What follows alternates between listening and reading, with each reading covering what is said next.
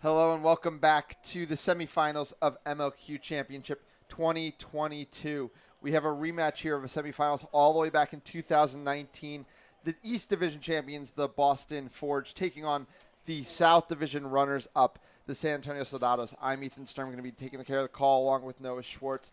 No, we got to watch both these teams advance dominantly through their quarterfinals on the back of really their beating games. How do you expect these beating games to match up here? I think we're going to see really good beating matchups at the top here. And as we move into the depth, I expect Boston to have a little bit of an edge. But man, the San Antonio beaters can just go.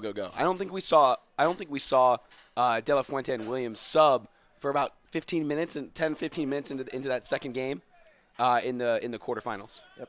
We're about to get started here. Jay Stewart and Taylor Crawford are going to run for brooms up. Rest of the starting lineup here for San Antonio. Matt Blackwood at keeper, Melena Sousa and Mel Kite at chaser, and the beating pair, Chris De La Fuente and Daniel Williams, who were oppressive against Minneapolis a day ago. I will get to the Boston starting lineup in a second because I think Alex Amadal is about to get us started. Crawford and Jay Stewart ready to start off our Sunday. Start off semifinals at MLQ Championship 2022. Stewart wins the race, bats it back to Blackwood. It's going to be bludger control and quaffle with San Antonio. Everything they can want. Now Blackwood looking to take on Crawford. It's a pass over to Sousa. Sousa's able to kick it out of the play, though, and retain possession here. Now Blackwood's going to try to get into the lane again. Does it with more success. It's a missed beat from McCready. Put through. San Antonio on the board first. And really good, well done sticking with the play from Matt Blackwood. He sees that his chaser gets in trouble by the hoops. Ball pokes out, and he's able to put it through, driving to the hoops hard. Yep. Starting lineup here for Boston. Taylor Crawford in possession of the ball at keeper. Finn McGargan, Ian Skura, Rachel Manhart alongside him in the quaffle game. Aaron McCready and Steve Belitsky will be the ones who have to try to solve this De La Fuente, Daniel Williams puzzle that's been pressing so high, and just an unforced error by Crawford. Beautiful read by Jay Stewart. Runs out, picks off the pass, looking to go the other way. Bludgers are all on the ground. Goes right by Crawford. Pass back to Blackwood. What a fight. He fights Sousa. 2-0 San Antonio. San Antonio up early here. Really interesting from Boston that Crawford's taking the ball up. I expected Skura to come get the ball quickly, and an unforced error by Crawford, as you said, not normally the ball handler in this lineup. Daniel Williams and Chris De La Fuente just forced another turnover. Boston has no answers early. Blackwood looking to hit the lane. Big hit by Crawford, finally slowing some of that bleeding. Jay Stewart, though, picks it up. It's relentless play here. Jay Stewart hits the mid-range shot. 3-0 San Antonio. Yeah, and Boston has to get the ball out of Crawford's hands right now. They need to get the ball to an experienced ball handler like Skura or McGargan. Yeah, and how, we talked to Tom DeMuth. He talked about, we're just going to play through our roster, play through our rotations. How long can Max Liu and Louis Shu stay off the field? Because Chris De La Fuente and Daniel Williams are once again putting on a clinic. Yeah, and this is very reminiscent of what happened early against Minneapolis, right, where San Antonio went up 5 goals early on the back of some dominant, oppressive beater play by De La Fuente and Williams. And Williams is actually going to come out of the game early here. Hayworth in for him. It's a pass all the way across, but Jay Stewart's just right in the passing lane. Second interception already here for Stewart. Yeah, McGargan's going to try and stop a fast break here and get on the ball. Yeah, I think it's important that he did because bludgers are all on the ground. It's going to be no bludgers again. Here comes Jay Stewart up 3-0 already. Does he recognize no bludgers? Ball on the ground, but Aaron McCready going to get a bludger back into the play here quickly. Yeah, I think De La Fuente went a little aggressive there, which is going to allow them to play defense. Stewart rips a shot. Finally, Boston gets its first stop. Yeah, and a little bit of a sigh of relief there as Stewart takes a quick, maybe ill-advised shot into 2 players. Yeah, but bludger control is still with De La Fuente and Hayworth, and now San Antonio is both dominating the game and getting their star player some time on the bench. Yeah, and De La Fuente subbing out now, so we're going to see a second beater pair here for San Antonio. Yeah. Vladimir Nunez back in. Wasn't able to play for the team yesterday, but another impactful beater on this squad. Gets rid of Belitsky here. It's going to be Hayworth who has to step. McGargan rips it back to Crawford. Crawford's been so dangerous from behind all game. Finally gets Boston on the board. Yeah, and that's really where you want to see Crawford, in those spaces, off ball, creating things behind the hoops or in the short corner. Yeah, and a roster that really went young and had a lot of turnover this year. Crawford coming up from that New York program, a really nice stabilizing force, both the physicality and the offensive shooting. Yep, and it looks really good when Boston does things the way that it's been all season. The start to this game, though, they looked a little discombobulated. Yep. Really well done by San Antonio. Blackwood over to Avia, who's now in the game. Goes back to Mel Kite. Mel Kite, one of those stabilizing presences in the San Antonio team. She's just going to take it around the side here. Tailed by Crawford, but no pressure. It is going to be bludgeon control. Steve Belitsky now looking to press. Misses a beat on Mel Kite intentionally. It is going to be the reset used here for San Antonio, but Avia doesn't really take the full reset. Does get the ball all the way up to Kite, though. Kite trying to get free of Skura. She does get beat, though. And a missed exchange there between Baldomir and Belitsky. Yeah. Crawford now working. Avia can't make the tackle, so now Crawford's looking to hit the lane. He's already got one. This time, though, the pass knocked down. Manhart has the ball. Her shot, I think, goes in, but she was beat before. Yep. Hayworth misses, though, a beat on McGargan. Now it's going to take a tackle. It's too late. McGargan hits into the far hoop. 3-2. Yeah, really, really well done to stay with the play from McGargan. I do not like what I've seen from Boston with Crawford having the ball up top. I think they need to really rely on Skura to do a lot of the ball handling going forward. Yeah, Havlin and Shu now into the game earlier than probably they wanted as Daniel Williams gets some time on the sideline. Let's see if San Antonio chooses to match here, if that is why they pulled him so early out of this game. 3-2 is the score. It was a 3-0 run by San Antonio, matched by a 2-0 run from Boston. Avia with the ball on the near side, moves it down to Stewart. Patience here from San Antonio. And Crawford is going to play point defense with the green headband. Yep, the only bludger on defense is in the hands of Max Havlin. He looks to press high out on Melkite, forces the pass across to Stewart, but now Nunez engaged with him. Ball goes rolling back to Lewis Shu, but it's too late. Jay Stewart puts another one through. And really good play there from San Antonio to win the exchange between Nunez and Havlin, and for Jay Stewart to attack off the exchange. You know, a lot of talk about, the next generation of Quidditch coming in. We're going to see Ian Skura. We're going to see JJ on Austin.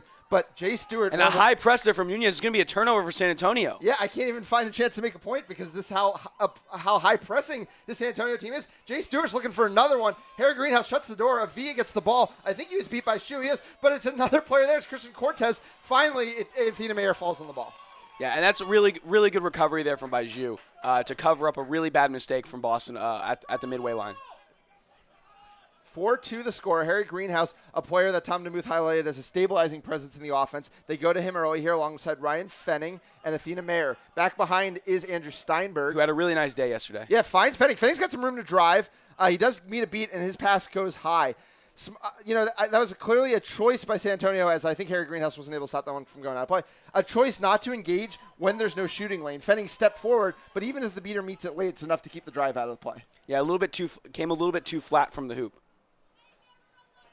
Yeah, as I was saying, as we finally get a breather, we talk about the Ian Skuras and the JJs, but, Jay Stewart is a 20-year-old player who scored 38 goals this year and is an absolute force for the San Antonio team. Yeah, this San Antonio team is super young, lots of UTSA players that are still in college. Obviously we're in MLQ right now, but look for UTSA to have a big year in the collegiate game next year. Yeah, ill-advised shot by Cortez into a hoop zone there. Andrew Steinberg grabs it and sees his opportunity, goes end-to-end, gets by Cortez. Something you've been highlighting all day. One of the two turnovers you don't want to make is the pass right to the keeper. Not wearing the green headband, but basically serving as the keeper. Steinberg goes end-to-end 4-3. Like we said, had a really nice day yesterday. Really good to see Steinberg exploding on the scene again today. Yep. Daniel Williams now back in the game, going up against Havlin and Shu. Havlin and Shu do have bludger control. Williams is playing alongside Hayworth, who's run a long shift here early in game one. Yeah, and we're seeing Havlin and Shu provide a lot of stability. Williams and De La Fuente Williams now back in the game for San Antonio. They will try and match the Havlin-Shu combo that's had success so far in the middle part of this game. Oh, Daniel Williams tries one. Max Havlin has the answer. A nice catch. Dylan Freeman gets wrapped. Max Havlin presses. Balls are loose on the ground. Ryan Fenning's going to pick it up. Ryan Fenning has room to run. Fenning going down the side. Jay Stewart, a big hit, and the ball goes loose. Looks like they're going to call that one from behind. But you still have to see the physicality from a player who maybe not one of his biggest strong suits. Yeah, and I actually really like the point defense so far that Harry Greenhouse has provided. It hasn't brought a lot of players to the ground, but it's held up a lot of play, and that can be just as important in the long run. Yeah, because we've seen when San Antonio has struggled, it's been in the half court, and we saw some early goals there, but also some transition goals. If Boston can play this as more of a possession-by-possession game, I think it favors them. It looks like it's not going to be tackle from, or it is going to be tackle from behind, which is why Fenning comes up with the quaffle here.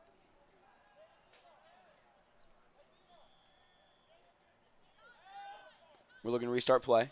Yep. So power play here. Yeah, Jay Stewart did go to the box for that one. Fenning with the ball. It is San Antonio with bludger control,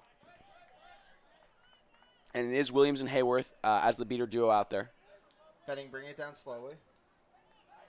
Yeah, and that's an easy lane right there. And too easy across the greenhouse. We are knotted up at 4. Really nicely done here by the second line of Boston. Yeah, and Fenning really making a veteran ball carrier's play there, understanding that the beat was going to come from Hayworth on that near hoop, that there was no quaffle, and that left greenhouse wide open on that near hoop, on that small hoop. Refs are going to have a conversation about it.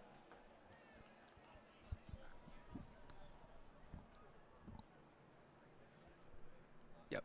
And refs are still conversing about it. I think that looked pretty good to me. I do like what Haviland and Zoo have been able to provide. There were some fast break opportunities that they slowed down. But San Antonio really looking to press things early, really looking to get up high with their beaters and create havoc and create fast break opportunities. They've been pretty effective so far in both the half court and the fast break. Yep, I think Dylan Freeman is headed to the box for a card there, and because even though the goal was scored, Jay Stewart coming out of the box on that one will force Freeman to serve the full minute. So bad to worse there for San Antonio as the game gets knotted up at 4, and they're still facing a power play. And such a good start from San Antonio. Boston able to settle things down with this second line. I think a lot of the start of this game, we saw some good things with the press high from San Antonio, but I think a lot of it was self-inflicted wounds from Boston. Yeah, and I mean also Max and Lewishu have definitely settled down this game a lot for Boston. Daniel Williams and Catherine Hayworth have not been able to match them so far in this shift, as Haviland's able to force another reset there. As Freeman comes back into the game. Yeah, Williams hasn't faced this pair since 2019 at that MLQ Championship semifinal. He was a very different beater back then, but I mean, Haviland and Shu obviously have remained at the very top of the game for a very long time. And Boston cheering here is where it looks like we're going to get a quick call for a swat, is what it looks like the AR on that side of the field is pantomiming. Yep. Really impressive to see Boston settle down in this game without even using a timeout or anything. Really have been able to swing the momentum. Yeah, well, I question Taylor Crawford being the primary ball carrier those first few possessions. It led to a lot of good things for San Antonio, and I think getting the ball out of an off-ball chaser's, primarily off-ball chaser's hands into a more experienced quaffle carrier was the adjustment that needed to be made. Yeah, I mean, I think it's relevant that it barely felt like Ian Skura had a first shift. It felt like he never touched the ball. Right. I think there was no call on the play. So Cortez keeps the ball. They have used their reset already on this possession. Williams looking to take an exchange with Haviland. They do exchange. Shu steps up high, so it's going to be no budgets for a while. Can Jay Stewart do something around Harry Greenhouse? Gets him on the ground, but Shu just presses him out of the play completely. High pass picked up by Steinberg. Someone's going to have to meet him. It's no budgets going the other way. Now it's to Fenning. Fast break, end-to-end. Fenning can't make it. Gets it across the greenhouse, though. He will finish. Boston has its first lead of the day. Now, really well done there from the Boston Beaters. And you said you see how quickly it goes from a no blooders, all balls on the ground situation to Max Haviland being able to stop the drive from Jay Stewart, and then Luzu cleaning things up in the back. Yeah, and that is just a decade of playing together. That is knowing exactly where the other one is going to be 100% of the time, and that's just something you can't teach. And really nicely done, of course. We talked about filling lanes a lot yesterday. This is why all of your chasers have to continue with the play, because what looked like it was going to be a quick fast break ends up being a rebound needed to put that one down. Yep. 5-4 here in favor of Boston. Blackwood with the ball. Daniel Williams tries to take an exchange with Haviland. Pass across to Stewart. Stewart trying to get a step, goes, slips, falls, pass goes high. Jay Stewart has not been able to get past Harry Greenhouse, and it's really shut down the San Antonio offense. And Boston's coming the other way, and they are pressing high with their beaters. Ryan Fenning looking to get on the backs of Zoo and Haviland. Yep, Harry Greenhouse has the ball. Matt Blackwood's able to force him out, so it will be a half-court set here. Ball control still with Max Haviland and Shu. Pass behind to Steinberg. Steinberg lost one high to Fenning. Great find there from Steinberg. Fenning puts it through. Well, Steinberg has really been a revelation for Boston here during this tournament. Yeah. Another player in that developmental academy got a really good week of work there. And, it feels like in his college game, Steinberg always had to play on ball. And sometimes, obviously a great role for him in the college game, but they found this role for him on this team as a behind-the-hoops player who can both be an option cutting the hoop or an option being that secondary ball carrier back there. And that's where he's found his success. And in all sports, you want people who are good at all the skills that are available. And so we see a player who transitioning from on-ball to off-ball here in MLQ, we see that he has the passing ability needed off-ball and obviously the finishing ability that you need from an off-ball chaser. So it's been 6-1 Boston since San Antonio started the game 3-0 right off the bat. What do you think San Antonio needs to do to try to change the script here? Yeah, I really liked what they were able to do at the beginning to work a high press. Obviously, it's going to take bludger control to do that. I think they need to get back into that De La Fuente-Williams set and then try and create fast break opportunities. And also, we haven't really seen the Freeman-Reyes combo that worked so well yesterday against Minneapolis.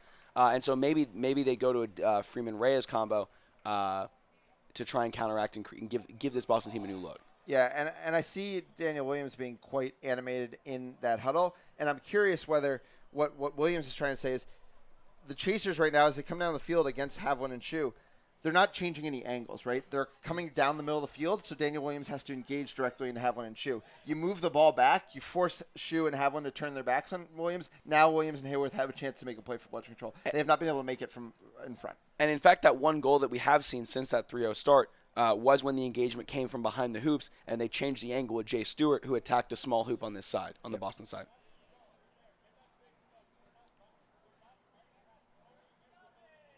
So right now, bludgers are in the hands of Shu and Hayworth. Third bludger, in Havlin and Hayworth, and the third bludger's on the ground, Shu being the closest player to it. Hayworth tries an exchange with Havlin, has no success, has to claim third bludger, misses a beat on Shu. Williams gets beat out. But now it's no bludger, so Jay Stewart is finally going to get a chance to drive. Sorry, that is Matt Blackwood. Blackwood gets it over to Sousa. Sousa puts it through. Big play there from San Antonio out of the timeout. Yeah, and really well done there from Hayworth after losing the exchange with Havlin to be able to stay with the play, find the next bludger, and fending down the other way. Nice play from Danny Williams. Big beat to knock that ball out and slow down that break. And now it's a loose ball on the ground. Harry Greenhouse, though, slips past. Trying to take on Blackwood now. Gets it across Steinberg. Steinberg has a ton of space. Back to Greenhouse. Greenhouse, the two-handed shot through the near hoop. 7-5 Boston. And such a nice give and go there between Greenhouse and Steinberg again, who was so clutch there.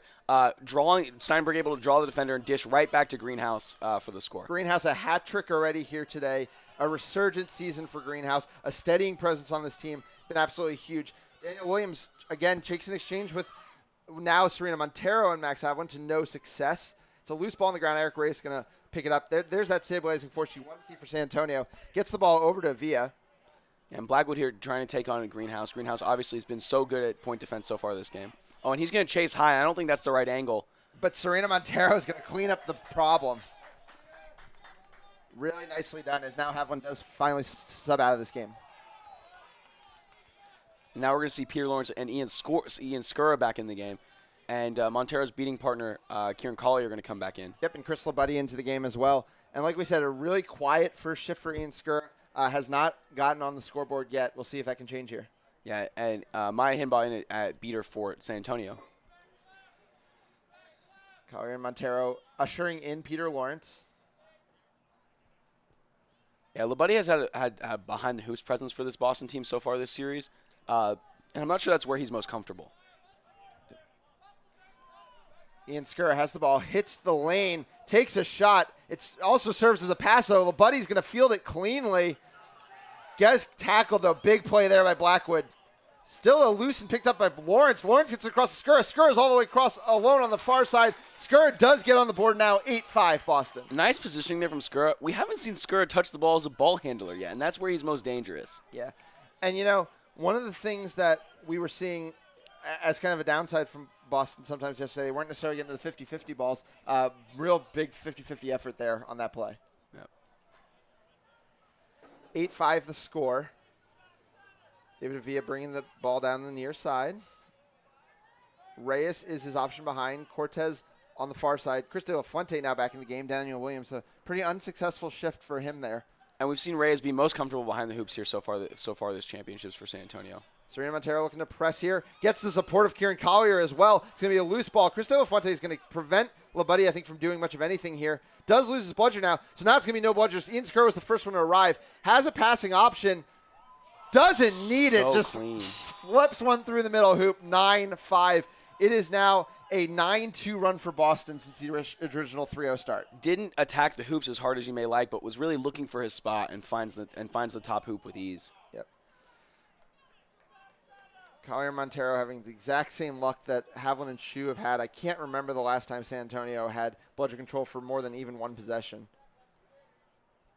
Cortez bringing the ball down the far side now. Reyes in the far back corner. That's kind of where I'd like to see the ball to go, but where it hasn't gone at all, and it's really limited what their beaters can do. And now Collier just gets to press again. De La Fuente is going to pick up a bludger, throw it back as the ball goes across to Alex Vega, but Vega can only handle it briefly. Shot goes right into Peter Lawrence. Peter Lawrence considering a break. It's going to be a kind of a slow half break here, waiting for Collier to make that move, and that's when they're going to attack the hoops. Yeah, they high step. Shot's no good. Gets it across to LeBuddy. LeBuddy gets it cleanly over to Skura. Skura back to LeBuddy. Middle hoop down, and a big beat there by Chris De La Fuente. Yeah, and really nice ball handling there from Skura before LeBuddy gets beat to recognize that the beater was turned towards him. Wanted to flip the direction of that beater, and LeBuddy just has to do a better job there behind the hoop. Yeah, 9-5 the score. Again, though, I just want to see San Antonio change the field a little bit and give their beaters a chance to do something, because as long as these Boston beaters just keep sinking to the hoops, throwing back, and then pressing, there has not been an answer. Cortez has the ball. LeBuddy stepping out at point. Forces the pass across to Reyes. 15-minute mark, 9-5. Reyes easing the way in. Over to Mel Kite. Kite's got a lot of space here. Kite's always willing to shoot, but LeBuddy shuts the door. And Skura looking to break now. Finds LeBuddy, who's out in front. Yeah, and there's going to be nobody to stop him. Chris De La Fuente, you got to do what you got to do, right? Attempts a pump fake with no ball. Does get LeBuddy to flinch. Yeah, gets the flinch with no ball. LeBuddy able to put it through anyway. 10-5 the score now.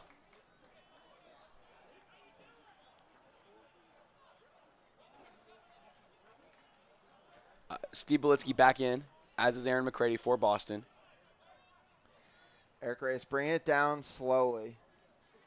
Yep. That starting beating line from Boston, really the only one I think who hasn't had dominant success so far today. Or at all during MLQ Championships. It's been a lot of Steve Belitsky with the lone bludger. Yep.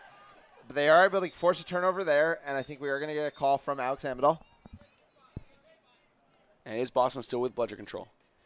Yeah, LeBuddy is headed to the box. And the last time we saw San Antonio score, it was with that great scrum between Haywood and Havlin. Yep.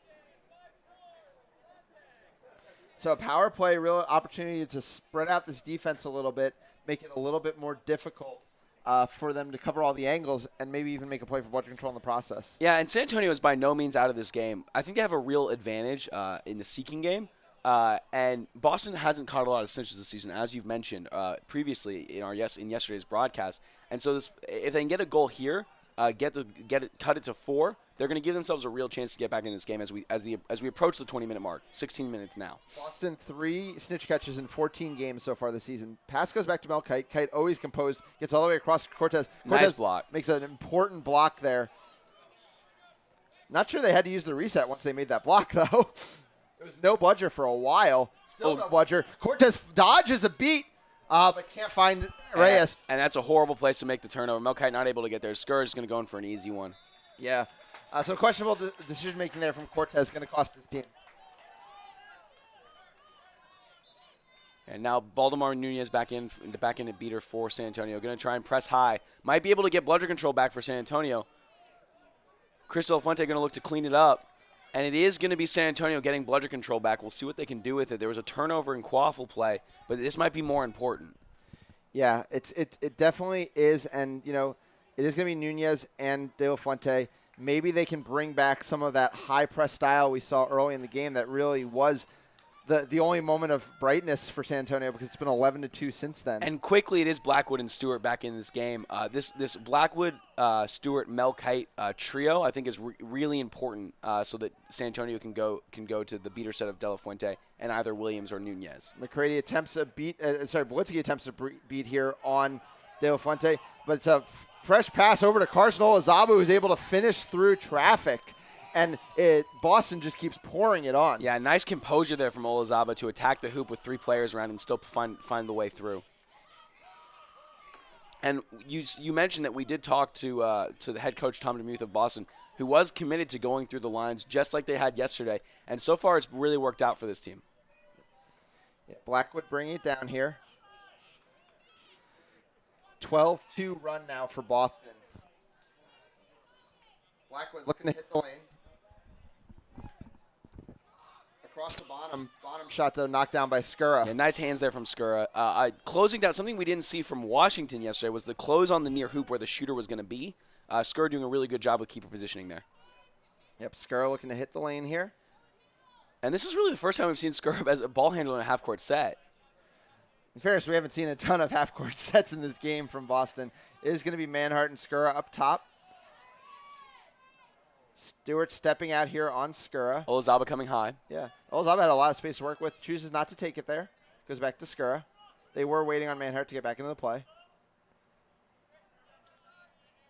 Ball now goes over to Chris Labuddy after the fake handoff. Manhart with a lot of space. Middle hoop down currently. Second time we've seen that this game already on this side of the field. Olazaba steps out. Goes back to Manhart. Manhart up to Labuddy. Patience here. I mean, Boston's in no rush. They're up 7. Back to Labuddy. McCready clearing out Bonham. 19-minute mark here. Ian Skura looks to hit the lane. Goes by Stewart. Oh, and it's a beat by De La Fuente to keep the ball out. Wow, what a play by De La Fuente, just holding out the hoop. Able to an amazing play. Yeah. Smart to let go. Otherwise, definitely would have been a foul. Really nicely done. He's going to sub out Daniel Williams coming back into the game. Yeah, San Antonio sideline telling them to work the clock, trying to make this the last possession. But they also need to get bludger control in the process. And a one exchange there between Williams and Blitzky. Blitzky going to come out on top. San Antonio's going to have no bludgers. Blitzky's going to look to press. Now McCready on the backside looking to press Jay Stewart. Jay Stewart, and that press is going to work. It's going to be a turnover. We've got a fast break going the other way. Yes, San Antonio is going to get bludger control, but it's going to come at the cost of, no, not a goal, a big defensive stop there. It's Matt Blackwood with the contact. Manhart gets it across to Skura. It looks like there's an advantage on the play as Manhart picks it up. Well, the Found ref, Labuddy. yeah, free on the backside. The refs blew the whistle a little early there. They're going to have a conversation. Olazaba on that fast break looked really indecisive, and Matt Blackwood was able to take advantage of it to stop the play initially. And then after a good beat by San Antonio's team, they just weren't able to rally to the ball. Those 50-50 balls keep getting won by Boston. And the refs are going to have a conversation here about that 20-minute call, I believe. The refs are going to have a conversation about that 20-minute call, I believe.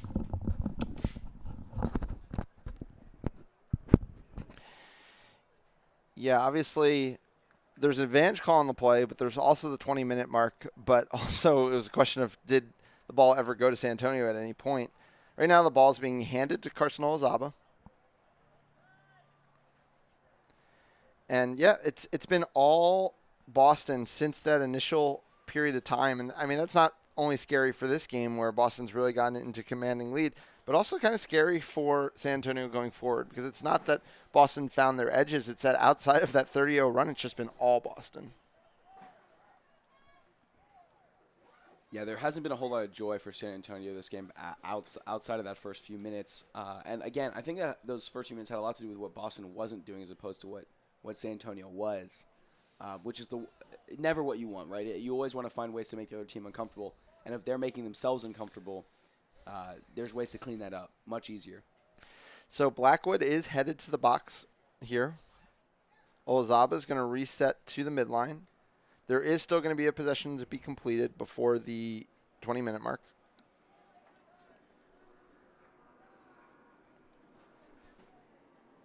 And it looks like Reyes has the gold headband on. He might get the first shot at seeking for the San Antonio team. Yeah, I think it's Matt Cooper getting ready to seek on the far side. Long pass by Olazaba. A little bit hopeful, I think, looking for Poland. It's going to be Nunez who's able to clean it up. In the process, though, Daniel Williams, I think, might have lost bludger control from, I believe it was Noyes Ausra who came in and took it off of him. A really big play there right at the last moment. Yeah, making sure you have bludgeon control going was going to be key for San Antonio. Even more important than the goal is getting that ball back. Yeah, for sure. And, you know, it's going to be interesting to see how San Antonio tries to handle this, how they try to get back in the game. I think a snitch grab is probably going to be a big part of that. But we've seen that if there's no bludgers in the game, or if Boston keeps their beaters in the game and San Antonio doesn't, it's going to get ugly very quickly as Boston only needs those 6 goals to get out of here with a win. Yeah, we've seen Boston go big with their cinch on pitch chasing. San Antonio likes to go to that Matt Blackwood, Jay Stewart, Mel Kite look, a little bit quicker, much faster, and so we'll see if that that imbalance tips things in the favor of San Antonio. Yeah, and I think head coach Tom DeMuth feels confident about his bigger players versus quicker players in that potential no budget situation. That said, I mean Boston can just play in the quaffle game and say, hey, even if we do end up giving up 3 goals to you by virtue of the snitch grab, we're still gonna beat you to the set score, and we can move on from there. Things could get hairier if they choose to dedicate everything to the snitch game and let things play out in the zero bludger situation. Yeah, it'll be interesting to see what Boston chooses to do. I think San Antonio has to take a risk, has to commit to catching the snitch, and do so fairly quickly if they're going to have a chance to get back in it. Yeah, so this is game 1 here of our MLQ semifinals. The first game of our other semifinal between the Austin Outlaws and the New York Titans will be taking place right on this pitch. Right after this game, we'll have Juan Martinez and Jack McGovern on the call. I'm sure they'll do a great job. They will. And, of course, Nick Jablonski producing in the booth. Harry Clark over there on pitch 2 right now handling our Next Gen Series stream, which obviously games that really matter as well because we're seeing how many of these young players are making an impact already on this pitch. Those are the players who are going to be doing it in the next couple of years as well. And it looks like Blackwood is going to start in the box after that card to start the second half of this game. Yep. Greg Bento, who was not with the team yesterday, replaced Steve Tremple on the roster overnight.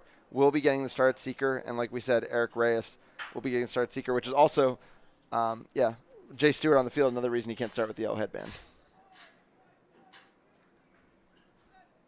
So a lot of things went wrong in that last position for San Antonio. Oh, except they didn't give up a goal. Yeah, that's fair. That's fair. So I believe there's going to be Cooper getting this first snitching slot of the day, and it's going to be up to Reyes and Bento to try to find a way in. And San Antonio does have bludger control. This is going to be a big way for this to start. So Danny Williams did not lose bludger control in that last position. Yeah, there must have been a call that happened during all that we missed. That is going to be important for San Antonio. Eric Reyes getting all the time in the world because Boston is using its one bludger in defense. And Boston deep in their beating rotation here. Yeah, Montero is trying to protect for and there's the Alzra. exchange. And Jay Stewart hits the lane, but Jay Stewart can't get that one to go. You know he'd like to have that one back. Yeah, that one should have gone down. It looks like that was Matt Blackwood. No, that was Jay Stewart with the green headband. My apologies. Yeah, this the penalty, moving things over. So coming down the field is Steinberg. Gets it over to Athena Mayer. Mayer hits the lane. Mayer tries to pass Fenning, catches it on a hop. Real nice shortstop move there from Fenning. Danny Williams trying to get back into play, cleans it up nicely. Now going to try and get back to that snitch play. Yeah, it's going to be Catherine Hay coming up with the ball. Now it's Stewart looking to go end-to-end in transition. Athena Mayer in front. Shot gets stuffed, but it goes to Catherine Hay, and it's a big hit by Fenning. Yeah, it looks like the AR is going to get a hit from behind there. Probably should stop play. There's no advantage. Yeah, there's a few things you could discuss there. I mean, hoops were flying left and right, plus the contact as well. So we'll see how that all gets sorted out. In the meantime, I mean, both Seekers have been getting their shots at Cooper, but Cooper obviously a very strong snitch in his own right. Nobody's really making headway. Yeah, I think it's going to be a call on Fenning for that hit on the chaser here on the near hoop, Catherine Hay. At least a discussion about it. Yeah, and Hay did a nice job there to come down with that tip ball and was looking to score. Denied that opportunity by Fenning. Yeah, but Stewart, when they were getting goals early, they were taking the ball to the hoop, and now they're getting a little shot happy. I think the first one was fine. The one that went high, just let that one slip. That one seemed a little forced, and Fenning was pretty easily able to knock it down. Yeah, I think the size of Boston is bothering San Antonio a little bit on the inside. Yeah. You only want to run into those big bodies so many times. And as the game goes, as the game in the series we're on, those hits are going to add up. Now there's going to be Stewart with the qualifier behind the hoops. Chooses not to attack Steinberg. Steinberg going to get beat. Nice double move there by Stewart. Finally gets one to go. Takes advantage of the power play. 12-6. Yeah, and a nice chip there from San Antonio's chaser to chip Taylor Crawford, an excellent point defender in his own right, to allow Stewart to make that double move and score. Yeah, it feels like for the first time since those early minutes, Daniel Williams is able to start feeling comfortable on the pitch here, kind of going wherever he wants to. Is able to probably protect bludger control here, though he actually loses his bludger. Attacks Montero very quickly, looking to get bludger control back. So no bludger situation that Taylor Crawford's going to be happy to take advantage of. Gets that one to go. Bento almost gets a grab there on Cooper. And a reminder, our set score is 180. Ball going the other way. End-to-end, Stewart puts that shot in really comfortable there from Stewart. Yeah, hands should have been up a little bit quicker from Fenning there, but a nice shot from Stewart to capitalize. Yeah, 4 of the team's 7 goals here have come from Stewart. Really been the star player in Miguel Esparza's absence in the Quaffle game. Crawford bringing it down the far side. Steinberg calling for it behind. San Antonio just choosing to allow play to go back and forth in the Quaffle game, and I don't think that's going to be good enough because they're not getting any defensive stops that way. Yeah, a really good 1-2 from Crawford and Steinberg there. Posted up behind the hoops. Crawford's acknowledged and saw him, and it drawing the defender, and then dished on the last moment to Steinberg, who was able to put it through. Yeah, I think Boston would take all of San Antonio's beaters being in the Quaffle game any day of the week. But Chris De La Fuente is getting a little close here. Yeah, I think San Antonio feels they need Jay Stewart in the Quaffle game here to try to at least match Boston's productivity. Yeah, I mean, Reyes has some big and catches. that's a snitch by De La Fuente. What a good move. Yeah, I was going to say this team has so many athletes that have put on the yellow headband before that they don't need to move Jay Stewart, and that would be a big catch.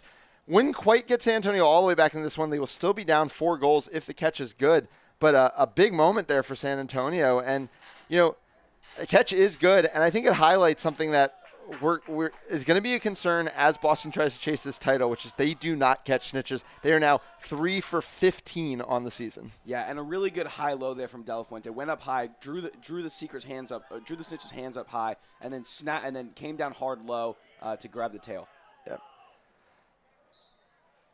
Bludgeon control though is with Boston right now. Score is going to be 140-105. Oh, nice play by Danny Williams. Blackwood, so control. That was read like a book by Steinberg, and Steinberg just hits the trailing player. Oh, but it's Fenning who misses Stewart here, who's looking to go the other way. Fenning's beat out of the play. Stewart's going to have some track in front of him. I think Fenning interfered with that play. Coming back. Saw the shot going up, raised the broom to interfere with it. I think that's going to be a second yellow on Fenning. It would have been a nice play by a player who was on broom, but that was not the case for Fenning there. Yeah, and it's just Stewart who just keeps creating opportunities over and over again on this offensive side. Really, just a breakout season and tournament for Jay Stewart. Yeah, and a really good play there by Danny Williams to clear Fenning out of the way in the first place. Saw that Jay Stewart was going to get held up and allowed the drive to continue by making the beat on Fenning, who I believe is going to get a yellow here for interfering with the play purposely. Yeah, the refs are going to have to talk this one over. But we thank you for tuning in bright and early here for Day 2 of MLQ Championship. Our semifinal matches will be running back and forth all on Pitch 1. You don't have to change your channel. And right after this one, we'll get Game 1 of the Austin Outlaws versus New York Titans.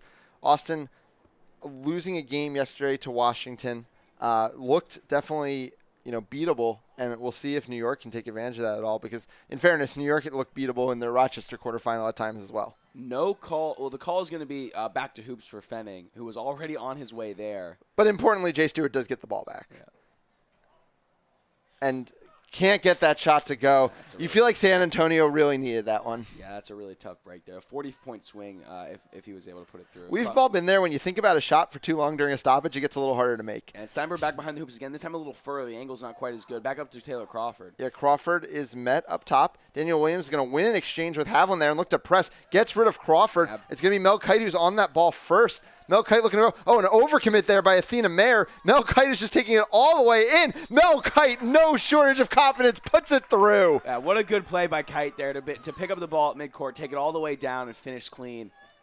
Yeah, and now things get interesting. We just saw Daniel Williams win an exchange with Havlin. If Daniel Williams and Catherine Hayworth can have a good shift here, this game is not over. This is only a 3-point margin. Yeah, just highlighting how important those snitch grabs can be, and Boston's problem this season, perhaps a vulnerability going forward. Yeah, ball goes back to Steinberg. Hayworth's going to meet him. It's a pass all the way up top to Fenning. Fenning grabs it in the lane, but still waiting on his beaters. And Danny Williams wins another exchange with Zoo there. Really good by Danny Williams. Oh, Taylor Crawford was trying to get a shot, and I think got just bumped into by Dylan Freeman on the way past, and ball pops free. Yeah, and Danny Williams putting in a really great shift here this time versus you and Havlin, having won an exchange with both of them and maintained bludger control. We'll see what San Antonio can do in the half court. It is going to be Kite with the ball up top. Yeah, you wonder if you dominate beater game for so long that when you actually meet some resistance the first shift around, you just get taken completely aback. That's kind of felt like for Williams. Ball goes across here. Dylan Freeman, a big wrap there, and I think that's going to be another penalty on Fenning. That's going to be his second yellow. That might be a goal for Freeman. Things are starting to really turn here in this first semifinal game. Yeah, I think they're going to call net contact. He's lucky he didn't get carded after interfering with the play earlier. This probably will be a yellow in number 2 for him. Yeah. And if it's a goal here, the lead will be cut to 2. Yeah, Mayer will be staying at the hoops. I think Dylan Freeman will be able to go through her to be able to get this score. Freeman definitely the player you want to have to get a hand through a hoop. Absolutely, it's the right player in the right scoring opportunity for San Antonio. Definitely nothing malicious there for Ryan Fenning, but when you need to tackle Dylan Freeman, sometimes you just got to throw it and hope something sticks. Yeah, you grab whatever you can grab to try and bring it down. It's going to be a jersey grab call. Fenning is getting a yellow card. I think they called it jersey grab, not net contact. Yeah. But it doesn't matter. It's the same result. Yellow card, Ryan Fenning, number 2. Yeah, and that might be the end of the day here in Game 1 for Fenning because I don't think Boston could risk playing 2 minutes down a Koffel player. It's going to be Jay Stewart who gets the ball. I think they said that. Well done there from San Antonio. It wasn't Freeman who got the ball. It was Jay Stewart. Player Dylan Freeman was off broom. Yep. Really composed play there by Stewart. Great trailing run by Avia. Things starting to click here for San Antonio and starting to click for Daniel Williams, who's now going to have to take an exchange with Louis Shu, and he wins again. Yeah, Danny Williams putting an absolute huge shift. It looks like San Antonio is not going to press here. The problem is Ian Skur never crossed half field, so they wouldn't even be able to get a reset for their troubles. I like the choice to save some energy. Yeah, really nice play. Really nice heads-up play there from Skur not to cross half field. Havlin's going to move the ball over to Shu. 14-12 now the score. We're playing to 18. Things have gotten really tight here in Game 1. A game that I think Boston led by as many as 10 goals at one point. And it is Steinberg behind the hoops for Boston. I really like their choice to keep him in. He's been a really big playmaker for them all tournament. Greenhouse back to Steinberg. Steinberg looking for that pass that he hit before. Nobody there this time. Stewart gets there first. Stewart can go the other way. Does have a bludger back. I think this might be too much of a press here by Stewart. Oh, it's a missed beat by Max Havlin. It is Shu still in the play, but does he have a trailing run? Avia, it might be his option. Stewart does the smart thing and just pulls it back. Oh, and a nice tackle there from Hayworth. It's going to be a no-bludger situation really quickly so the shot doesn't go down. Yeah, big stop there. And now it's going the other way. Skura, home run ball. Harry Greenhouse under it. He puts it through 15-12. What a play from Skura there to get his head up. That's the thing I love about Skura. He always runs with his head up, and he can find those long passes at all times. Yeah, 3 goals, 3 assists here for Skura. Has been the heart of this qualifier game all season long. And and a nice play there by Balthazar. Yeah, you gotta wonder if Jay Stewart, those legs might just be getting a little tired because he's really been carrying this team in this game. But he's not giving up yet. Tries to take on Harry Greenhouse. Floater, does it go? Oh my goodness. Floater goes. Oh my goodness. 5 goals for Jay Stewart. What set score's gonna be 180. What a play there by Jay Stewart to get that through the top hoop. Yeah, because they did bring Harry Greenhouse, the 1-point defender who's really been stopping Stewart, and he did get a good wrap there, but that ball just floated right through the top hoop. Nothing anybody could do about it. Yeah, now it's Finn McGargan behind the hoops, take on that Steinberg role. Yeah, 15-13, game to 18. Bludger control is with San Antonio. All those top beater lines now out of the game. It's Kieran Collier and Serena Montero against Baltimore Nunez and Maya Heibma. McGargan gets it over to Skura. Yeah, and a big closeout there from San Antonio. I'm not sure you want to make that chase. Oh, and Skura slipped out of bounds. Wow. Another big stop for San Antonio. Yeah, it looked like an overcommit there from San Antonio's defense. Oh, and Kieran Collier is taking a lot of extra steps here. We'll see if that gets resolved. Someone's going to need to resolve that, or Kieran Collier might have just been able to stop a goal.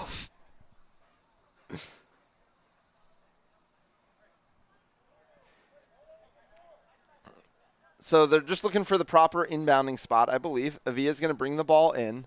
Yeah, and Avia chasing Skura out of bounds there. A really big play there. It looked like I thought it was going to be an overcommit from Avia, but he's able to get the turnover.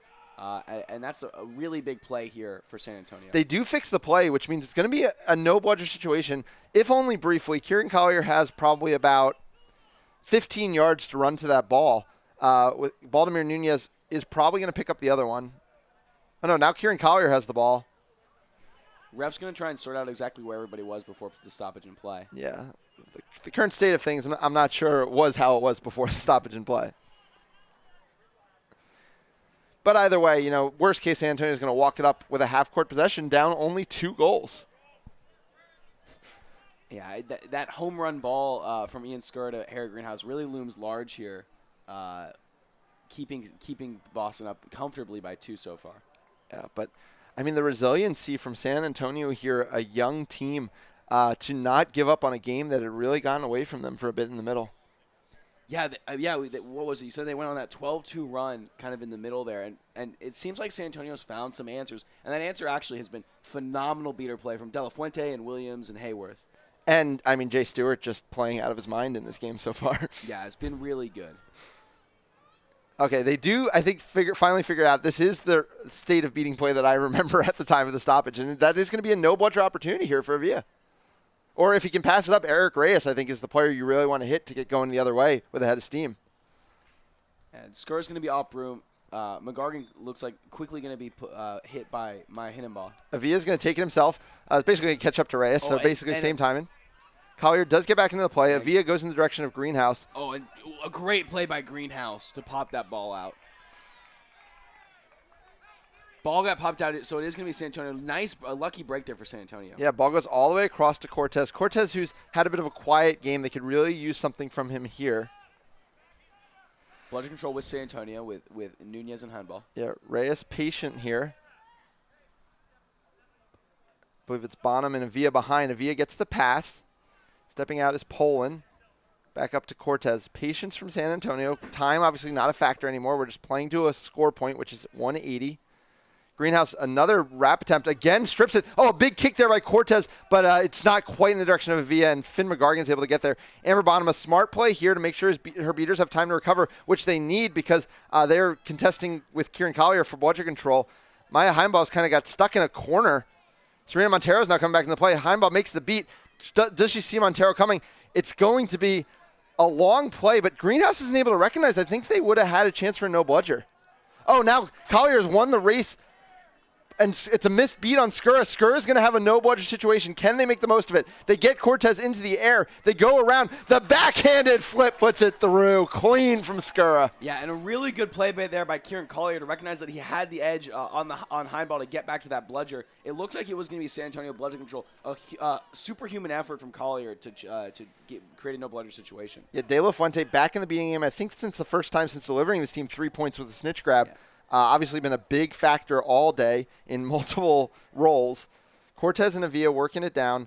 This line, though, has really struggled to put points on the board, and that's what San Antonio is going to need something going right while Jay Stewart's off the field. Cortez, though, runs right into the arms of Greenhouse again. Reyes now has it. Reyes flips it up top, looking for Bonham, overthrows her. Bonham is going to have help, a beater back behind. Avila trying to get by McGargan, gets spun down.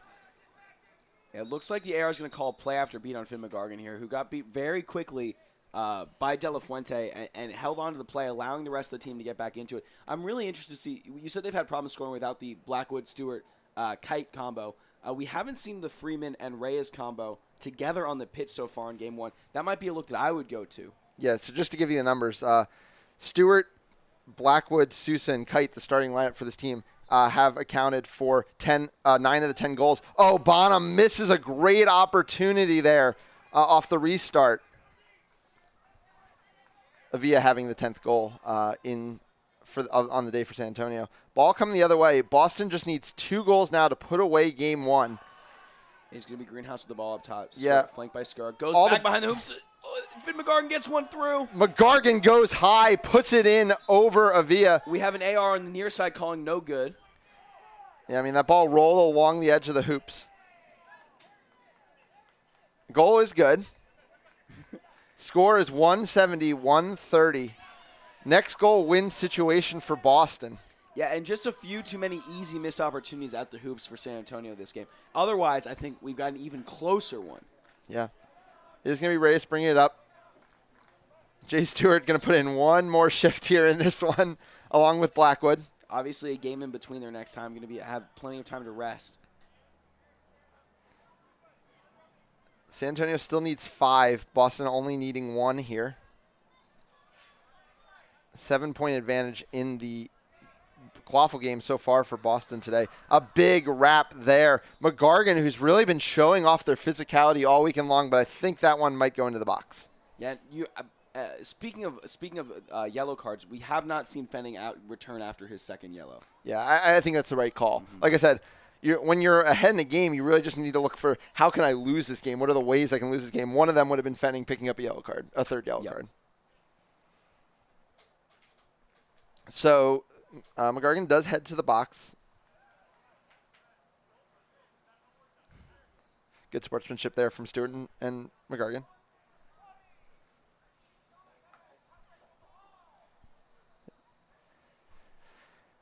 So can San Antonio get another goal here, get something to kind of, if they can't come back in this game, at least leave this game on a high note?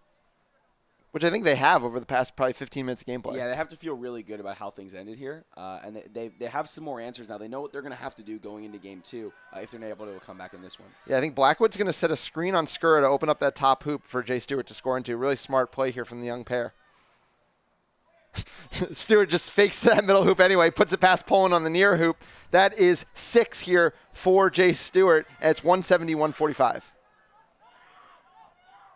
Bludger control is with San Antonio. No, it's not. It's just I think a third bludger is just missing right from the game right now. Serena Montero has both of them. Okay. So that's going to allow Collier to run a 1.5. Yeah, it's a 1.5 here from Boston. Just playing keep away from Kieran Collier here. Now De La Fuente going to go after that third. It's going to be a missed beat by Serena Montero. Oh, and a big opportunity here. Can De La Fuente make the beat? I think he did. No, must have been clear. Goal is good. De La Fuente wrapped up by Serena Montero, missed Emma Poland by bare inches, which allowed Poland to find McGargan for the game winner. Yeah, and a good play there by Collier to occupy the other beater in that 1.5. Yep. Made sure Haywood was not able to get back into the play. Yeah, and that's something we've seen from Boston. They have so many different ideas for how they can use two bludgers to attack on offense, which really simplifies things in the half court for their quaffle players. Yeah, we saw Boston go on that magnificent run in the middle of the game and then have had struggles we've seen all weekend once the snitch has been on pitch, even after the snitch has been caught. I'm curious to see if they're able to clean things up in game 2. San Antonio has had a lot of answers, has found themselves with a lot of answers. We'll see if in game 2 they're able to put those together throughout the entirety of the game. Yeah, this was not the high level star performance they needed out of Daniel Williams. I mean, they need Daniel Williams to play out of his mind if they're going to in games 2 and 3 if they're going to win it. He had a solid game for himself. He didn't have a star game. Jay Stewart had a star game for them in this game. Was everywhere for them in the quaffle game. But on the Boston side, I mean, this beating core just continues to hold true, and that allows these players who are just so confident, Ian Skura and Harry Greenhouse, each of them 4 goals on the day. Just strong performances from the stars of this team. Your season's on the line for San Antonio going into game 2. We've seen Boston with an unwillingness to deviate from playing their entire roster. If you're San Antonio, do you pare things down, at least in the beating game, and say, we can go to we have about 4 beaters we really trust, and we're only going to play those 4 beaters, or do you continue to try and play a whole roster? It's tricky. I mean, playing beater for 30 minutes, even with just one rotation, it gets tiring. I mean, that's why Boston doesn't do it. That's why Max Havlin and Louis Schuh are always coming on the field looking so fresh, because they do get those minutes off. It'll be interesting to see how they play it out. But, I mean, it was a fun first game, and I'm looking forward to game 2 as well. We're going to take a quick break here. We'll be back, though, for New York versus Austin game 1 right here on Pitch 1. You can stay tuned. Thanks for watching.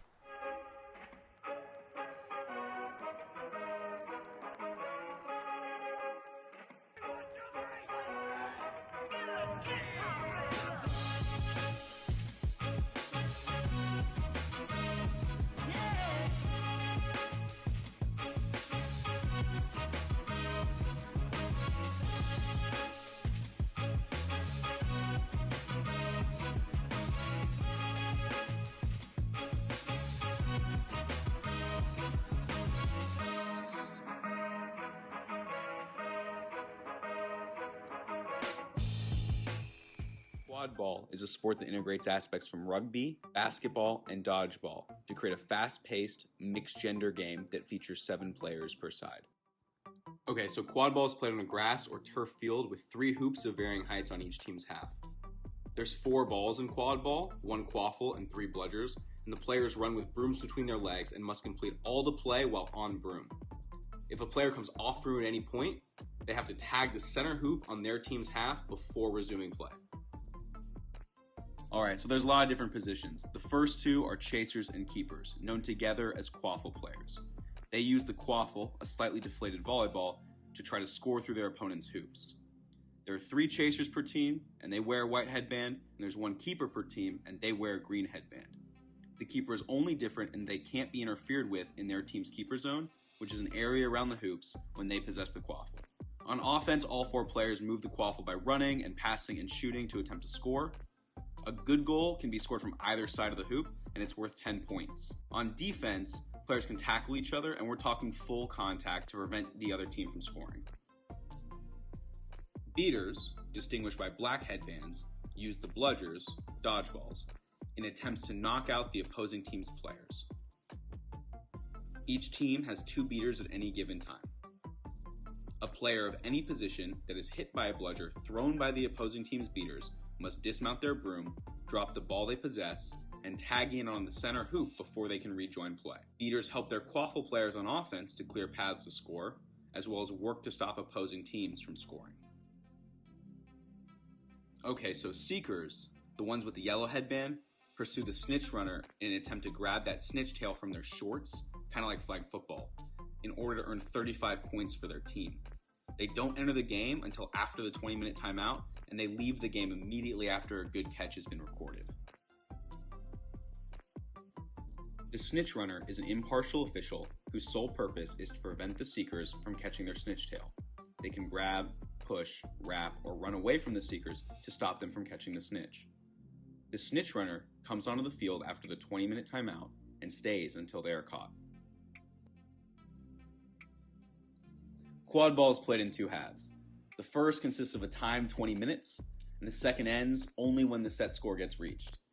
During the first half, the quaffle players and the beaters work together to score goals and stop the other team from scoring goals. When the game clock hits 20 minutes, there's a 2-minute timeout, and that's when the seekers and the snitch runner get introduced. At the same time, they're going to determine the set score. It's determined by taking the total of the leading team's score and adding 60 points. The set score gets indicated on a scoreboard, which will be separate from the game score, and whichever team reaches the set score first, either through only quaffle points or with the addition of that snitch catch, win the game.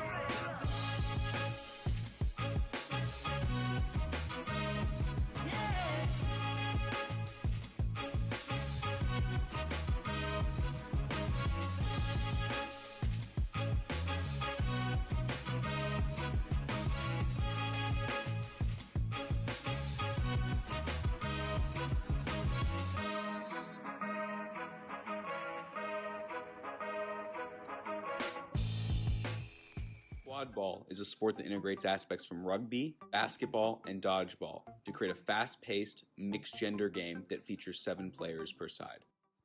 Okay, so quad ball is played on a grass or turf field with 3 hoops of varying heights on each team's half. There's 4 balls in quad ball, 1 quaffle, and 3 bludgers, and the players run with brooms between their legs and must complete all the play while on broom. If a player comes off broom at any point, they have to tag the center hoop on their team's half before resuming play. Alright, so there's a lot of different positions. The first 2 are chasers and keepers, known together as quaffle players. They use the quaffle, a slightly deflated volleyball, to try to score through their opponent's hoops. There are 3 chasers per team, and they wear a white headband, and there's 1 keeper per team, and they wear a green headband. The keeper is only different in they can't be interfered with in their team's keeper zone, which is an area around the hoops when they possess the quaffle. On offense, all 4 players move the quaffle by running and passing and shooting to attempt to score. A good goal can be scored from either side of the hoop, and it's worth 10 points. On defense, players can tackle each other, and we're talking full contact to prevent the other team from scoring. Beaters, distinguished by black headbands, use the bludgers, dodgeballs, in attempts to knock out the opposing team's players. Each team has 2 beaters at any given time. A player of any position that is hit by a bludger thrown by the opposing team's beaters must dismount their broom, drop the ball they possess, and tag in on the center hoop before they can rejoin play. Beaters help their quaffle players on offense to clear paths to score, as well as work to stop opposing teams from scoring. Okay, so seekers, the ones with the yellow headband, pursue the snitch runner in an attempt to grab that snitch tail from their shorts, kind of like flag football, in order to earn 35 points for their team. They don't enter the game until after the 20-minute timeout, and they leave the game immediately after a good catch has been recorded. The snitch runner is an impartial official whose sole purpose is to prevent the seekers from catching their snitch tail. They can grab, push, wrap, or run away from the seekers to stop them from catching the snitch. The snitch runner comes onto the field after the 20-minute timeout and stays until they are caught. Quad ball is played in 2 halves. The first consists of a timed 20 minutes, and the second ends only when the set score gets reached. During the first half, the quaffle players and the beaters work together to score goals and stop the other team from scoring goals. When the game clock hits 20 minutes, there's a 2-minute timeout, and that's when the seekers and the snitch runner get introduced. At the same time, they're going to determine the set score. It's determined by taking the total of the leading team's score and adding 60 points. The set score gets indicated on a scoreboard, which will be separate from the game score, and whichever team reaches the set score first, either through only quaffle points or with the addition of that snitch catch, win the game.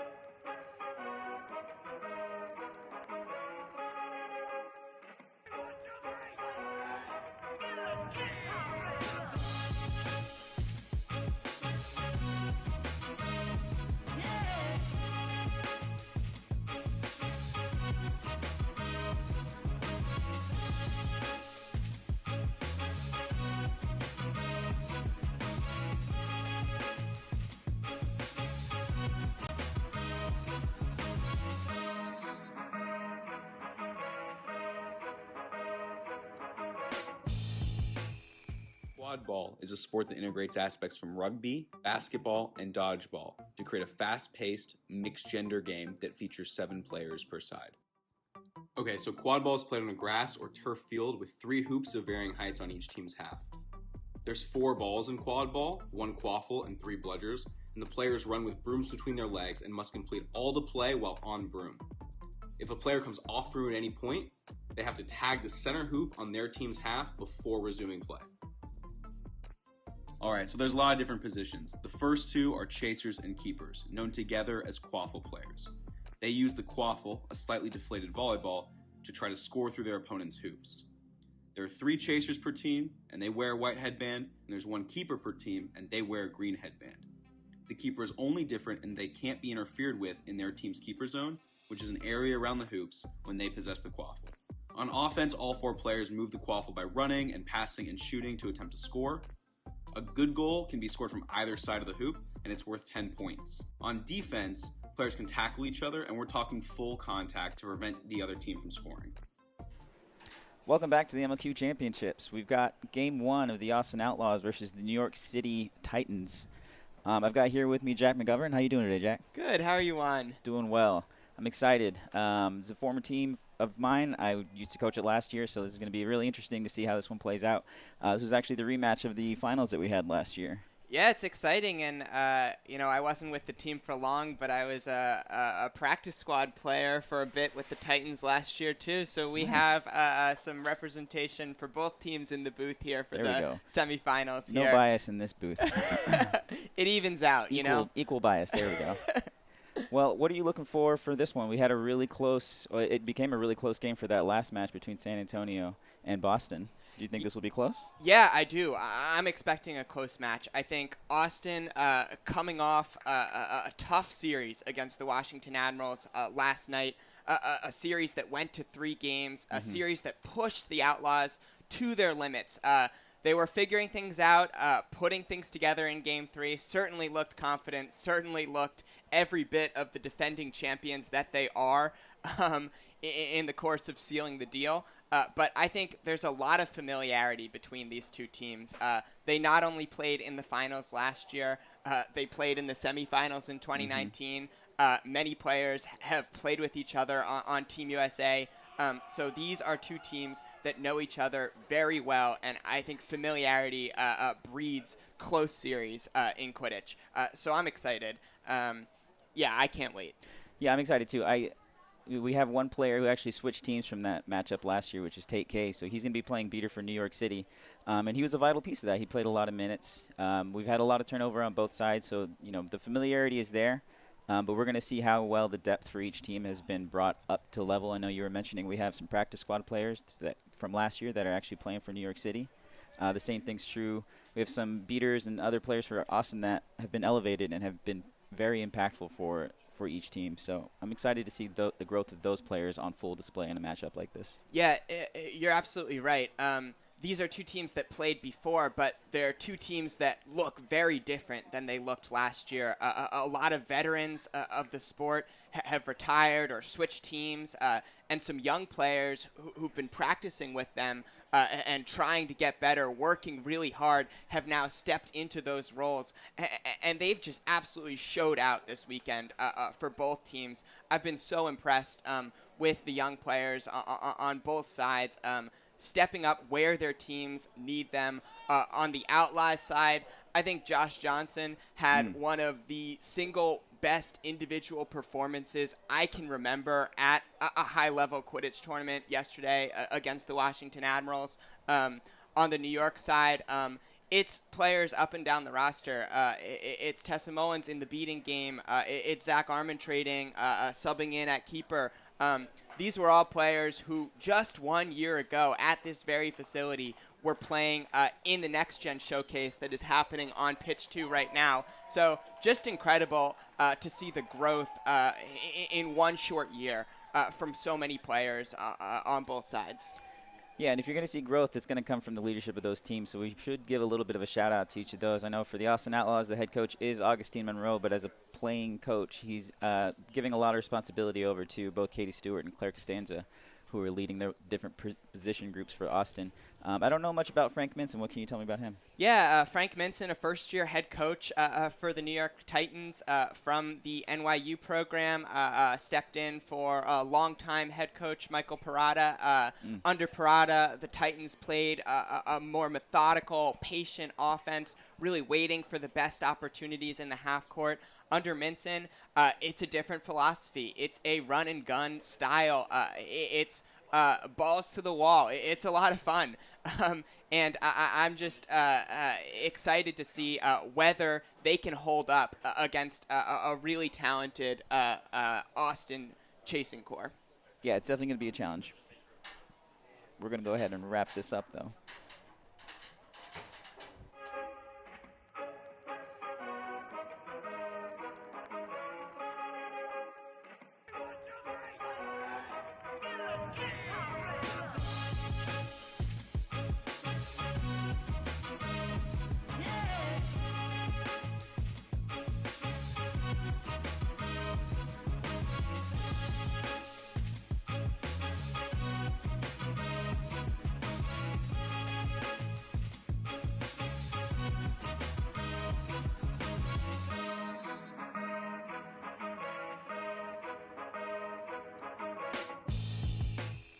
Quad ball is a sport that integrates aspects from rugby, basketball, and dodgeball to create a fast-paced, mixed-gender game that features 7 players per side. Okay, so quad ball is played on a grass or turf field with 3 hoops of varying heights on each team's half. There's 4 balls in quad ball, 1 quaffle, and 3 bludgers, and the players run with brooms between their legs and must complete all the play while on broom. If a player comes off broom at any point, they have to tag the center hoop on their team's half before resuming play.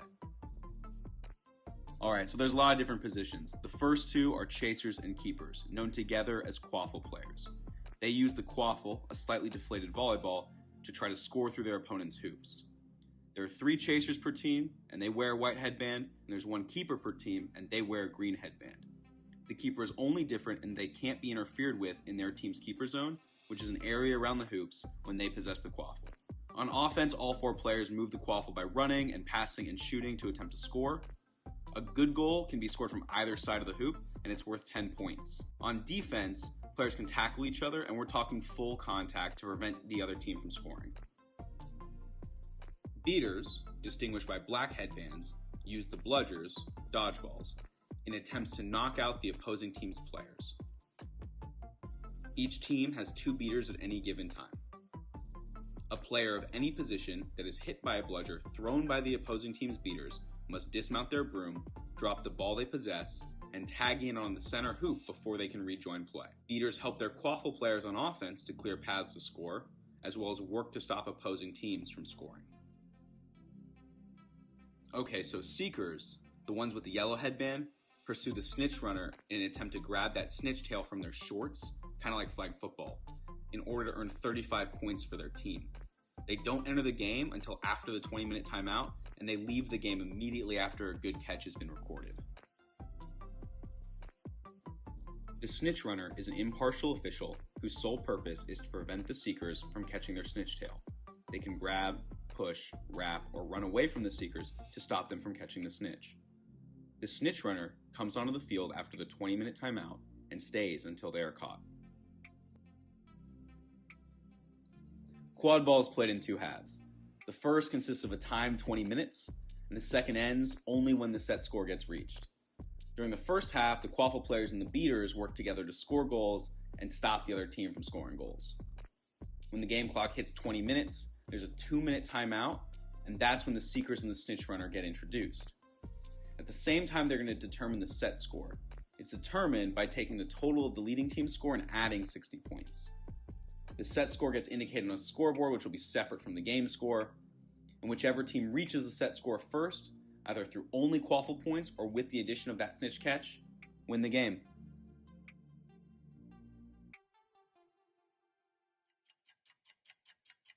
All right, we've got our starting lineups out on the field. We're going to get this game started with this brooms up. For the New York Titans, we do have keeper John Jackson. We have Lindsey Morella with Mike Lee and Yanko as your quaffle lineup. And in the beater game, we do have Devin Lee and Tessa Mullins. For Austin, we have Kaiser Polson and Jack Wong, who are going to be your starting beaters, along with Augustine Monroe, Aaron McBride, Casey Beavers, and Josh Johnson. The all-UT lineup. It is exactly that. A very storied school. Many championships. We're just a few seconds away. Thumbs up from the head referees. And we're off. We've got a race. It's going to be John Jackson who's going to win that one. Into the hands of Mike Lee. Over to Jackson again. Kaiser Polson there to apply a lot of pressure, though. He's going to engage with Devin Lee, who's going to win that one. And control looks like they're scrambling for that, but John Jackson's going to drive in and take a shot. It's too low, though. New York's going to maintain possession. It's going to go back up top to Mike Lee. Lee's going to look to reposition out to his right, far side of the field, being pressured by Kaiser Polson. Back to Lee, but a beat from Jack Wong misses, so he's going to drive in. He's going to take a shot. It's going to actually bounce off of the rim and not go through. And another nice recovery from Yanko behind the hoops. He's keeping the possession alive for the Titans. He's going to lob it in the air, but Kaiser Polson's going to be there to recover, or to help make sure that it's recovered by Aaron McBride, who's going to pass it over his shoulder to Augustine Monroe. He's got only one defender in front of him, but a pass option, he's not going to use it. He's going to take a shot on the small hoop, and we have points on the board for the Austin Outlaws. And the Austin Outlaws are so good at putting your team under pressure on the defensive end. Yanko saved them once, almost saved them twice, but Polson was on the case, and Monroe and Johnson jumped all over the play, and now they're trying to do the same. Yeah, there's no break here. As soon as they score, they never even left that side of the field. It's more points on the board through Josh Johnson for Austin there. Oh, this is a hot start from the Austin Outlaws. This is not what New York wanted. The Outlaws pride themselves on their high press at the keeper zone line, and New York is going to have to figure out some answers. Yeah, John Jackson's going to bring this across the mid-pitch. We've got a substitution in for the beating game, but Mike Lee is going to apply some pressure. New York does have bludger control as the quaffle goes behind the hoops. Yeah, it's Phil Kane checking into the game at beater with Lee. There we go. And it looks like Morella at the top of the pitch. He's going to take a little bit of a drive and test the Austin defense. Maintaining the quaffle, still looking, takes a shot up high. It's going to be a pass, actually. And another shot, actually another pass. This will be a reset at best. It is going to go out of bounds, so it is going to turnover for Austin. New York looking for a lot of mid-range shots early. Jackson uncorked one on the first possession. Morella just there. Not sure if that's the look that they want the rest of the game against what has been usually a very good shot blocking team in Austin. Great beats are going to land for New York. They're going to take over control of the quaffle. Kaiser Polson's not able to stop it, but Mike Lee's going to get the quaffle, immediately harassed by Augustine Monroe, pressured by Augustine Monroe, and he's going to force a turnover. Yeah, good recovery by Monroe, but I think that's more what the New York Titans want to do. If they can create transition opportunities by applying some of a high press themselves, that's how they can really start to feel comfortable and get a rhythm in this game. And Austin's immediately going into some of their depth. Josh Johnson is going to pass it over to McBride, who's going to pass it far side of the field now, across the field over to Galtelli, who's in the game. He's one of their later players in most games, so it's interesting to see him in on the second line. But Sammy Garza with the green headband, he's going to get the quaffle now. Casey Irwin's going to beat out his point defender, and he's going to look to drive. Pass option is taken with Johnson. We've got Wong and Irwin with the bludgers for the Outlaws as they are in a box offense around the hoops. Garza over to Johnson. Wong's going to take a beat and clear a little bit of a path. There are plenty of chaser defenders there. He's going to drive in and score. Oh, Josh Johnson feeling good early, getting past Mike Lee. Not an easy point defender to drive around. He stepped into a lot of the minutes that Taylor Crawford would play at point defense last season and has done a really solid job, but unable to stop Josh Johnson right then. Yeah, and Austin's not looking to pressure out of that one. They did have control, but they're about to lose it right. Actually, they're about to maintain it as Morella's going to look to take a shot. It's at least a pass, but it's not going to. It's going to be corralled just outside the sideline, number 9 for New York. As Jack Wong's going to apply more pressure, this quaffle is going all over the place. John Jackson's going to corral it. He's going to be driving in. A beat attempts to land. Jackson's still in the game. This is a nonstop play. Yeah, but great defensive play by Jack Wong all over the case to keep bludger control. And eventually Aaron McBride with the shot block on the tall hoop on Jackson. A stout defensive possession from the Austin Outlaws. Phil Kane in with Tate K as the beaters for New York, as they only have one bludger.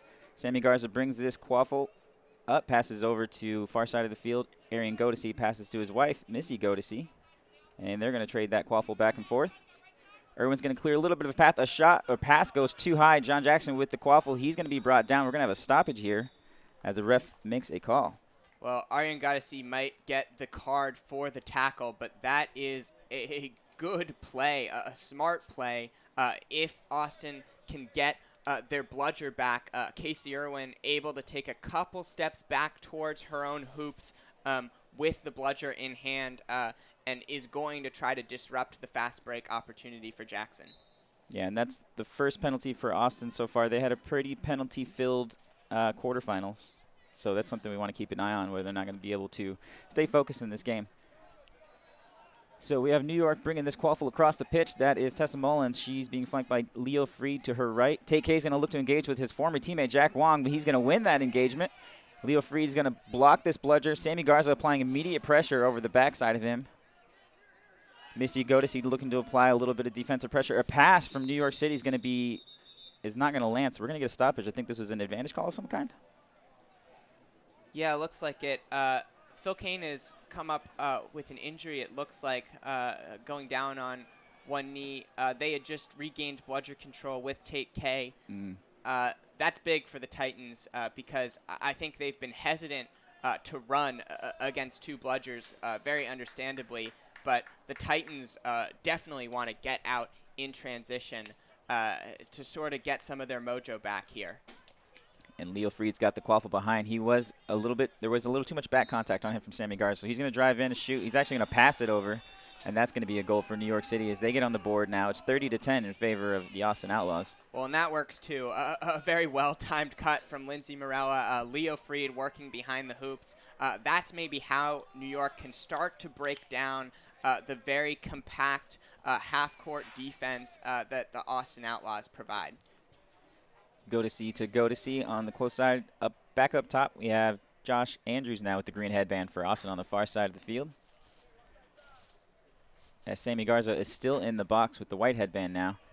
Jack Wan's going to clear out some point defenders. Tate K there to apply a little bit of pressure and prevent the drive. And a shot is taken. It is going to go in favor of the Austin Outlaws, so Josh is looking to drive, but it doesn't go. Arian with a shot. It's blocked by Leo Freed. Yeah, and Austin gets bludger control back on the offensive possession, too. This is a chance for New York with players like Johnson and Monroe and Garza out of the game. I'm not sure we saw that much yesterday, although, yeah, you're right. Sammy Garza has just checked back in. So interesting to see how New York will attack here. Yeah, New York on the far side of the field. Freed looking to drive in. He's going to test this pressure. Irwin's going to fake a beat attempt. It's behind the hoops. It's a shot that goes just over. Past mid-pitch. Is it going to go out of bounds? It does.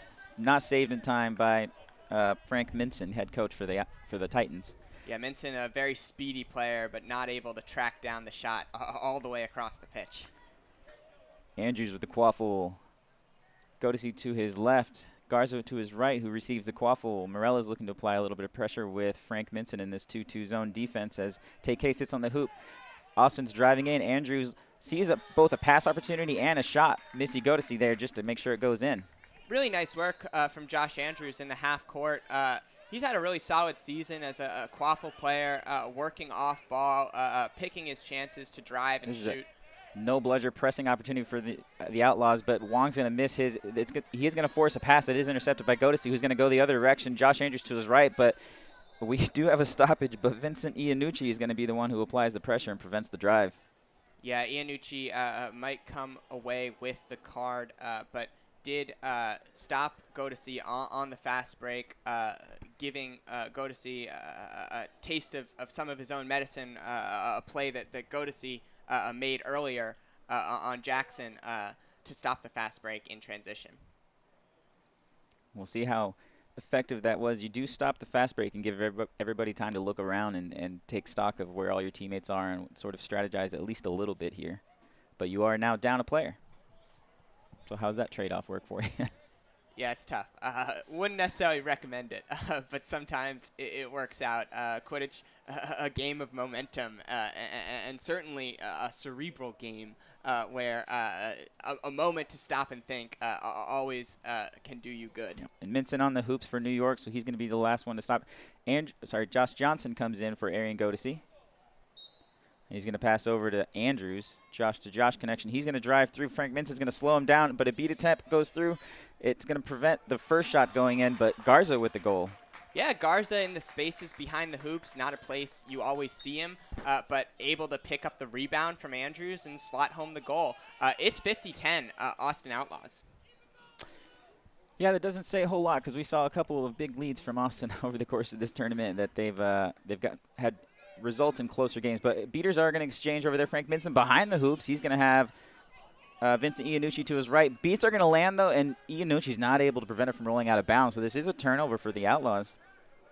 It looks like he's going to get the ball. Oh, he gets the ball, actually. So he's going to take a shot. It is going to go too low, cross mid-pitch. Tessa Mullins there to make sure it doesn't go, just barely doesn't make it to the, or at least a reset. Yeah, that's Molly Potter tracking the sorry. quaffle down. Tessa Mullins with the bludger helping to prevent the quaffle. Potter is going to pass over to Mike Lee, far side of the field. It is going to go behind the hoops.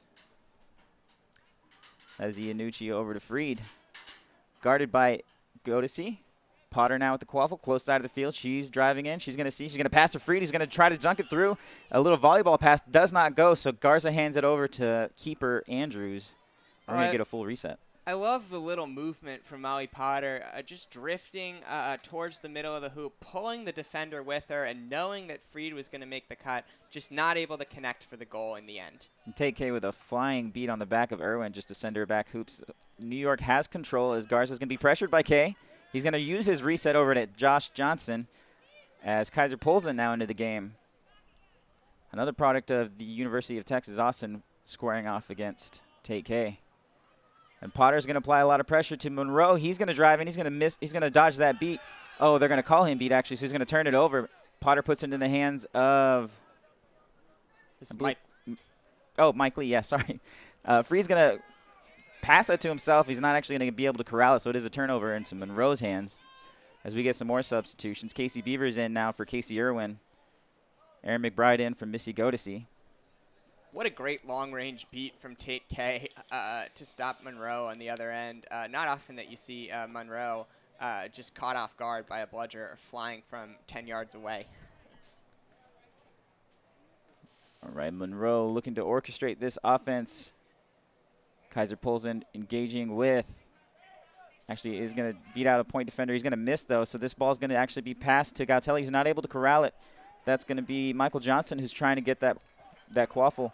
He's going to get a turnover into the hands of Freed for New York City. They have a fast break opportunity here. Everybody's running back, but Austin has just enough time to reset. But Freed's going to go behind the back of Tate K, and he's going to pass it off for a nice little dunk.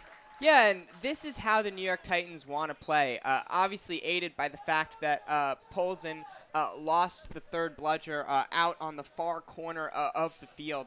But they want to get out into transition and run and have chasers like Mike Lee camped out on the far side hoops, Leo Freed distributing.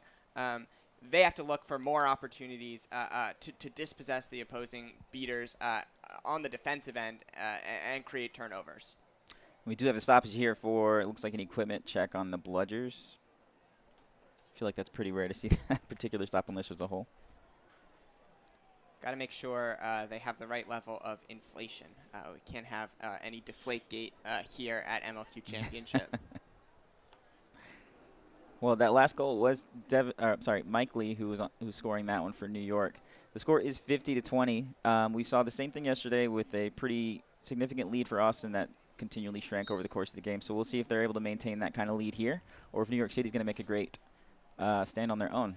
As Michael Johnson swats a bludger back into the hands of Casey Beavers, she's going to take another shot. It's going to be blocked by Tessa Mullins. So pressure from New York City. no bludgers for Austin. A long pass over to Galtelli. He's got 4 defenders in front of him and almost no teammates and lots of bludger pressure. But Monroe's going to come back in after tagging in. He's going to use the reset and wait for his team to get fully set up again. That was great pressure from New York City. Yeah, Jason Ng doing absolute work on the defensive end. Tessa Mullins, too. Ng had such a dominant shift in the second game against Rochester yesterday. His team went on something like a 30-0 run. Let's see if he can do it against Austin. As Galtelli takes the quaffle behind, passes back up to Monroe. Ng and Mullins are the beaters for New York with control. As Casey Beavers misses a beat, so it's a more pressure from New York City just on its way. And McBride's behind the hoop. She's going to take a shot. It's going to go through. It counts, and that beat did not land. Oh, we're going the other direction, but New York's not able to fully complete that pass. That's going to go out of bounds as Michael Johnson's not able to get it over the arms of Augustine Monroe. Wow, and I thought Austin was going to give up a goal to New York in transition the other way, but what a play by Augustine Monroe and Erin McBride to break the press. Bludger completely out of the play, but Monroe knowing a throwback to a player you trust in Erin McBride. And Johnson's going to take the shot. It's not going to go through, but Galtelli corrals it. So it's back to Johnson on a block from New York City. And he's going to take another. It's a pass over to McBride. She's going to try to keep it in bounds. It does go out, though, so it's going to be a turnover into the hands of New York. What a hustle play from Erin McBride. We've got some contact and some interaction from the beaters. I almost called them bludgers. Beaters at mid-pitch. As Kaiser Polson and Casey Beavers are trading with Jason Ng and is it still Tessa Mullins? No. Carrie Donnelly has checked into the game. One of the more experienced beaters on the New York Titans. Been with the team, I think, since its inception. One of the veterans who has stuck around the past this season. You love to see that, people sticking with the sport. We are going to have a timeout here, so let's just recap how this game has gone. If you remember the score. Yeah, I mean, Austin came out and hit New York in the mouth. They came out with their high press and I think really caught New York off guard. New York has seen a lot of defenses in the East Division. They played Rochester yesterday, which didn't really throw their high press at New York, but Austin tried something even more aggressive. They tried almost a full press at the keeper zone line, and I think it phased New York. And we saw a couple turnovers, and Austin was the team running in transition, not New York. And I think for New York to find a couple goals and get into their rhythm, they need to find opportunities to get on the fast break themselves. So we have a 60-20 score now. I think if New York wants to make a comeback, we have to see them force some turnovers. Yeah, and I'm looking at the score distribution now. For Austin, we only have one player with 2 goals. That's Josh Johnson.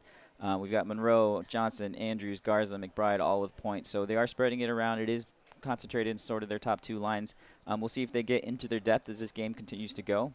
For New York, we've got Morella and Mike Lee, who have been the ones who have been scoring for them. So I wonder if there's a particular lineup that we'll see that they want to focus on that they think does well against this defense for the Austin Outlaws. And I think we should pay more attention to what types of defenses we're seeing out of Austin.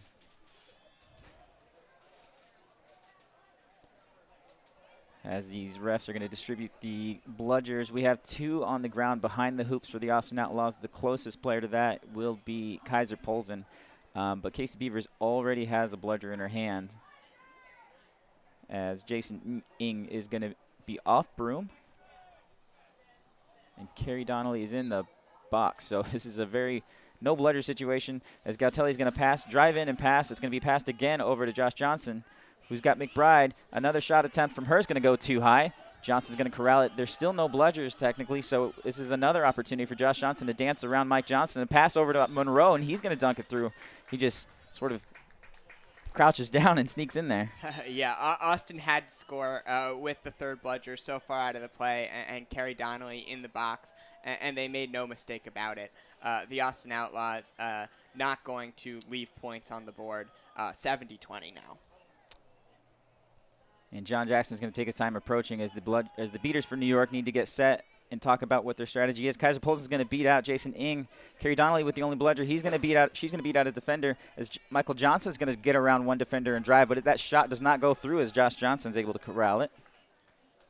Yeah, and the half-court offenses for New York have just looked a little disconnected. They haven't gotten all their players involved, and the cuts, the timing is not quite right now. They need to find some answers against what Austin is doing defensively. Yeah, that hoop defense is really hard to break. It takes a lot more than just a nice shot to get it in. You're going to have to drive it in. But Kaiser Polson's going to look to engage with Jason Ng as Casey Beavers now in the game. Johnson up top with the quaffle. Galtelli to his left, McBride to his right. Monroe behind. Galtelli gets the quaffle. Jason Ng's going to take a shot, force the pass. Monroe now with an opportunity. He's got Michael Johnson playing defense.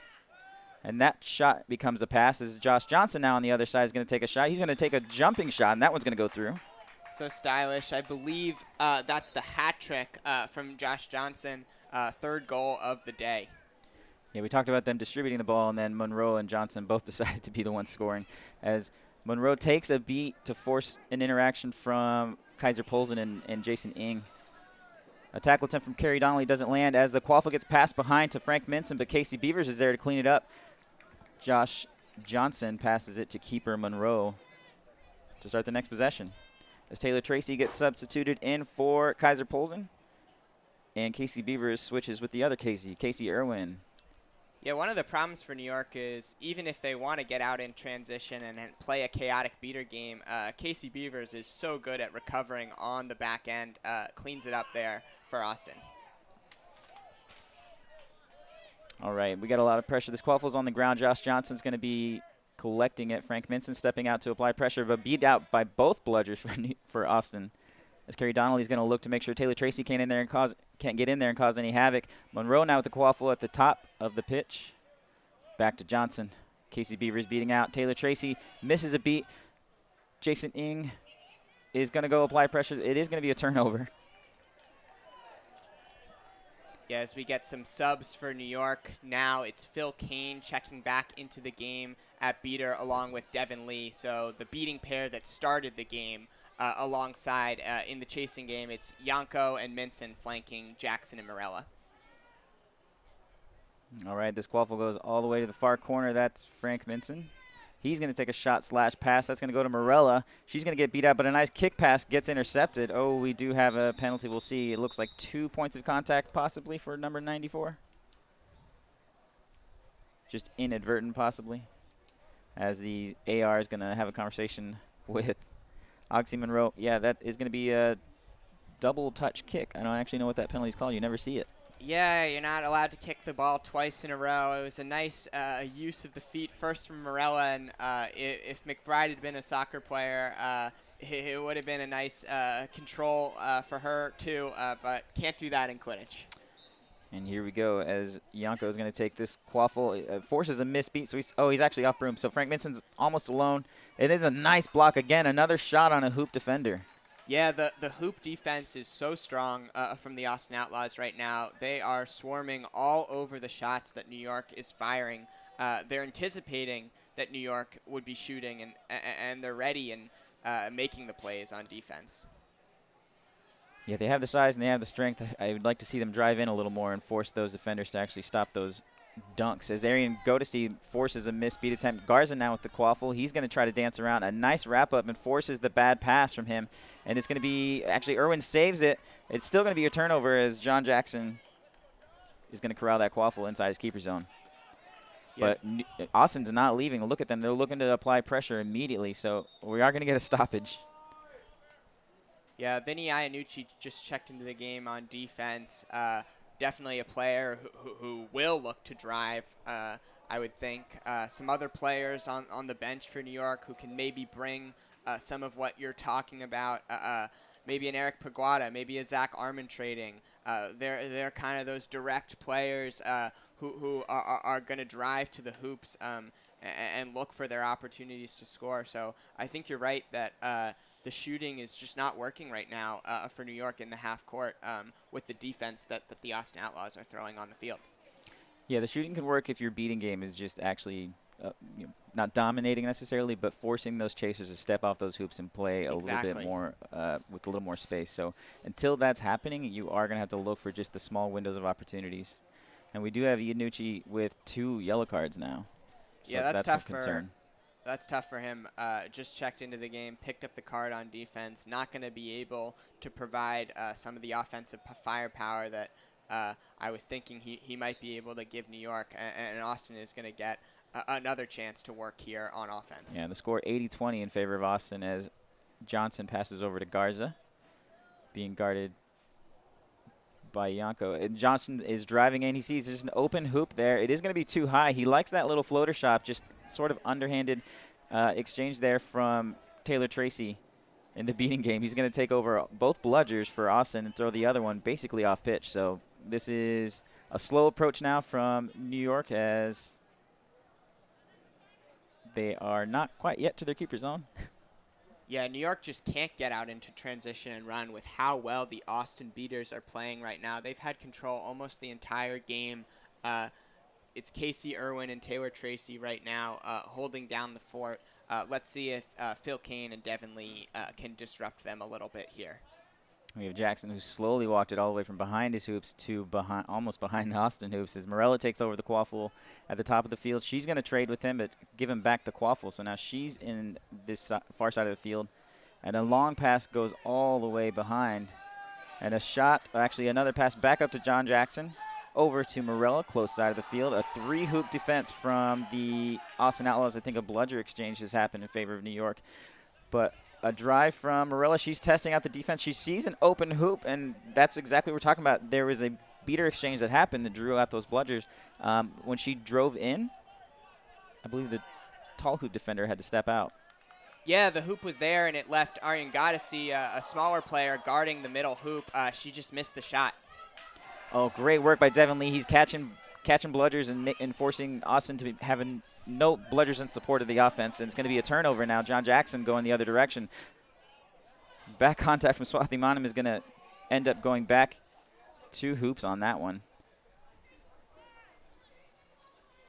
As Tate K comes back into the game, Phil Kane as the beating partner. John Jackson close side of the field. We've got Paguada in the back. As a lot of pressure from Taylor Tracy is going to force a pass over to Morella on the far side of the field. Casey Irwin steps on that one. And this goes back to the far side of the field. It's going to be one cut. Sammy Garza not able to stay with it. Forced pressure from Irwin is going to get it almost a turnover, but New York's going to maintain control. That is Morella. Immediately wrapped up by Garza, but that's going to be cleared by Tate K. Bludgers are going all over the place, but the quaffle is going to go into the hands of Arian Godesi, who's looking to drive. He's got 4 defenders in front of him of some kind. A swing tackle is bringing him down, and that is Yanko's going to get the quaffle over to John Jackson. Yeah, huge tackle by Yanko to snuff out the transition opportunity. Before that, love Sammy Garza and Aryan Gadasi stepping up and putting pressure on New York around the midline. I think that's how they've made New York so uncomfortable here. And Cameron Ogilvy's in the beating game along with Porvi Majumdar for the Austin Outlaws. As Paguada's going to look to cut around one defender. He's going to dunk it. That's what we've been looking for. Yeah, that's exactly what they need, and I think Eric Paguada could be the key to what New York needs to unlock the Austin hoop defense right now. That is our 20-minute stoppage there. But yeah, I mean, what have they been waiting for? We told them, didn't we? Yeah, hard to see when you're on the field and trying to play the game yourself. Frank Minson, of course, a playing head coach, but Eric Paguada seems to provide a little bit of the energy that New York is lacking right now. They're trying to break down Austin methodically. It's very difficult with Austin holding 2 bludgers back with such disciplined rotations, playing a hoop zone defense with tall players who are good at blocking shots. But what you need in order to break that down is a player who is willing to drive and a player who is fast and strong. And Eric Paguada is all of those things. Yeah, he's checked all those boxes. I also would like to see a little bit more time on the field for Devin Lee. He came in there and made an incredible amount caused an incredible amount of havoc for the Austin Beaters. So if you're going to have Morella out there who's got those expert moves at taking a step to the right and drawing people out and even dishing off or taking the shot. She did have the shot on the tall hoop on one of her last 2 possessions. That was there. If it just lands, it's exactly how you beat that. So if you're going to have someone drive on one side and Morel on the other who's going to footwork you, I think that's a great combination, especially when you're paired with Devin Lee. Tate K's on his second shift. I just feel like Devin's shifts were a little short. Yeah, Lee and Morella, 2 former teammates. It's at Rutgers. It's all about the coordination between your beaters and chasers, which is something that I know New York knows. But it's timing your shots to come immediately after one of those beats on the chasers on the far hoops. Morella is a player who can anticipate that, who sees the whole field and executes. Just that shot didn't fall, but you're right that it was there. Yeah, and we're looking at the Austin lineup now. We do have Daniel Sialm in along with Cameron Ogilvie and Purvi Majumdar. We talked about Swati Munam, who have played limited minutes, especially in that last series against Washington. So it looks like even with just an 8-3 lead in the score, that Austin's comfortable looking into their depth and relying on them. They've given them plenty of time throughout the season to play. So we're seeing them trusting their depth in championship games. Yeah, and we have Kellen Cupid and Josh Andrews checking in at Seeker now. We have another stoppage, but yeah, Josh Andrews, a very storied Seeker for both Texas Cavalry and the Austin Outlaws.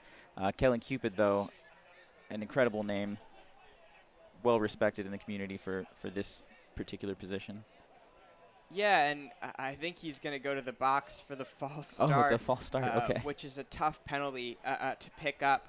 But Cupid, a player who's been working on his moves, who is a real student of the game, and it'll be interesting to see the contrast in styles. Andrew's a bigger, more powerful seeker. And Andrews is going to draw Tate K into the seeking game, even though there's no secret there. He's just preventing it. Tate K is going to go out. This Quaffle goes behind Swathi Munam. She's going to get contacted as she's trying to pass over. It is going to be turnover. John Jackson looking for a fast break opportunity. McBride there to pin him to the outside corner. He's going to get around her, though. A beat is going to go, but it's not going to land. So this is going to be points on the board for John Jackson and the New York Titans. Wow, and John Jackson in transition is so dangerous. If he can get the chance to run a little bit, to make some stops on the defensive end, quiet game for him defensively. Usually we see him flying all over the keeper zone making hits. If he can force some turnovers and pick up the quaffle and run the length of the court the other way, New York could get back into this game. Yeah, great job by McBride to slow him down, but it just wasn't enough. As Josh Johnson on the going down the middle of the pitch, he's going to get around all these different defenders, and he's going to dunk it into the hoop. So that's points on the board for Austin. They're happy to trade goals the rest of this game. Yeah, Johnson getting around Jackson in the keeper zone and dunking over Morella. Cupid now has some time with Cooper. Yeah, it doesn't look like the Austin. Well, actually, Jack Wong's going to come in and make sure that Kellen Cupid can actually catch as Tate K gets right in his face, and they're going to look to exchange here in just a moment. Actually, Tate K's been beat out, so New York's John Jackson's going to drive in. There's a medium hoop just wide open as he gets around the defenders. So they are trading goals here. Yeah, New York can definitely hang with Austin in snitch on pitch if the teams are running back and forth. This is a team, like I've said, that is comfortable running on the fast break, and they have the size in a player like John Jackson to get around tackles. Kellen Cupid still on the snitch as Garza goes behind the hoops. A screen set by McBride. He's got an opportunity. Passes it off to Swathi. She's going to pass straight back to him. Pressure from Morella, but he bounces it around her. And a pass over McBride. She's got an opportunity. Actually, no, she's into the well. She's going to look for a drive. Morella's going to wrap her up. A really great tackle, but the ball comes out, and they're going to make a stop here. It is going to be a penalty. What do you think of that call? Back contact. It could go either way. A couple really nice plays on offense from Austin. Sammy Garza, the nifty little dribble, and then Aaron McBride, such great ball handling to back up and draw Morella out and ultimately force the penalty call. And now Austin is going to get to go to work behind the hoops. And he's going to do a Josh Johnson pass over to McBride. She's going to fling it through that top hoop as it sails out of bounds over there. And in the beating game, we do have Casey Irwin, who's going to lose her bludger. Mullins is going to run away with that one as Tate K and Tessa Mullins now have control for New York City. They're going to control this seeking game now. Actually, they just lost it as Jack Wong comes and takes over control. He's going to do a catch after beating out Kay. He takes out Mullins and uses a third bludger. So now we've got time for Josh Andrews on this snitch. And Morella's going to take a pass over here. A nice attempt at a block, but it's not going to land. A ball goes out of the hands. It's going to be New York City looking to drive, and it's going to go through. And that is Mike Lee with the goal for New York City to keep this trading of goals continuing on, with the set score being... The set score is 140. Yeah, Molly Potter just bobbled that one a little bit, but luckily Mike Lee was right there to clean it up and throw the quaffle through the hoops. For New York, Vinny Iannucci has checked into the game at Seeker. We have chaos in the beater game, though. And we have goals for Austin, for Josh Johnson, as he sort of jump scored that one. I'm not sure how that works, but that does turn into his 5th goal of the game. Yeah, Austin is only 3 goals away from the win now. As Kaiser pulls in, Casey Irwin going to look to maintain control. Casey Irwin dodges a beat by being out of bounds as New York City's looking to drive. Plenty of defenders there to prevent this from happening, though. That is Morella to the left. As Mike Lee's going to take a shot. It does go too high. Oh, so that one's out of bounds. I love the screen from Zach Armand trading. That's exactly what you need in snitch on pitch. Mike Lee just not able to sink the shot. And Josh Andrews, I thought he was going to get to go to work on the snitch, Matthew Cooper, but Jason Ng was there to deny the chance. Yeah, Jason Ng does prevent Josh Andrews from catching, but he's going to lose bludge control. As Kaiser Polson's going to make sure that he's not able to corral anybody or prevent any drives from Austin. Carrie Donnelly there to take a shot at Josh Andrews, but he dodges that beat, so she's out of bounds. We got a little bit of a scrum here as possibly Carrie Donnelly's going to get a beat right here. Casey Irwin not looking behind her. An out-of-bounds player comes in and takes her out. So now New York City's going to end up with control as Kellen Cupid has an opportunity after that score from the Austin Outlaws. There's so much happening right now, Jack. In all the chaos, I think it was Aaron McBride who sunk another shot from the top of the key, and Austin is 2 goals away now from the win. A snitch catch, of course, would also end the game. That's Mike Lee driving in. Augustine Monroe looking to slow him down. He does. As Avery Oliver is looking to be a pass option. She sets a screen. Mike Lee's going to look to spin, move away from Go-To-See. He's going to try to drive, but he's going to actually catch a bludger instead in the turnover. As Casey Irwin stops that one. Yeah, Mike Lee just not keeping track of the bludgers who are floating between the snitch and the quaffle now, but it looks like Kellen Cupid has come away with a catch. He's celebrating like he believes it's very good. There's nothing I saw that would prevent that from going that direction. If that catch is called good, this is a 12-9 game with the set score being 140. So Austin would be 2 goals away from the win. New York would be 5 goals away. So definitely a deficit, but not insurmountable.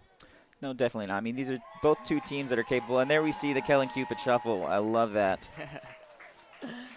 The king of celebrations in MLQ, for sure. Now we're going to return back to sort of a standard play as these beaters get back into this quaffle game. We were seeing scores just being traded back and forth, but we now get to see what a real game of Quidditch looks like when the bludgers can actually influence these quaffle players from just scoring at will. Yeah, and New York really didn't have a ton of answers early in the game for the kind of half-court Quidditch that Austin has been playing. Let's see if they learned a little bit from putting Eric Paguada into the game at the end. Looks like Devin Lee and Carrie Donnelly are the beaters for New York, but it doesn't matter. Augustine Monroe's just going to take a shot on an open hoop on that medium hoop. Yeah, Monroe does not want to give New York the chance to figure anything out here. Wants to get out of game 1 with the win as we have an injury now. Carrie Donnelly, the player, down. Yeah, and Donnelly's been an important part. She's been the second rotation for backing up Tessa Mullins, especially in this New York City beating core. Who on their roster would fill in if she's not able to go? Yeah, that's a good question. Honestly, I'm not sure. She's been really key for the New York Titans all season, especially with the injury that Rachel Ayala Silver picked up in the first series of the year. Very important for their beating depth. Just hope she's all right. This is a tough blow for New York to recover from. Yeah, but they've got a great team, so we'll see if they're able to erase this deficit. Austin is only 1 goal away from closing out this game 1 of this series. We talked about the physical driving from Paguada and other players for New York City as being a way to score. That hoop defense is a lot of what we've seen, especially when Austin is down just a single bludger. They like to default to that. They play a little bit more of a zone, like a 2-2 zone whenever they have control. But we've seen Austin control this beating game enough to where we've seen mostly that zone defense. So I'm wondering what adjustments we can see. I mean, this is only one more goal that Austin has to get, but we'll see what that looks like in game 2, what kind of adjustments we get from them. Yeah, I think, Austin certainly likes to press higher up the pitch when they have 2 bludgers, when they have the chance to really make life difficult for opposing ball carriers. And so you can do that a little bit more with a 2-2 zone or something that looks more like a 2-2 than a hoop zone. If Austin is able to maintain bludger control, which really seems like the key here today, I think they should be able to continue to make New York really uncomfortable in the half court. Yeah, I really like that high press from them where they just wait outside the keeper zone after scoring. I think the default for everybody is you score a goal and you just run back to your hoops and set it for defense.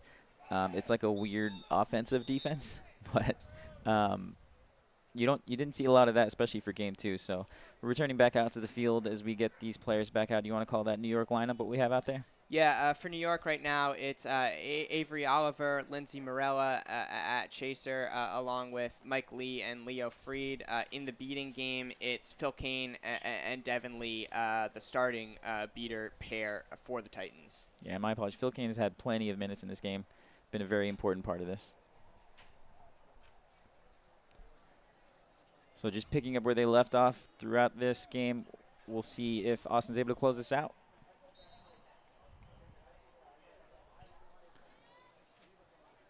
As the quaffle is going to be in the hands of Leo Freed at his own hoops. Phil Kane protecting them with the bludger. As Devin Lee's going to look to sort of apply some pressure. A beat's going to go through, but it's going to be picked up by Phil Kane. She's going to trade. They're going to trade with Casey Irwin. As the quaffle goes all the way behind, Morella goes back to Yanko. He's going to look to drive in. It's not a dunk, but it's a good shot. Yeah, and Yanko can definitely provide some of the driving that the Titans have been missing near the hoops. Definitely an aggressive player who finishes strong at the hoops. So love to see them get Yanko in some space. Definitely make sure. Actually, wins that exchange, too. He's making sure he's got control and is applying all the pressure as he's chasing down bludgers. Josh Johnson uses a reset. He's going to take a beat. Phil Kane's going to land that one. So Josh actually doesn't take a beat. So he's going to drive in. He's going to push Leo Freed off of him. Mike Lee's going to look to apply pressure. This is going to be a turnover, though. Leo Freed hit the keeper headband. Is going to get the turnover. Yeah, and Josh Johnson somehow dodged 2 bludgers on the possession before finally falling victim to a 3rd bludger from Phil Kane. I called him beat. I couldn't believe he actually dodged that first one. But Devin Lee is going to be able to control the bludgers, put them in New York's hands as Casey Irwin's got the only bludger for the Austin Outlaws. Freed over to Morella. Yanko to her left. And she's going to carry this all the way behind the hoops. McBride's going to step out. A screen is being set by Yanko. It doesn't actually connect yet, but he's going to get the quaffle. Monroe's going to step out for defense as these bludgers have not engaged yet. Freed going to do a switch. Ball goes all the way to the far side of the field. No movement there. Back over to Mike Lee. Oh, I'm sorry. That's Yanko. Yanko, yes. Yeah, just a little stagnant from New York. They're waiting for their beaters to create some type of opportunity. They have bludger control, which is smart, but just a little more cutting, a little more energy on the offensive end, I think, is what they need. Yeah, McBride's going to step out and play defense on this, but we're seeing that 3-hoop defender look from Austin. They have 1 bludger, so they've defaulted into that, and New York is just passing around as great rotations. Well, that shot is going to go through. Yeah, and there's the shot from Lindsey Morella as we now have a 130-115 game. A 2-goal lead for the Austin Outlaws. They have the chance to win here, but Morella makes up for the mistake earlier in the game. Not a mistake, but the shot that went high. Yeah, but those little movements we see from her that are able to just move a defender, and she sees it immediately, and it's so good. So Monroe now with the quaffle on the far side of the field. He's going to look to take a shot. It's going to go behind Sammy Garza now with the ability to close it out, but it's blocked by Morella. She's doing both sides of the work. That shot's going to go miss, too. Augustine Monroe, one pump fake after another, and he finally puts it through. That's going to end the game for the Austin Outlaws. Wow, yeah, and Monroe knows that he could get the Titans in the air with the pump fake. That is his 5th goal of the game. Both Josh Johnson and Monroe coming out of the game with 5 spots. So the star players for the Austin offense certainly holding up their end of the bargain here. Yeah, we talked about them distributing it, and then they continue to score the rest of the goals. McBride adding only one of her own. Yeah.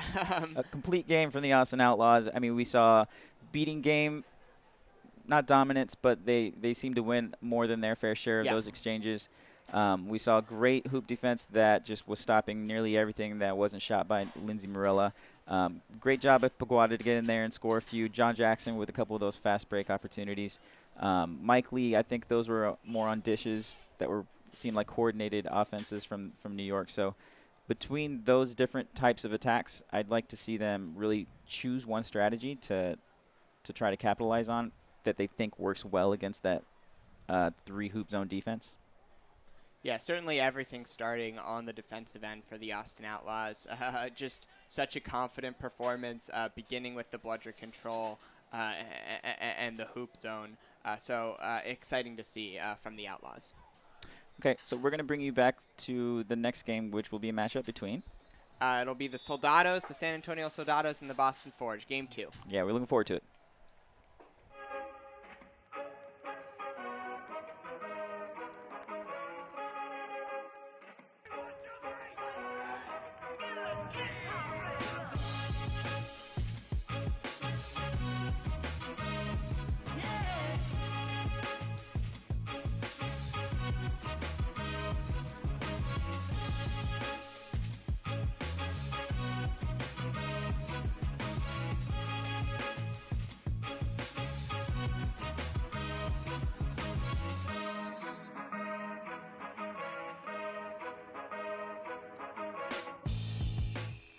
Quadball is a sport that integrates aspects from rugby, basketball, and dodgeball to create a fast-paced, mixed-gender game that features 7 players per side. Okay, so quadball is played on a grass or turf field with 3 hoops of varying heights on each team's half. There's 4 balls in quadball, 1 quaffle, and 3 bludgers, and the players run with brooms between their legs and must complete all the play while on broom. If a player comes off broom at any point, they have to tag the center hoop on their team's half before resuming play. Alright, so there's a lot of different positions. The first 2 are chasers and keepers, known together as quaffle players. They use the quaffle, a slightly deflated volleyball, to try to score through their opponent's hoops. There are 3 chasers per team, and they wear a white headband, and there's 1 keeper per team, and they wear a green headband. The keeper is only different in they can't be interfered with in their team's keeper zone, which is an area around the hoops when they possess the quaffle. On offense, all 4 players move the quaffle by running and passing and shooting to attempt to score. A good goal can be scored from either side of the hoop, and it's worth 10 points. On defense, players can tackle each other, and we're talking full contact to prevent the other team from scoring. Beaters, distinguished by black headbands, use the bludgers, dodgeballs, in attempts to knock out the opposing team's players. Each team has 2 beaters at any given time. A player of any position that is hit by a bludger thrown by the opposing team's beaters must dismount their broom, drop the ball they possess, and tag in on the center hoop before they can rejoin play. Beaters help their quaffle players on offense to clear paths to score, as well as work to stop opposing teams from scoring. Okay, so seekers, the ones with the yellow headband, pursue the snitch runner in an attempt to grab that snitch tail from their shorts, kind of like flag football, in order to earn 35 points for their team. They don't enter the game until after the 20-minute timeout, and they leave the game immediately after a good catch has been recorded. The snitch runner is an impartial official whose sole purpose is to prevent the seekers from catching their snitch tail. They can grab, push, wrap, or run away from the seekers to stop them from catching the snitch. The snitch runner comes onto the field after the 20-minute timeout and stays until they are caught. Quad ball is played in 2 halves. The first consists of a timed 20 minutes, and the second ends only when the set score gets reached. During the first half, the quaffle players and the beaters work together to score goals and stop the other team from scoring goals. When the game clock hits 20 minutes, There's a 2-minute timeout, and that's when the seekers and the snitch runner get introduced. At the same time, they're going to determine the set score. It's determined by taking the total of the leading team's score and adding 60 points. The set score gets indicated on a scoreboard, which will be separate from the game score, and whichever team reaches the set score first, either through only quaffle points or with the addition of that snitch catch, win the game.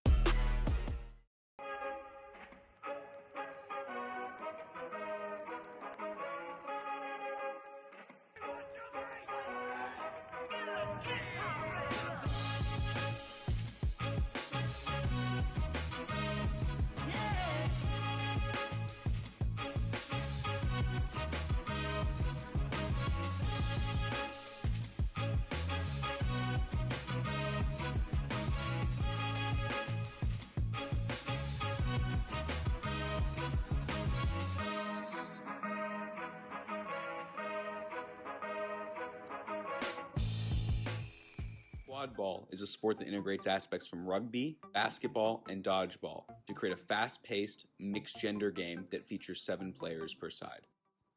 Okay, so quadball is played on a grass or turf field with 3 hoops of varying heights on each team's half. There's 4 balls in quadball, 1 quaffle, and 3 bludgers, and the players run with brooms between their legs and must complete all the play while on broom. If a player comes off broom at any point, they have to tag the center hoop on their team's half before resuming play. Alright, so there's a lot of different positions. The first 2 are chasers and keepers, known together as quaffle players. They use the quaffle, a slightly deflated volleyball, to try to score through their opponent's hoops. There are 3 chasers per team, and they wear a white headband, and there's 1 keeper per team, and they wear a green headband. The keeper is only different in they can't be interfered with in their team's keeper zone, which is an area around the hoops when they possess the quaffle.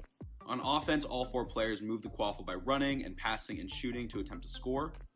A good goal can be scored from either side of the hoop, and it's worth 10 points. On defense, players can tackle each other, and we're talking full contact to prevent the other team from scoring. Beaters, distinguished by black headbands, use the bludgers, dodgeballs, in attempts to knock out the opposing team's players. Each team has 2 beaters at any given time. A player of any position that is hit by a bludger thrown by the opposing team's beaters must dismount their broom, drop the ball they possess, and tag in on the center hoop before they can rejoin play. Beaters help their quaffle players on offense to clear paths to score, as well as work to stop opposing teams from scoring. Okay, so seekers, the ones with the yellow headband, pursue the snitch runner in an attempt to grab that snitch tail from their shorts kind of like flag football, in order to earn 35 points for their team. They don't enter the game until after the 20-minute timeout, and they leave the game immediately after a good catch has been recorded. The snitch runner is an impartial official whose sole purpose is to prevent the seekers from catching their snitch tail. They can grab, push, wrap, or run away from the seekers to stop them from catching the snitch. The snitch runner comes onto the field after the 20-minute timeout and stays until they are caught. Quad ball is played in two halves. The first consists of a timed 20 minutes, and the second ends only when the set score gets reached. During the first half, the quaffle players and the beaters work together to score goals and stop the other team from scoring goals. When the game clock hits 20 minutes, there's a 2-minute timeout, and that's when the seekers and the snitch runner get introduced. At the same time, they're going to determine the set score. It's determined by taking the total of the leading team's score and adding 60 points. The set score gets indicated on a scoreboard, which will be separate from the game score, and whichever team reaches the set score first, either through only quaffle points or with the addition of that snitch catch, win the game.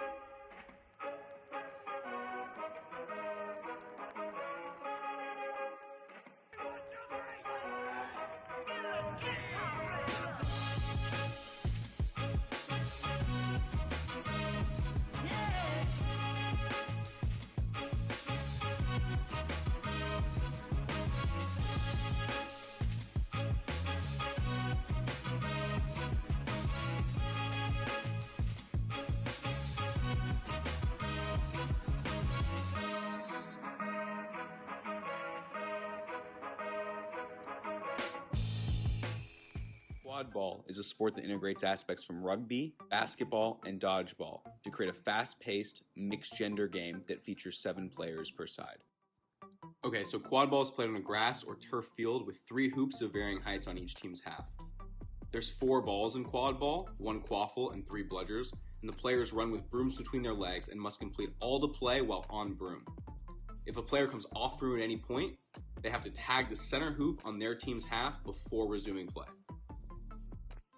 Alright, so there's a lot of different positions. The first 2 are chasers and keepers, known together as quaffle players.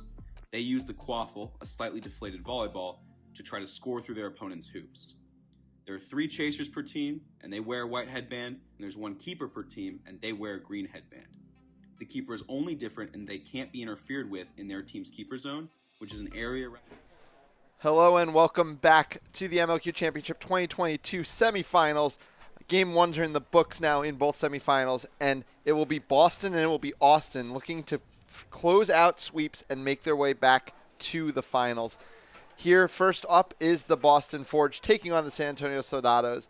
It was a streaky game in game one, San Antonio jumping out 3-0, and then Boston really taking over the game until the late minutes when San Antonio finally made a charge. It's going to be up to San Antonio to change things up. What do you expect from them, Noah? Yeah, if I were San Antonio, I think I'd pare things down a lot here. I think there's 4 beaters you really trust here. That's Nunez, Williams, De La Fuente, and Hayworth.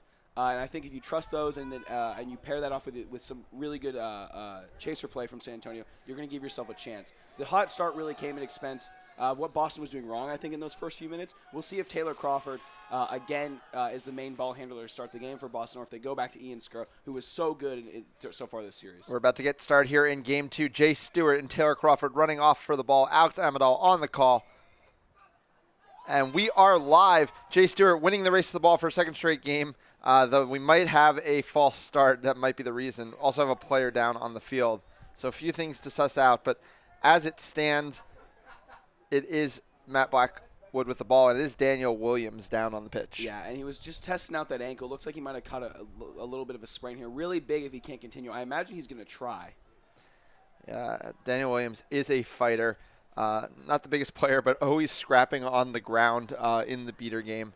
Has played every position really on the pitch. And this would be a tough break for them, but I expect San Antonio to try and get out to a hot start again against the beater pair of McBride and Belitsky. So I think it is going to be a false start on Jay Stewart. Not the start that I think San Antonio is hoping for here. Blue card, 30 seconds, and then we will restart rooms up. Yeah, it looks like it's going to be Matt Blackwood now running to the quaffle for San Antonio. Now, Williams doesn't have to sub out because it was not stopped for his injury. It was stopped for the foul, and Williams is not going to sub out. Yeah, so we'll have to keep an eye out on that ankle sprain. What I imagine is an ankle sprain. To see how badly it affects Williams here, who has been the most important player for San Antonio this weekend. It's going to be Blackwood running against Taylor Crawford this time.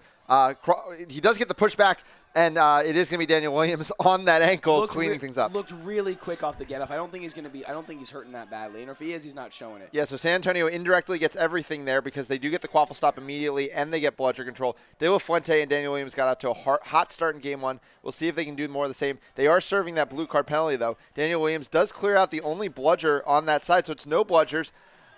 Blackwood looking to go around Taylor Crawford, gets the corner, gets across to Kite. Kite makes a move, goes high, can't get it to go. You know she's frustrated with that one. Would love to have it back. Yeah, absolutely. And it looked like a poor decision for Blackwood to go towards the bludger where it was going to be, which forced the pass. But it looks like they're able to kill that penalty anyway. So some good news from that possession for San Antonio. Yeah, I mean, the only question is, could they have just held out for 30 seconds at the start of that possession and then played it 4-on-4 instead of 3-on-4? Either way, it's a decent look. Melkite not able to deliver. We're all not up at 0 still, and it is bludger control in the hands of De La Fuente and Williams.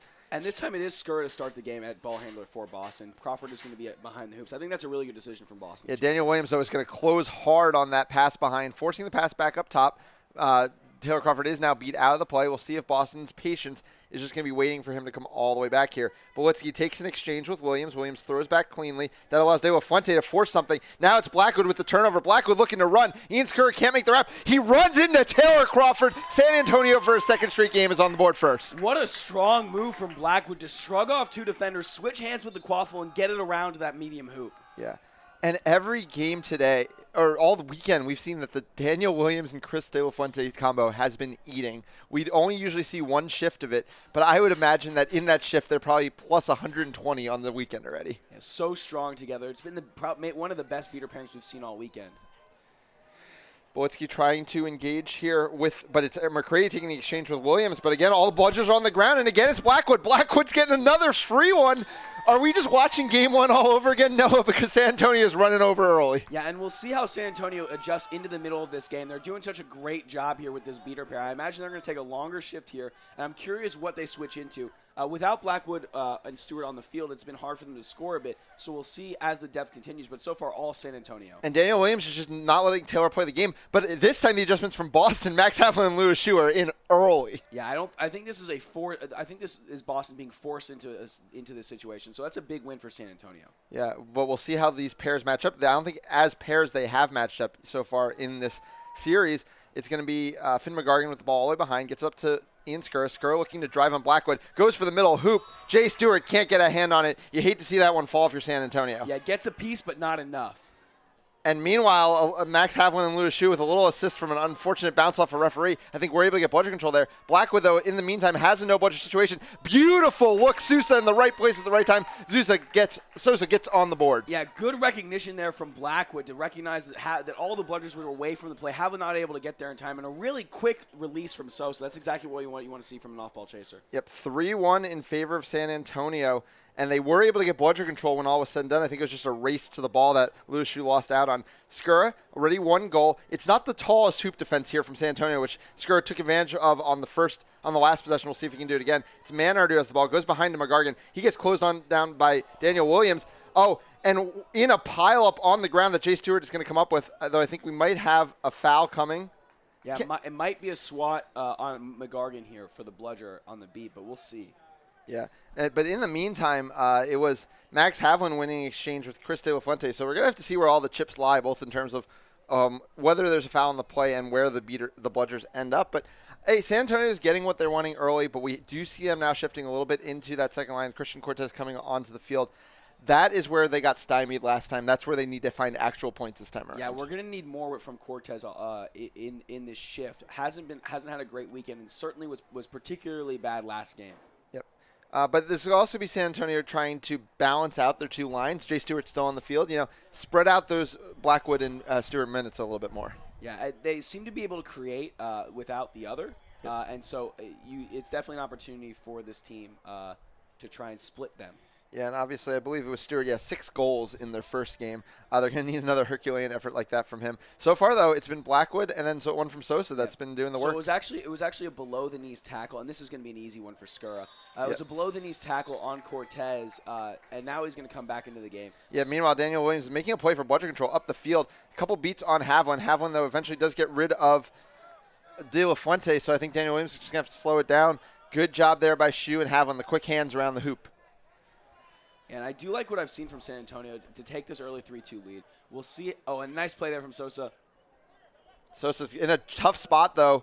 Is able to get the ball out to Stewart. They do still have their reset to use. They're not going to have to use it. Really good patient composure there by Stewart. Kind of a veteran move. Gets it all the way behind to Kite. Kite, though, is kind of out there on her own. Gets around Manhart. Rips one, but Ian Skura is sitting all on that over that shot. Good angle from Skura to cut down on that shot. And now Havlin's all the way down the pitch. Yeah, forces a brief no bludger, and now Ian Skura is looking to drive on it. Ian Skura gets it behind to Finn McGargan. Finn McGargan composes, goes around. We're not up at 3. Yeah, really good play there from McGargan to be able to switch hands with the ball and finish through Stewart. I believe, yeah. De La Fuente and Daniel Williams, I thought we might be able to get bludger control here in a corner, but it might be a contact penalty going against De La Fuente. And we've got a really tight one here again to start this game. We'll see how things continue to go. And Daniel Williams doing a little coaching here during the stoppage play. We'll see how things go as San Antonio gets into their depth. Yeah, and I mean, this team is so young that Daniel Williams, as a 24-year-old player, is one of the veterans on this team. Has played club, which a lot of these players can't say, and has been in more of these big moments. So, it's great to see him leading by example with the squad. And we'll see. I think the beater pairs that San Antonio use are really going to determine who we see at chaser for the rest of this game. So we'll have to keep an eye on who's subbing in at beater for San Antonio. Yeah, and I think for San Antonio to a degree, it's damage control while Havlin and Hsu are on the field, right? Havlin and Hsu don't extend their minutes. They don't play 10-minute shifts. They just can't let this game get out of hand while they're still there. So I think it's just going to be a bludger turnover. So no real harm in terms of fouls, but that is important for Boston as Havlin and Hsu have been so deadly when in bludger control. But about 4.5 minutes in here, we're up 30-30, and this is kind of where we were in Game 1. It was just that suddenly things started going very, very hard Boston's way. We'll see if San Antonio can avoid that this time around. Yeah, we'll see. I'm curious where the offense is going to come from. Obviously, Stewart's still on the field. Who's going to help him score goals now? Yeah. Well, it's interesting to see, if Boston is to make the final and play Austin. I mean, we've seen Austin come out so hard in so many of these games. Will Boston make a starting lineup adjustment based on what San Antonio's done in these two games? But in the meantime, Mel Kite's going to be bringing the ball. She's going to be working up top after playing a lot behind. Cortez is now the player behind Sousa on the flank. Shu A steps pump high. fake there by Zhu might have actually gotten the job done. I don't think Kite was ready to release that ball. Yep. Shu considers a pass. It goes all the way back to Cortez. Cortez now has it. Cortez is a high pass. It's going to go back to Kite. Daniel Williams worked his very hard to avoid a reset, but not to be. Mel Kite on the run, gets it back to Jay Stewart. Ryan Fetting Jay Stewart puts Ryan Fetting on a turnstile, but there's just enough physicality at the hoops to stop the shot. Yeah, good rally there from Boston to be able to stop Stewart. And Stewart's down on the other side of the field as Taylor Crawford goes the other way. Yeah, Shosa doing everything she can, but Taylor Crawford will finish at the far hoop as Jay Stewart goes down hard. Yeah, this looks really bad for San Antonio. Obviously, Stewart's so integral to what they're doing. I hope he's going to be okay. Taylor Crawford capitalizes on the other end. It's going to be 4-3 Boston when we restart play. We'll see if I hope he's okay. Yeah, Daniel Williams was trying to throw back the only bludger that San Antonio had, and Max Havlin just calmly blocked it with his bludger, and it didn't even make it anywhere near there. Yeah, and you're right. This Havlin-Zoo combo really has been the backbone of these Boston comebacks, if you can call them comebacks. They've been able to weather the hot start. Boston was forced into this lineup very quickly from San Antonio, who got off to another hot start. And you're right. I think there's questions if Boston goes on to win the game. Perhaps are they going to make changes to that starting line? I think that's a really good question. Because basically we know two hard facts about this Boston team besides the fact that they're very good. They have been starting very slow and they don't get snitches. And those two things combined are a large handicap to you successfully getting far out in front of a team. And with snitch on pitch, obviously this game is nowhere near over. With this snitch on pitch, Boston has been very bad this weekend, even after the snitch catches. And so they've let teams back into games a little bit. And we'll see if that is a problem going forward as well. Yeah. But the next question here is, first of all, Williams and De La Fuente haven't subbed out of this game. So when is that going to happen? And also, how much longer are Havlin and Shu going to play? I think these beater matchups and how these teams are rotating through them is so interesting. It's going to be really – I'm interested to see what comes in terms of the depth charts. And it looks like Stewart is walking off now. A little bit of help, definitely favoring one leg. Now a lot of help from Eric Reyes. Yeah, I'd be hard pressed to see Stewart come back into this game now, and so that's gonna put a lot of the responsibility on Blackwood's shoulders. Yeah, and also on the shoulders of the player carrying him right now, Eric Reyes. I think he might need to have a big game now if San Antonio is going to hang around. Yeah, we talked about that Reyes-Freeman combo earlier, but we didn't see that in last game. I'm curious if they go to it here. Yeah, for sure. And I mean, if that is the end of the weekend for Stewart, I mean, we can't say enough positive things about the 20-year-old out of UTSA, 38 regular season goals, been their leading scorer this weekend. It's just been an absolute force, not to mention a great seeker as well. Yeah, look for UTSA. There's a lot of players on this team who are still have collegiate years left at UTSA, and look for UTSA to be an absolute force in this coming USQ season. Yep. So subline here in the Quaffle game, Havlin and Shu not moving 1 inch in the middle of the beater game. We're also going to see the first sub here for Chris De La Fuente, Catherine Hayworth coming into the game for him. And Hayworth has been one of those 4 extremely reliable beaters for San Antonio this weekend. Yep. Kite and Cortez with the ball up top. Dylan Freeman is being man-marked by Andrew Steinberg over in the corner. So different look here from a little bit of marked defense. And Kite is unmarked here. Boston.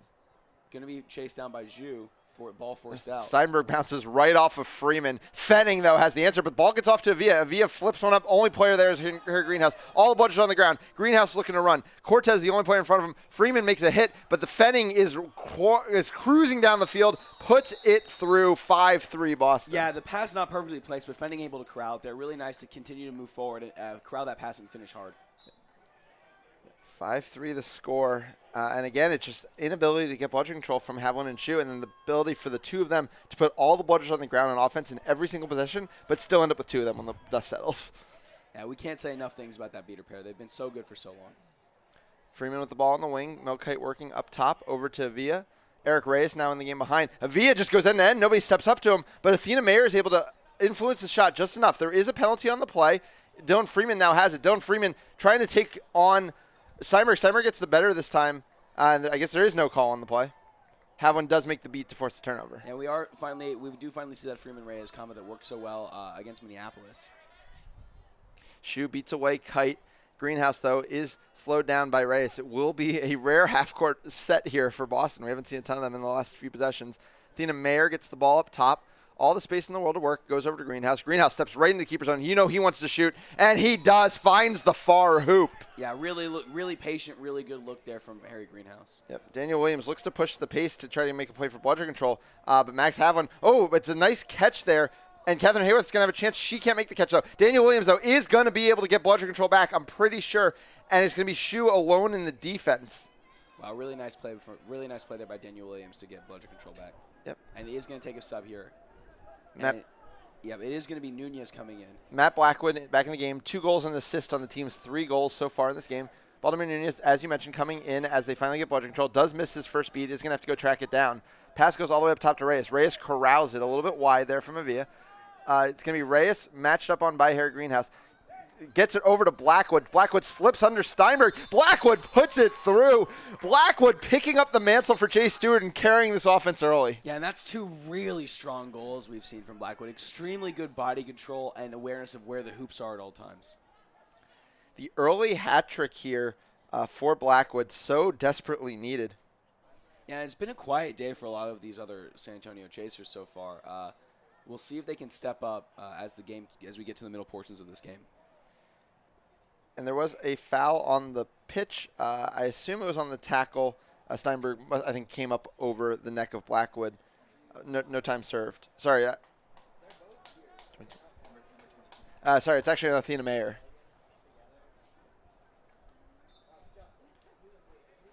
So it's a weathered storm. LuLaShu subs out of the game, and it's only a 2-goal deficit. But now San Antonio needs to make sure they can stay stabilized and keep finding some points on the offensive end. Yeah, obviously after that hot start last game, we saw an avalanche of goals from Boston. San Antonio doing a much better job this game.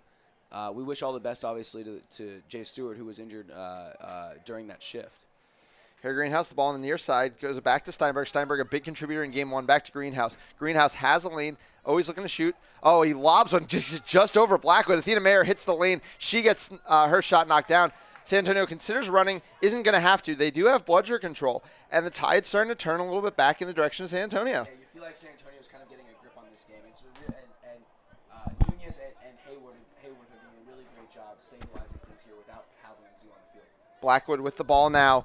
Bludger control, as we said, with San Antonio. Ball goes over to Bonham. Hayworth just clears out Steinberg on the near side. Baltimore Nunez goes in hard on Kieran Collier. It's going to be a brief no bludger situation. Can Blackwood take advantage? He gets Avia. Avia's going to drive. Avia, top hoop. It's a 1-goal game. Big play out of this team, and Blackwood has now contributed to all 5 of San Antonio's goals. 3 goals, 2 assists. A huge performance out of the young UTSA player. Yeah, and you have to really like what Blackwood's been able to do so far. Athena Mayer bringing it down. 6-5 the score here in game 2 of the semifinals. Greenhouse now has it. Greenhouse Greenhouse loses it. Blackwood just taking it away. And can Blackwood look to run? He is going to have to get by Greenhouse if he can do it. Oh, but a big tackle by Greenhouse. It's a pass. Oh, Hayworth's able to keep it on that side, so it's not an illegal pass to nobody. Big play there by Hayworth. Really heads up by a beater who's been done a lot for them. And now it's a good pass from Reyes over to Avia, but this time it was too easy for Kieran Collier to knock it down. Ryan Fenning's looking to run. Bludgers are loose. Baltimore Nunez does step up, does make a beat, but now eats one from Collier, and now I think it's going to be no bludgers. A little bit too aggressive positioning there from San Antonio. Greenhouse zips one across to Steinberg. I do think there was a call, though, in the play before that all happened. Yeah, I thought Baltimore Nunez did a really good job of getting that ball, but just a little bit poor recognition of where the other team's beaters were. Got a little bit too aggressive. It's going to lead to what might be a goal pending the call. Yeah, it's another one of those situations where I do think play was stopped before Steinberg could have scored it, but goal is going to be waved off. A big break here for San Antonio. Also, going back to the previous goal, it's nice to see Avia get on the board after a tough game 1. Yeah, and I believe what it was called is in that middle area when Nunez made that early beat, I think they said Athena Mayer continued to influence the play after being beat, and that's why they turned it back over. Kieran Collier is going to get himself caught a little out of position. I think he feels confident about a throw back here. It's exactly what he's going to do. Nunez can't make the catch on Serena Montero's beat, so it will be bludger control still with Boston. Nunez out of the play. Let's see if Eric Reyes wants to slow it down. He's going to push the pace a little bit. Avia gets it behind. Really good spacing here to allow time for Nunez to get back in the play. Even the reset used. Cortez playing smart here. Kieran Collier without a bludger. This is going to be a brief no bludger situation if Cortez can recognize. Kieran Collier does come up with one. Bludgers are all over the ground, and Cortez skies one, and just not good enough there from Cortez. Yeah, tough day, tough weekend for Cortez so far. Montero now trying to get bludger control back from Hayworth. And Boston is going to continue to go to their depth, and San Antonio has to feel really good about where they're at in this game. Yeah, a 1-goal game, and Daniel Williams is probably on 5 minutes of game rest at this point. Yeah, where the offense is going to come from for the rest of the way is going to be interesting. Obviously, Stewart to pick up the knock. Blackwood out of the game currently. Yep.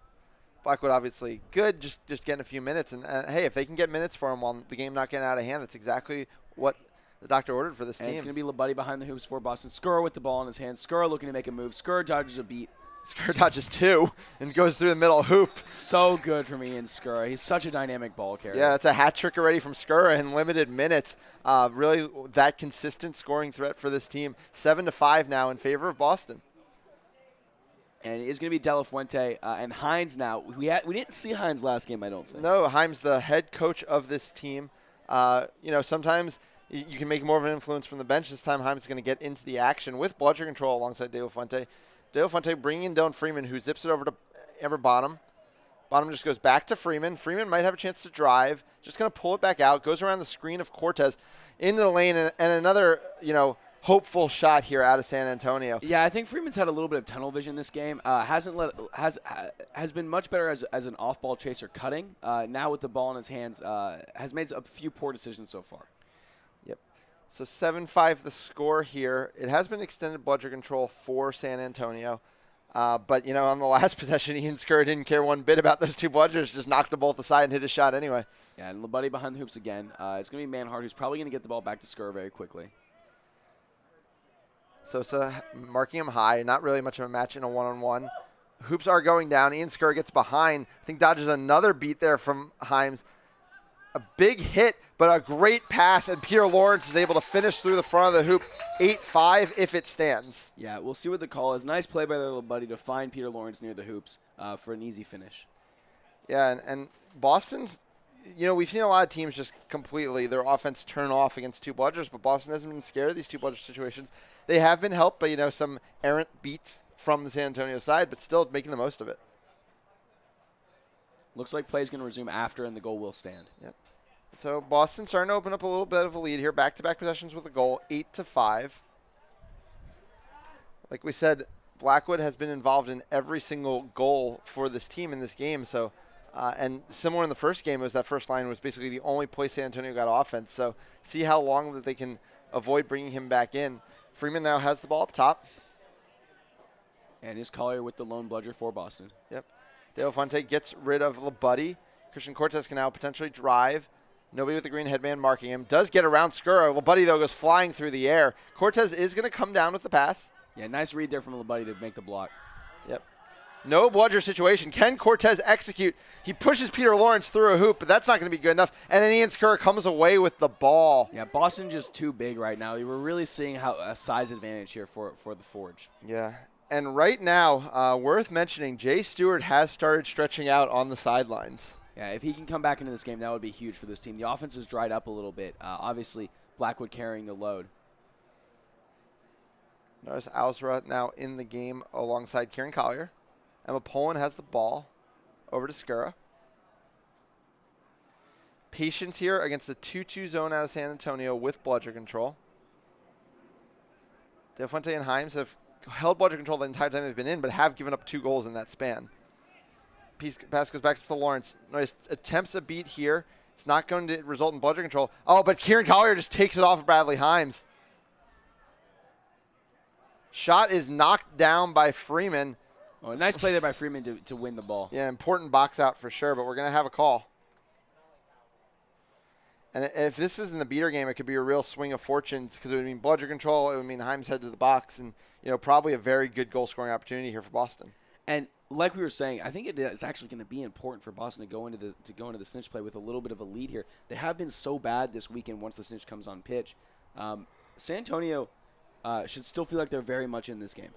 Yeah, I mean, I think San Antonio, you could argue both yesterday and today has really come up above people's expectations. I mean, they looked absolutely great in pummeling Minneapolis for back-to-back games, and I don't think people necessarily gave them much of a fair shot in this one, and they've hung around in both games now. Yeah, no, and it does feel like San Antonio's a little thin in scoring options. Obviously, Espar's out. Stewart, who is stretching, picked up the knock. The depth of that San Antonio and who can score for them, I think, is a little bit thin. But the beating game has been so good throughout the entire game. So De La Fuente is going to get a failure to dismount blue card. So it is that really bad situation where they're going to be facing bludger control, down a beater, and with the ball in the hands of Ian Skura, who can create effortlessly. Skura going to his old Middlebury teammate in Peter Lawrence. Lawrence, though, gets tackled huge by Dylan Freeman. The exact play they needed in that moment. Yeah, I think we're going to get a card on Lawrence here for continuing to play after the ball went out of bounds. Yeah, I don't know if it's a card. I think maybe Just it wasn't about it wasn't communicated. Well, obviously hard to keep track of the back line as Dylan Freeman is tossing you around like a salad. Now Freeman with the ball. Looks like it's gonna be Blackwood. Okay, so Chris De La Fuente serves this time. A really important penalty kill there. Yeah, yes, absolutely. And now, Blackwood being back in this game is so huge for San Antonio. We'll see if they can create, and it is still going to be the pair of De La Fuente and Himes. We'll see we'll see when they choose to bring Danny Williams back into this game. Sosa has the ball on the near side. And a trade of beats up top, going to give an opportunity for San Antonio to create. Blackwood finds Catherine Hay all the way behind, and it's a big hit there by Emma Poland. Looking to go the other way now. No bludgers back, and Noyes ready to lead the charge. Ian Skur is going to bring it down that side. Blackwood trying to cut off the inside. Chris De La Fuente, I think, successfully deflected a ball out of bounds again.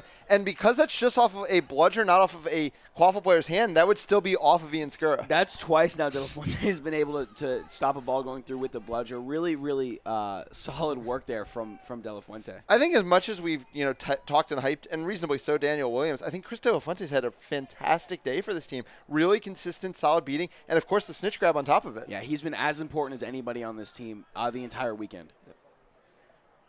Alex Vega checking in for the first time in this one. Did play some in game one as well. Vega also been quiet this weekend. Yep.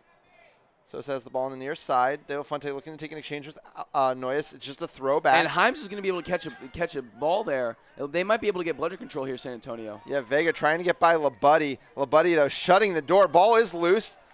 Picked up by Blackwood. Looks like we're going to have an advantage call for San Antonio. And Blackwood, who's done so much work, does a little bit more there for San Antonio. This game is tight. How impressed have you been by Blackwood in this game with Stewart going down early? I think it's so much different to, kind of be playing as that second option to Stewart rather than having to really carry the load.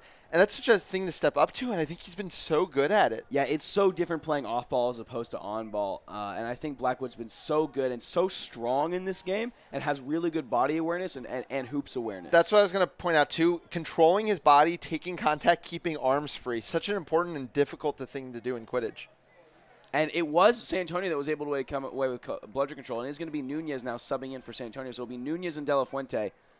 Just absolutely rock solid. Anybody you put next to De La Fuente has been absolutely rock solid. I think in large part because of his excellent play. Yeah, and Daniel Williams has gotten a very, very long break here at this point. De La Fuente, something we've seen from him all weekend. If the one bludger on the other team's on the other side, he will come all the way up to half pitch if you give him the space. Now has to fade back, which allows Nunez to step up. Nunez makes a beat on Skura. Long pass to Olazaba. Olazaba over to Crawford. Crawford gets it to go. Yeah, and San Antonio's rotations there were just a little slow. This might be...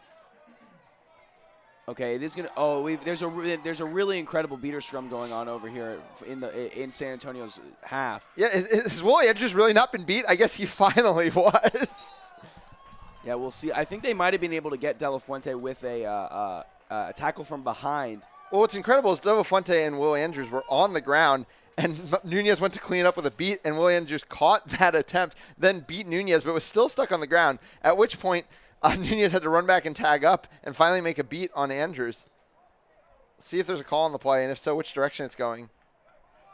So it's going to be Will Andrews for playing after beat. Probably kept going a little bit too long in that one, but what a fight from the Michigan grad. Yeah, pretty awesome play there from Will Andrews. San Antonio's chaser rotation was a little bit slow, allowing Boston to score that goal. We are going to be at about the 18-minute mark. And we still haven't seen Danny Williams come back in the game. It's going to be a 1.5 here from San Antonio. Yeah, Nunez does a good job. No, he does get tap beat out. Vega has the ball behind, goes up to Kite. Kite needs an option, finds one in Avia, who's now wearing the green. A big hit there, and I think Tara Crawford might be getting one for behind the back contact. So it's going to be a 6v4 here in the game, and a situation where San Antonio absolutely cannot waste an opportunity. Yeah, this one has to go down if they're going to have a chance to win this game. Yeah. But of course, I mean, they have 6 goals now, and it's still been Blackwood involved in every single one. He's not on the pitch right now. Can they change their fortunes? Vega just so calm and collected, going to the near hoop that was open. Huge power play goal there for San Antonio. 9-7 now the score. And obviously going to have bludgeon control off of the beater blue card. Yeah, so a real opportunity here. As we get closer to snitch on pitch play, and we know who is favored around a snitch, it's always going to be the side of the Soldados. Still, even, if Jay Stewart can come back, and if he's feeling good, I mean, he's going to be fresher than anybody on the pitch in the late game as well. Yeah, always scary after coming back from an injury if they're going to be able to trust the part that got injured. We're not sure exactly what it was, but it'd be nice to see him be able to come and be at full strength. Skura trying to work on Melkite. Looks like we might get a call in the beater game. San Antonio seems happy with the call. And, I mean, if this goes against Serena Montero, there might be a very free goal headed the other direction. This would be a big call if it is a beater foul. Yeah, and it is. And the problem is it might be a free goal going the other way, at which point only Taylor Crawford would get out of the box and Serena Montero would continue to hold a penalty. Yeah, looks like there was a timeout here for Boston. Yeah, because things are going awry. They're picking up cards left and right. They're playing a little bit out of control, and San Antonio's just capitalizing. Yeah, and Boston has needed these big leads to cushion some poor play in the back end of these games, and they continue to be committed to playing that depth. We've seen what Boston wants to do chaser-wise. Are we going to see Havlin and Ju come back and try and clean things up here? I mean, I think for sure. I mean, you will not see Boston lose this game without Max Havlin and Lewis Shu on the pitch again. But, we've talked to head coach Tom DeMuth, and he said they're committed to going through their whole 21 until someone proves that they shouldn't. And, I would say San Antonio is testing that right now because they've played a very solid game. When you consider how little Daniel Williams has played, when you consider that Jay Stewart's been out, I mean, Blackwood's done a huge job, Chris De La Fuente's done a huge job, and Catherine Hayworth has done a huge job. And I think they've really been able to stabilize against this Boston team. Yeah, we've seen a 5-player beater rotation, including now Bradley Himes into the 4 that we mentioned previously for San Antonio. It's really the question, I think, for San Antonio. One, I think we were expecting once Esparza went out, but where's the scoring going to come from, right? With Snitch on pitch, I think San Antonio, the game will be a little bit freer, and we'll be able to see more players contribute. Yeah, and the question kind of becomes, who is the player you can sacrifice to Seeking at this point? Because we saw Chris De La Fuente getting the catch. He's also probably been their best beater, either him or Daniel Williams. Eric Reyes probably is one option, but, where are you going to go from there? Yeah, I think if I'm San Antonio, I'm going to throw Williams in, trust that he can be a stabilizer for you, and then have De La Fuente play seeker for me and see if he can go get a quick grab. Yeah. Just a little over a minute here left, which means Serena Montero is probably basically going to be serving her penalty until almost the 20-minute mark. Yeah, it's going to be a quality turner. Kite going to start with the ball for San Antonio. Big opportunity. I think Nunez is going to get rid of Skura, and I think Melkite is going to go. I want to see them hit this goal in transition. Kite, though, not in a rush. I'm honestly kind of surprised because allowed Noyes also to get back in position. Does take an exchange. It's really pressing effectively because they were making a sub, and Maya Heimball is losing exchange, but it is no bludgers. Avia has to take it to the hoop here. Does, able to keep the arms open against Skura, puts it through. 9-8. It is a 10-point game. Yeah, this is a really nice move from Avila here. With Heimball back in the game, we'll see if the Boston Bears are able to get control. Well, they already got control. Yeah. They lost it immediately. Ian Skura now in the game trying to go past Avila. Avila makes a good move. Oh, Vega just slips right off of Taylor Crawford. Vega making it too easy there. Is a call on the field, though. And also, Jay Stewart, I can't tell if he's subbed back into this game or he's just on the field. He did sub back in. That's great to see. Yeah, it's awesome to see, especially with the snitch about to be on pitch. Jay Stewart is going to be a big contributor here, scoring now that he's back. So we're just waiting for a call here. If the goal's good, Boston does extend the lead back up to 20 points. I think really the biggest problem about Melkite kind of being patient there is that Taylor Crawford's penalty got killed right before they scored, so Serena Montero got to come out of the box as well. Otherwise, that beater penalty would have continued, and it would have really been advantage San Antonio going into the 20-minute mark. Yeah, I think that's a fantastic point, Ethan. So I believe the goal stood. I didn't see any call on the play. Nunez is going to come out for Daniel Williams. We have a very high press here from Boston. Yeah, I mean, the beater's way out of the play. So Melkite's so smart here to not cross half pitch. Finally does. A long pass across to Stewart. First time we're seeing Stewart touch the ball since the injury. Just flips one over to Avila. Back to Stewart. Just playing catch. And you need a patient possession here to try to get bludger control before the 20-minute mark. And we have officially hit 20 minutes. Jay Stewart looking to drive. Jay Stewart's high, but it's also past to Vega. Pass goes back to Stewart. Love to see Stewart get in the air successfully there to corral that one. Avila now has no bludger situation. Avila's starting to feel it. That's huge for San Antonio. Yeah, really important possession there, and Avila is loving it. That's the best goal we've seen from him all weekend. Yeah. That is the kind of thing that this team needs. Avila is one of their more physical players. You know, that's not necessarily something you're going to see out of Jay Stewart, especially because Jay Stewart's clearly still nursing the injury. If he can stay on the field and be an offensive producer too, it would be huge for them down the stretch. And importantly, it is going to be De La Fuente with the gold headband. I imagine we'll see Daniel Williams subbing it at beater to cover for what has been a fantastic performance by De La Fuente. Yeah, did sub in right before that last possession, so he will be on the field as we get going. And yeah, I mean, Avila suddenly a hat trick. We needed something besides Blackwood Stewart, and it seems like Avila has been the formula. Really willing to get in those lanes, take that contact, and make that mid-range shot. Yeah, we've talked about body control, keeping hands free. Those are the things you're looking for from your chaser as they drive towards the hoops. Yep. It'll be interesting to see how these teams play it. I think if you're San Antonio, you have to go for the snitch grab. I mean, it's your real route to go get into this game, get ahead of Boston. And maybe, you know, even if Boston then can exchange goals with you or slightly better you can still get to that set score first. Whereas for Boston, you know, there's a few different ways you can play this. You can, you know, if San Antonio overcommits, you can try to run up the score a few points in the quaffle game. I love to see San Antonio be really composed on offense in terms of stalling if they do try to, you know, focus a little bit more attention on the snitch. But, yeah, I mean, I think San Antonio, one way or another, is going to need to catch quick here if they're hoping to win this one. Yeah, I think if I'm Boston, I think if I'm Boston, I'm going to keep my beaters in the quaffle play and just say, okay, it's all yours. Go get it. We're going to try and score more points than you more quickly to get to that set score faster. Yep. And I think if you're San Antonio, you want to get back into that five-person beater rotation that you had earlier. So we'll see if they do that quickly or if Heimbaugh's going to take a longer spell here. Yep. Barnard now the snitch. Different snitch than the one Cristo Fuente caught the first game. I believe it was Matt Cooper who was snitching in that one. And obviously Barnard, a storied snitch here who does a lot of really good work and is very difficult to catch. I think that's important. I think that's an advantage for Boston if Barnard can hold out a little bit longer here. Yep. Greg Bento and Cristo Fuente will be the starting seekers. There is a bludger in Serena Montero's hand, one in Noyes Osra's hand. They're going to be subbing back as Maya Hambam double kicks, which is a real painful situation that's going to put a beater in the box for San Antonio right as the Seekers are about to come on. Yeah.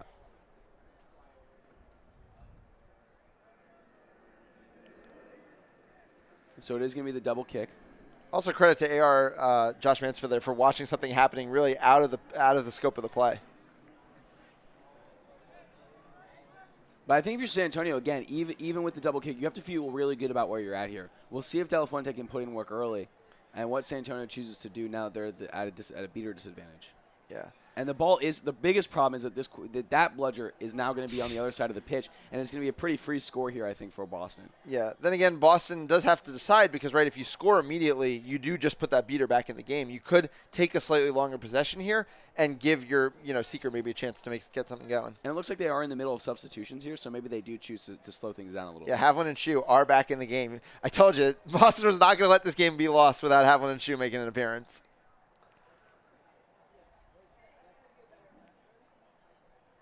Daniel Williams has a long run to that bludger.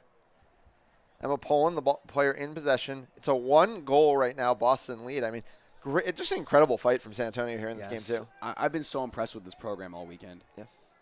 And his Greenhouse, with the green headband, he's going to take a quick drive here.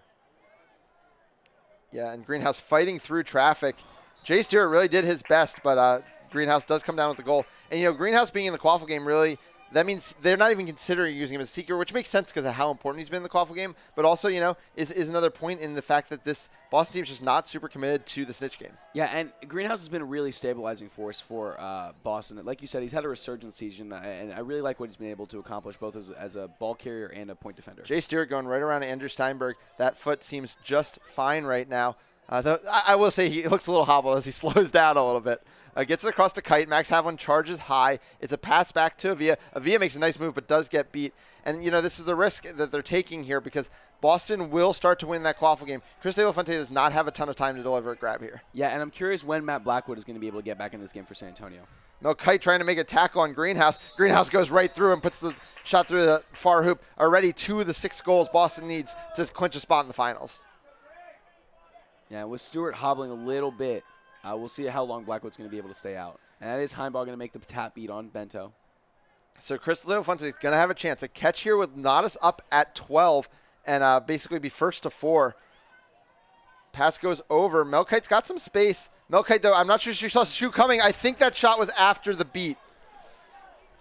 Yeah. A good take, though. Yeah, good take. Tough there from Kite to not have the awareness to see you on the way through. It's just so tricky when the snitch on pitch and you assume the beaters are all over, and then Shu comes out of the secret game to make that beat. Yeah, and a really tough angle there to get the shot through as well. Bento, a lot of time here with Barnard because Daniel Williams has chosen to stay, I think rightfully so, in the quaffle game. Yeah, and Steinberg now behind the hoops. And a very interesting lineup. This might be the reset. Oh, and that's out of bounds. Yep, that is going to be out of bounds. That's some huge bought time there for San Antonio because Daniel Williams is also able to win exchanges with both Max Havlin and Louis Shu. So it's going to be no bludgers, and it's going to be a chance for Chris De La Fuente to make a catch. This could be a huge shift in the game right here if Avia can convert. Avia back to Stewart. Stewart's got some space, goes past Poland. Stewart hard through near the far hoop. And it looks like Matt Heimbaugh's down on the field for San Antonio. That's going to be a beater sub into Hayworth, it looks like. Yeah, it'd be a big deal here for San Antonio if they're able to come away with this bludger control and catch the snitch soon. Barnard doing a very good job as the snitch. Yeah, it's interesting lineup from Boston here. We usually are used to them going a little bit bigger. We see Skura, we see Labuddy. Now we've got Greenhouse in a small lineup, and Greenhouse really has been carrying this team with snitch on pitch. Perhaps Boston didn't like the look that they've been seeing this weekend from that bigger lineup, and they decided that, you know what, we need the steadying presence of Harry Greenhouse to get the job done. For sure, and hey, he's provided so far on the offensive end. That said, with that goal being good, it's still a 2-point game. A catch would still give San Antonio the lead, and most importantly, I mean, hey, we're seeing Jay Stewart still perform out there. Really nice take there from Stewart. Yeah, absolutely. It's so important for him to be able to score goals for this team. And David Avia has really grown in this game as well. He had the assist on that one. 2 bludgers in San Antonio. Basically, San Antonio is letting Chris De La Fuente work while they're on offense and playing defense at the rest of the game. I think that's the right play here out of San Antonio. And a missed beat there from Havlin. It's going to be a race. It's going to be a race back to the ball that Daniel Williams is going to win. Greenhouse now with the ball marked by Jay Stewart. Yeah, it's going to be a press. Oh, but Greenhouse says, I'll break your press and puts one through the top hoop. Yeah, Greenhouse has been so good in this snitch on pitch. The best we've seen from Boston so far this weekend. And Daniel Williams might have overcommitted there and lost bludger control out in front of the play. Meanwhile, Chris De La Fuente getting closer and closer. Jay Stewart has a no bludger opportunity. He fakes once. He goes right down over Emma Poland. 2 goals here for oh man, I thought I saw a shot there for Chris De La Fuente. In the meantime, though, I think it's going to be Catherine Hayworth who needs to get the ball back in the game. Oh, it's Avia who knocks the ball free.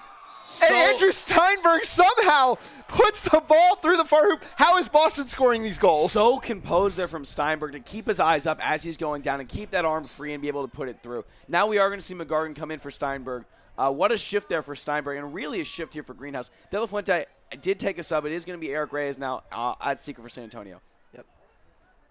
Greg Bento still working in the secret game. Jay Stewart this time does get turnover beat. there from Jay Stewart. Yeah, and Daniel Williams is out of position now, so I'm not sure he's going to be able to stop this fast break. It's going to need some chaser help. Oh, did that hit Finn McGargan? No, it misses. Beautiful in transition. Boston, just like that, is 1 point away from the finals. Yeah, and we did say that San Antonio was going to need a quick catch here, and I don't think it looks like it's not going to be enough. They weren't able to get there fast enough to make this a game, really. Yeah, Reyes is trying to fight in now on Barnard. A catch would still matter. I mean, it would definitely make things interesting at the end here.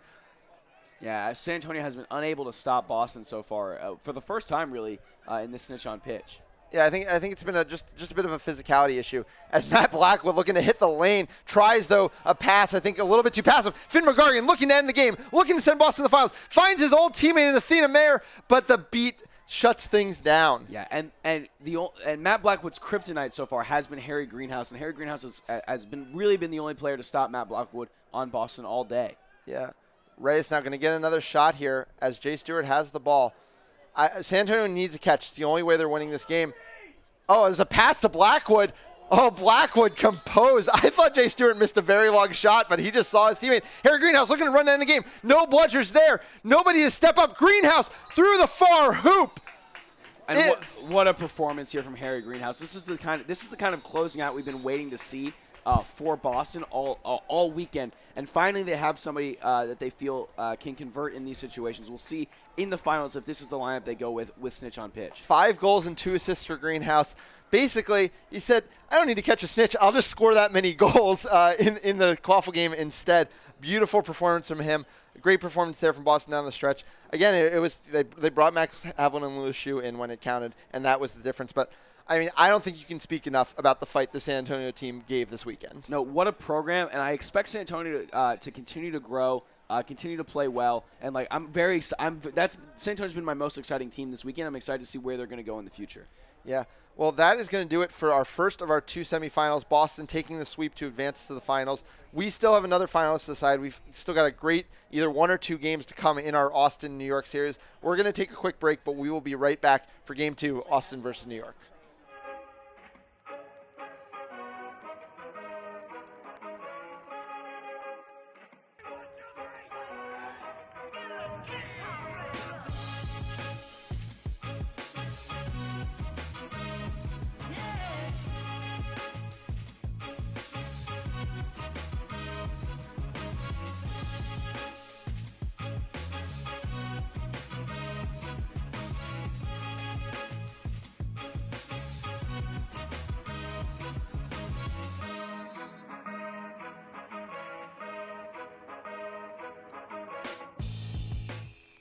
Quadball is a sport that integrates aspects from rugby, basketball, and dodgeball to create a fast-paced, mixed-gender game that features 7 players per side.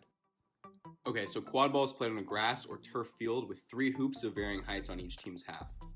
There's 4 balls in quadball, 1 quaffle, and 3 bludgers, and the players run with brooms between their legs and must complete all the play while on broom. If a player comes off broom at any point, they have to tag the center hoop on their team's half before resuming play.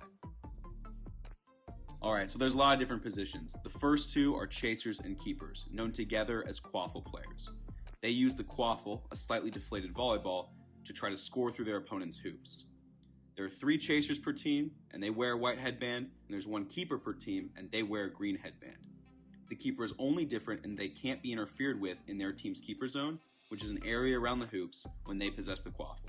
On offense, all 4 players move the quaffle by running and passing and shooting to attempt to score. A good goal can be scored from either side of the hoop, and it's worth 10 points. On defense, players can tackle each other, and we're talking full contact to prevent the other team from scoring.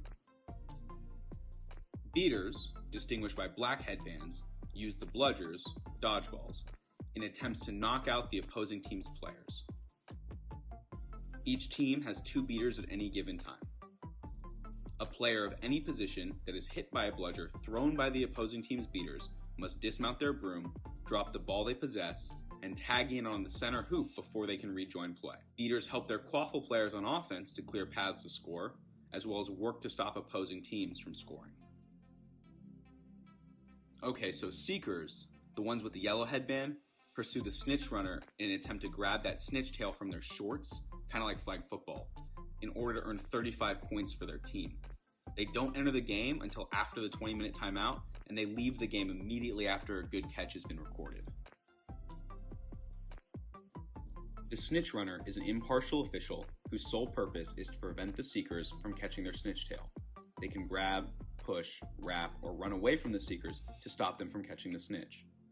The snitch runner comes onto the field after the 20-minute timeout and stays until they are caught.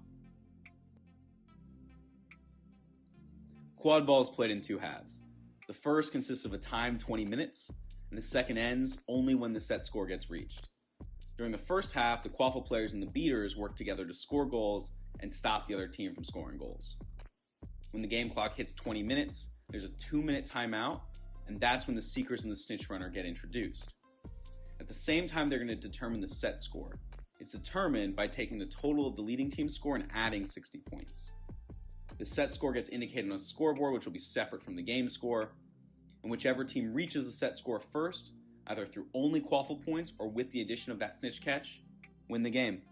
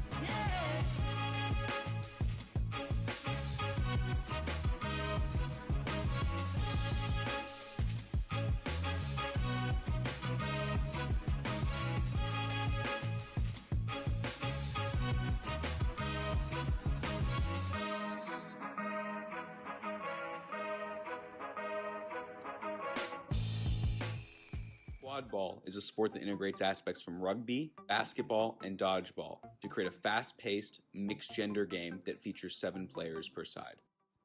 Okay, so quadball is played on a grass or turf field with 3 hoops of varying heights on each team's half. There's 4 balls in quadball, 1 quaffle, and 3 bludgers, and the players run with brooms between their legs and must complete all the play while on broom. If a player comes off broom at any point, they have to tag the center hoop on their team's half before resuming play. Alright, so there's a lot of different positions. The first 2 are chasers and keepers, known together as quaffle players. They use the quaffle, a slightly deflated volleyball, to try to score through their opponent's hoops. There are 3 chasers per team, and they wear a white headband, and there's 1 keeper per team, and they wear a green headband. The keeper is only different in they can't be interfered with in their team's keeper zone, which is an area around the hoops when they possess the quaffle. On offense, all 4 players move the quaffle by running and passing and shooting to attempt to score. A good goal can be scored from either side of the hoop, and it's worth 10 points. On defense, players can tackle each other, and we're talking full contact to prevent the other team from scoring. Beaters, distinguished by black headbands, use the bludgers, dodgeballs, in attempts to knock out the opposing team's players. Each team has 2 beaters at any given time. A player of any position that is hit by a bludger thrown by the opposing team's beaters must dismount their broom, drop the ball they possess, and tag in on the center hoop before they can rejoin play. Beaters help their quaffle players on offense to clear paths to score, as well as work to stop opposing teams from scoring. Okay, so seekers, the ones with the yellow headband, pursue the snitch runner in an attempt to grab that snitch tail from their shorts, kind of like flag football, in order to earn 35 points for their team. They don't enter the game until after the 20-minute timeout, and they leave the game immediately after a good catch has been recorded. The snitch runner is an impartial official whose sole purpose is to prevent the seekers from catching their snitch tail. They can grab, push, wrap, or run away from the seekers to stop them from catching the snitch. The snitch runner comes onto the field after the 20-minute timeout and stays until they are caught. Quad ball is played in two halves. The first consists of a timed 20 minutes, and the second ends only when the set score gets reached. During the first half, the quaffle players and the beaters work together to score goals and stop the other team from scoring goals. When the game clock hits 20 minutes, there's a 2-minute timeout, and that's when the seekers and the snitch runner get introduced. At the same time, they're going to determine the set score. It's determined by taking the total of the leading team's score and adding 60 points. The set score gets indicated on a scoreboard, which will be separate from the game score, and whichever team reaches the set score first, either through only quaffle points or with the addition of that snitch catch, win the game.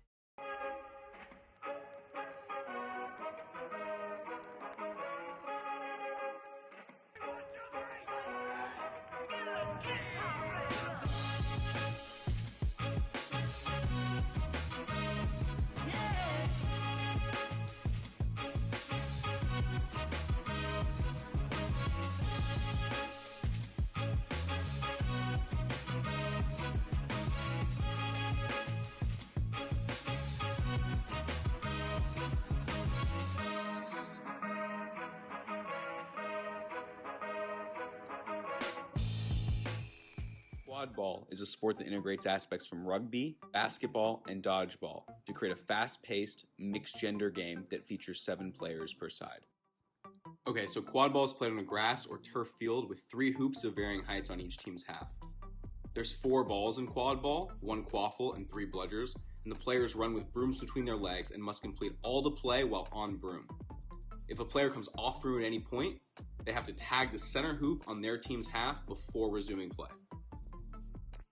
Alright, so there's a lot of different positions. The first 2 are chasers and keepers, known together as quaffle players.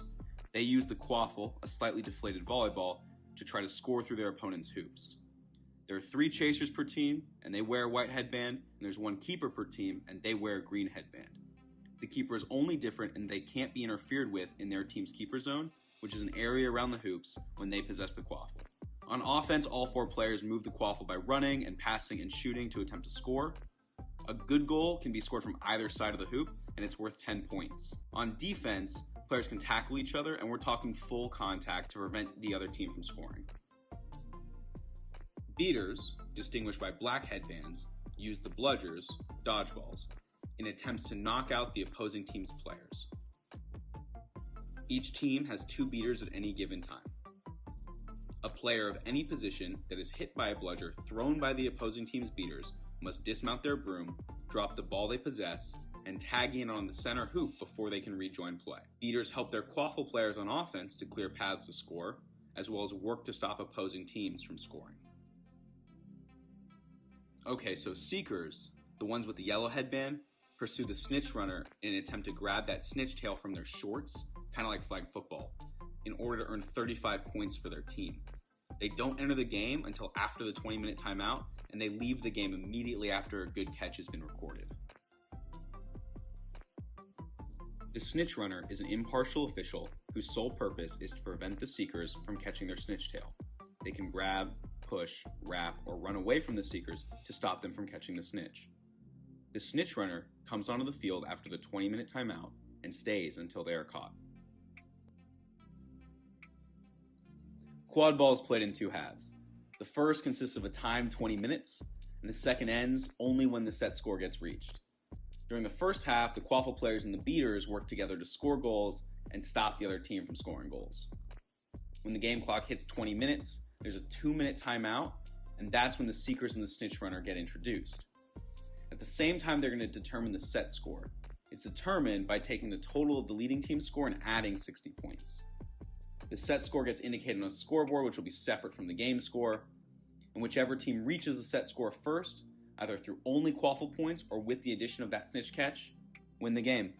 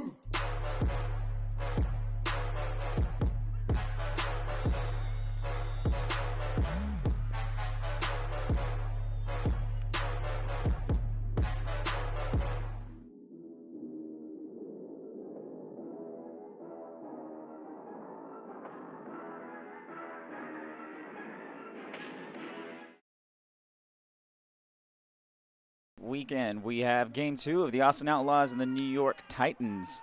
After just wrapping up that Boston series against San Antonio, Boston's qualified for the finals, and we're about to find out right now if Austin's going to go ahead and move straight to those finals or if New York's going to make a case for Game 3. Welcome, Jack. We're off. Sorry, I didn't give you time there. But Augustine Monroe is going to lose this quaffle battle. It's going to go into the hands of John Jackson, who's going to pitch it backwards. It's going to be into Yanko. He's going to pass it to out of bounds. So we're going to get a pretty quick turnover here, and Josh Johnson's going to take this quaffle as we get set up here. This is going to be an inbound from Josh Johnson. He's got McBride to his left, Monroe to his right, and Casey Beavers on the far side of the field as Jack Wong's going to clear out one defender and give an opportunity for Josh Johnson to score. We got 10 points on the board immediately for the Austin Outlaws. Yeah, not a great start from the New York Titans. Sloppy off brooms up with the turnover, and then not really meeting Josh Johnson with a ton of resistance at the top of their defense. They're going to need to find a way to put a little more pressure on him because he can't just be picking out those shots from the top of the key. Yeah, Devin Lee's pressing Monroe back to the keeper line with the green headband. He's safe there, but Mike Lee's going to go cut outside and inside and pass behind. John Jackson now with the quaffle on the backside of the hoops. Josh Johnson providing a little bit of pressure, as Jack Wong is also there to protect against a drive. And we're going to do a patient drive. It's a long pass. It could have been a shot. Morella's going to be there. She's going to take a beat, as Kaiser's also going to take a beat from Devin Lee. We got bludgers all over the floor. And New York's going to maintain quaffle control. Monroe applying pressure. It's going to be a pass over. It's intercepted immediately by Josh Johnson. So we're going to slow this down. What a play by Devin Lee. Not going to force the turnover quite yet, although he's going to drift back to the defensive end. Did not create the offensive opportunity. Austin forcing the turnover, but an incredible catch. Yeah, Phil Kane and Devin Lee are the beaters for the New York Titans. They're going to be the ones who are holding control as Monroe brings it to the close side of the field. Beavers to his left. Jack Wong's going to go in and engage with Devin Lee. He's going to tie, but Kaiser Polson's looking to get control. Josh Johnson receives a quaffle back at the top of the pitch, but there's no opportunity to drive, so he's going to pass to McBride on the far side of the field. Pressured by Phil Kane, forces the pass. Casey Beaver is able to keep it in bounds. She's struggling, though. Monroe's going to actually corral the pass. It's a turnover now. There we go, into the hands of John Jackson. New York Titans on the offense. Yeah, good recoveries on the defensive end for the Titans behind the hoops. They got beaters out there. It was Phil Kane racing out to make the beats, and a couple chasers to clean up the play, too, and put some pressure on Casey Beavers. Polson engages with Phil Kane. He's going to win that exchange, and John Jackson's going to have to drive behind the hoops. He's going to pass it back up top to Morello, who's going to be able to catch it and passes it immediately to Mike Lee. And it's going to slow down this offense as his beaters comes back into the play. John Jackson taken out of the play. Phil Kane with immunity. And we're going to slow this back down as everybody comes back into the play for New York. Jack Wang is going to dodge a beat. A long shot opportunity after the reset was used, I suppose. And McBride's going to take over this quaffle for the Austin Outlaws. Yeah, really smart play from Yanko, knowing that their single bludger with Phil Kane was back behind the hoops and Austin was about to press. New York now has Devin Lee with the bludger in hand. Yeah, control for the Austin Outlaws. Jack Wong, Kaiser Polson still in the game. Monroe back up top with the quaffle. Johnson to his right, McBride to his left. Beavers behind. Is this a keeper and a chaser on the hoops as Mike Lee's going to apply a little bit of pressure to prevent the drive from Monroe. A pass opportunity. McBride's just waiting by the small hoop. That's 10 points. Yeah, that's way too easy for the Austin Outlaws. The defense has just not really been providing much resistance from the New York Titans. The weak spot of the zone seems to be right down the middle, playing from the front. Whether it's Josh Johnson or Augie Monroe, they've just been picking apart the Titans' defense, and it's in no small part due to the pressure that Jack Wong and Kaiser Polson are putting on the New York beating pair. Yeah, John Jackson's bringing this across. Another shorter shift for Devin Lee as Tate K comes in the match with Tessa Mullins as his beating partner. As Morella's going to carry this behind the hoops, far side of the field. She passes it over to Yanko. He's going to dribble it past the defender. An opportunity to dunk. He's going to get it through. Yeah, and that's more like it from the New York Titans on offense. It's what we've been kind of calling for, players driving from the wings, driving from behind the hoops, gathering a full head of steam, and Yanko made it look easy there. Yeah, and the bludgers for the Austin Outlaws were just clearing a path, but we are going to get a stoppage. That happened before the shot, so I wonder if it's a beater turnover here. Jack Wong did use a third bludger, but I don't know if it was a legitimate use of it. Yeah, Austin able to get back out in transition quickly after conceding the goal. A sign of a good team always that they are looking to score after giving one up. Yeah, we did have a 2-0 start for Austin this game, much like last one, but an immediate, an early response from New York gives us a little bit of difference here. We are calling it a no-good goal, so it's going to stay 20-10 as a score in the quaffle into the hands of the New York Titans. That's a big turnover. I think you're right that New York doesn't want to fall into the type of hole that they started game one in. And so if John Jackson can convert here on offense, potentially the Titans can find their way into the game a little bit earlier. And as we get back into this, a slower approach for John Jackson as a couple substitutions come through. And this bludger is all the way back at the back line of his side of the field as Tessa Mullins brings that forward. But Tay-K's got one as well. Jack Wong applying a little bit of pressure as there's a free beater there. Jackson's going to take it behind. Looking for a little bit of pressure. An opportunity to pass back up top to Yanko, who's not able to corral it. Still dribbling that one. Monroe taken out of the play by Tessa, and Yanko's going to score that one. Yeah, and again, Yanko providing what the Titans need early, driving on the hoop defense. And I'm going to be interested to see now if Austin makes an adjustment defensively, because the Titans seem to have come in here early with a game plan, knowing what they need to do. It's kind of how we ended the last game, was trading goals for goals, pretty much snitch on pitch on. So we'll see if that just carried over to this game. Joey Gattelli now into the game with the quaffle. Johnson to his left. Casey Irwin in the beating game with Jack Wong as the partner. Monroe with the quaffle on the far side of the field. Yanko's going to step out and apply pressure. Monroe's going to get around. McBride as an option to his left. But he's going to take it around Yanko and take a shot on an open hoop, and it goes through. Yeah, really nice play by Gattelli driving through the This defense. is going to be a fast takeoff, though. John Jackson's looking for some passing opportunity. Morella to his right. He gets around one defender, McBride, but Gattelli's right there, and he's going to have a lobbing opportunity. Does that one go through? They're calling it good. What a dunk. Yeah, and Yanko with the early hat trick. Yeah, Monroe's not waiting. He says he wants to get in on this, too. He's going to drive in. Gattelli clearing a little bit of a path. Johnson to his right, McBride to his left, but he's going to slow that one down. And we have Casey Irwin, who beats out a point defender, as Monroe's going to take a substitution. He didn't like the fast break, I guess. As Tate K's going to engage with Taylor Tracy. Tracy's going to catch that. Tessa Mullins also going to throw a bludger. He's going to catch, and it's going to be a great pass, but it is intercepted. Not a great pass, but intercepted by New York, as they are now on offense back onto Tessa Mullins. Again, her bludger is caught. And Austin's going to maintain control as John Jackson's just going to lob it to Morella. She's got an opportunity. She lobs it up as well, but it's going to be intercepted by Sammy Garza now into the game for Monroe. Yeah, great interception by Garza, but Casey Irwin is all over the defense for the Austin Outlaws. We haven't been talking about her enough, just how much she's doing on the defensive end. Not historically a beater, has been playing beater for most of the season and showing everybody why. Yeah, and she's stepping in there, just pinning Tate K back to the back hoop, and it's just going to clear a path for Sammy Garza to take an open shot on the open hoop. Yeah, again, Austin going right down the middle of the New York defense. The shots are there, even with one taller keeper in John Jackson in the game. I'll be interested to see if they ever try to play John Jackson and Leo Freed together, two players who bring some height and hoop coverage. Freed's going to come in for Jackson now. Yeah, Freed's in. He passes it over to Morella. Iannucci on the far side of the field. Morella's driving in. She's getting pressured by Sammy Garza. A ground pass to Ing, and then we're going to get a stoppage here. I think that was a late pass, possibly. I don't want to assume anything, though. Yeah, that's Byron Ing behind the hoops with on the play. The 20-year-old player from Rutgers. He's had a really nice weekend, but called for the play after beat there. I see. Well, Tate-K's got a bludger in his hand and a bludger right to his, like a foot to his right. So it's a good chance that New York's going to, well, actually, that would be the third bludger. So Casey Irwin has immunity claimed for it. We'll see if Tate uses this third bludger and takes possession of that one on the ground. Sammy Garza is going to be the one going to the penalty box, and Arian Godesy is going to put on the green headband. The quaffle is going to be in the hands of, I believe that's Iannucci.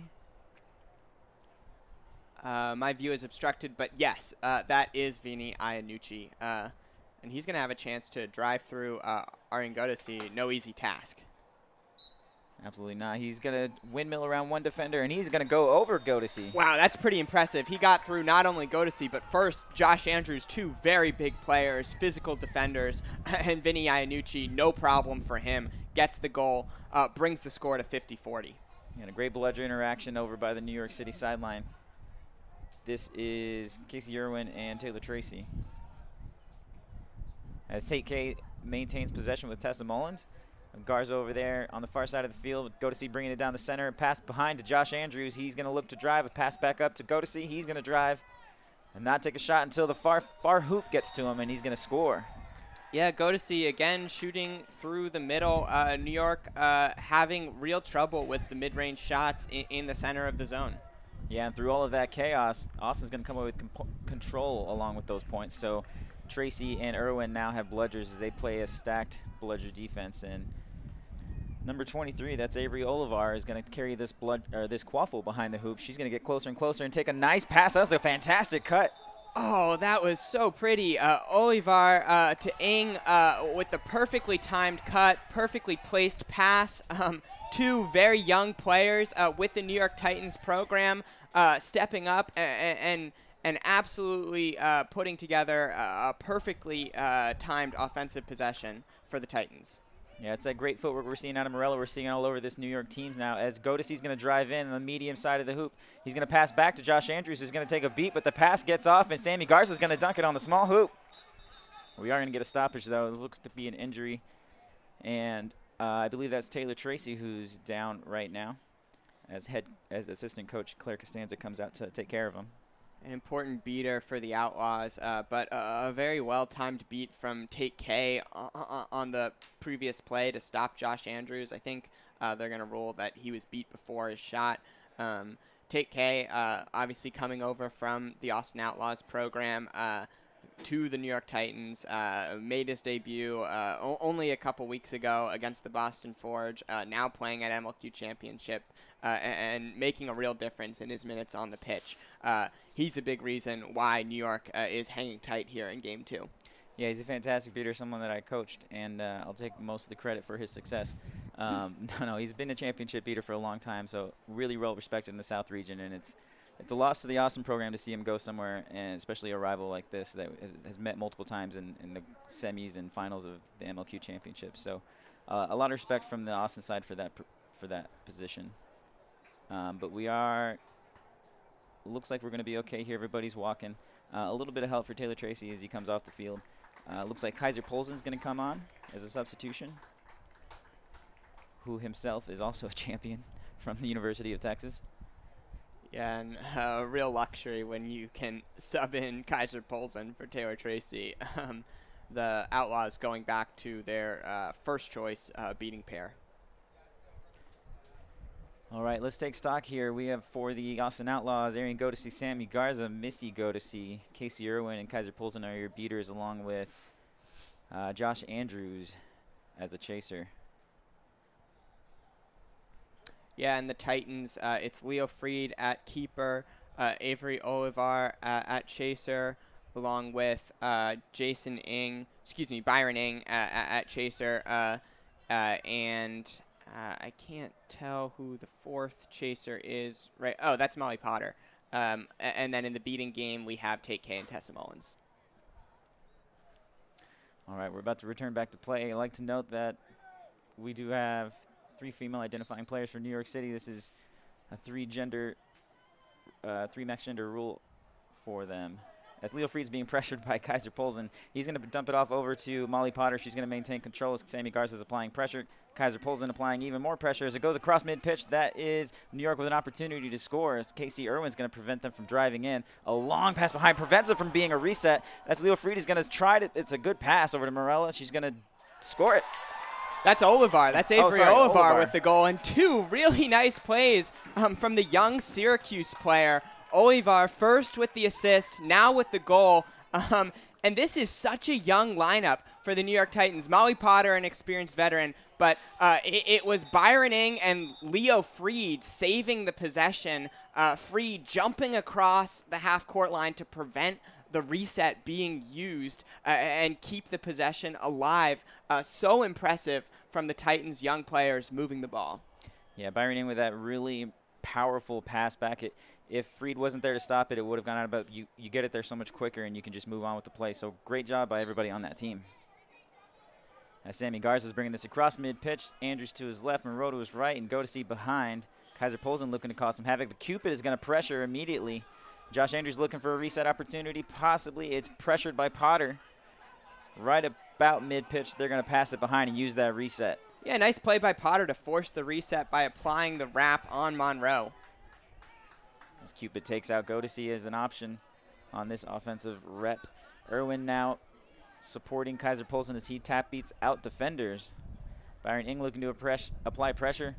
A nice beat lands against Kaiser Polzen. It's going to force a lot of pressure from this defense. Sammy Garza's driving in. Leo Freed can't bring him down. A nice pass over to Monroe, who's going to score on the medium hoop. Yeah, such nice ball movement for the Austin Outlaws. Able to evade the beats. For New York, the beating pair in the game is now Vinny Chico and Kellen Cupid holding bludger control.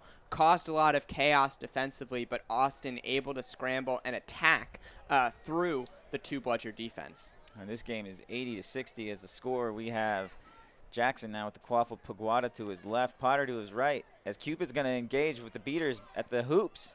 Irwin's going to accept that beat and just tag back in. And an exchange happens. Kaiser's going to lose his bludger. Paguada with an opportunity. He's being pressured by a bludger over to Jackson, who's going to slow it down and wait for his teammates to come back in and organize this. Oh, we have another stoppage. Yeah, Cupid and Chico playing very hard right now, very aggressively. They're going to have to make sure to keep one bludger back so that they don't get hit on the counter here. A real risk for the Titans.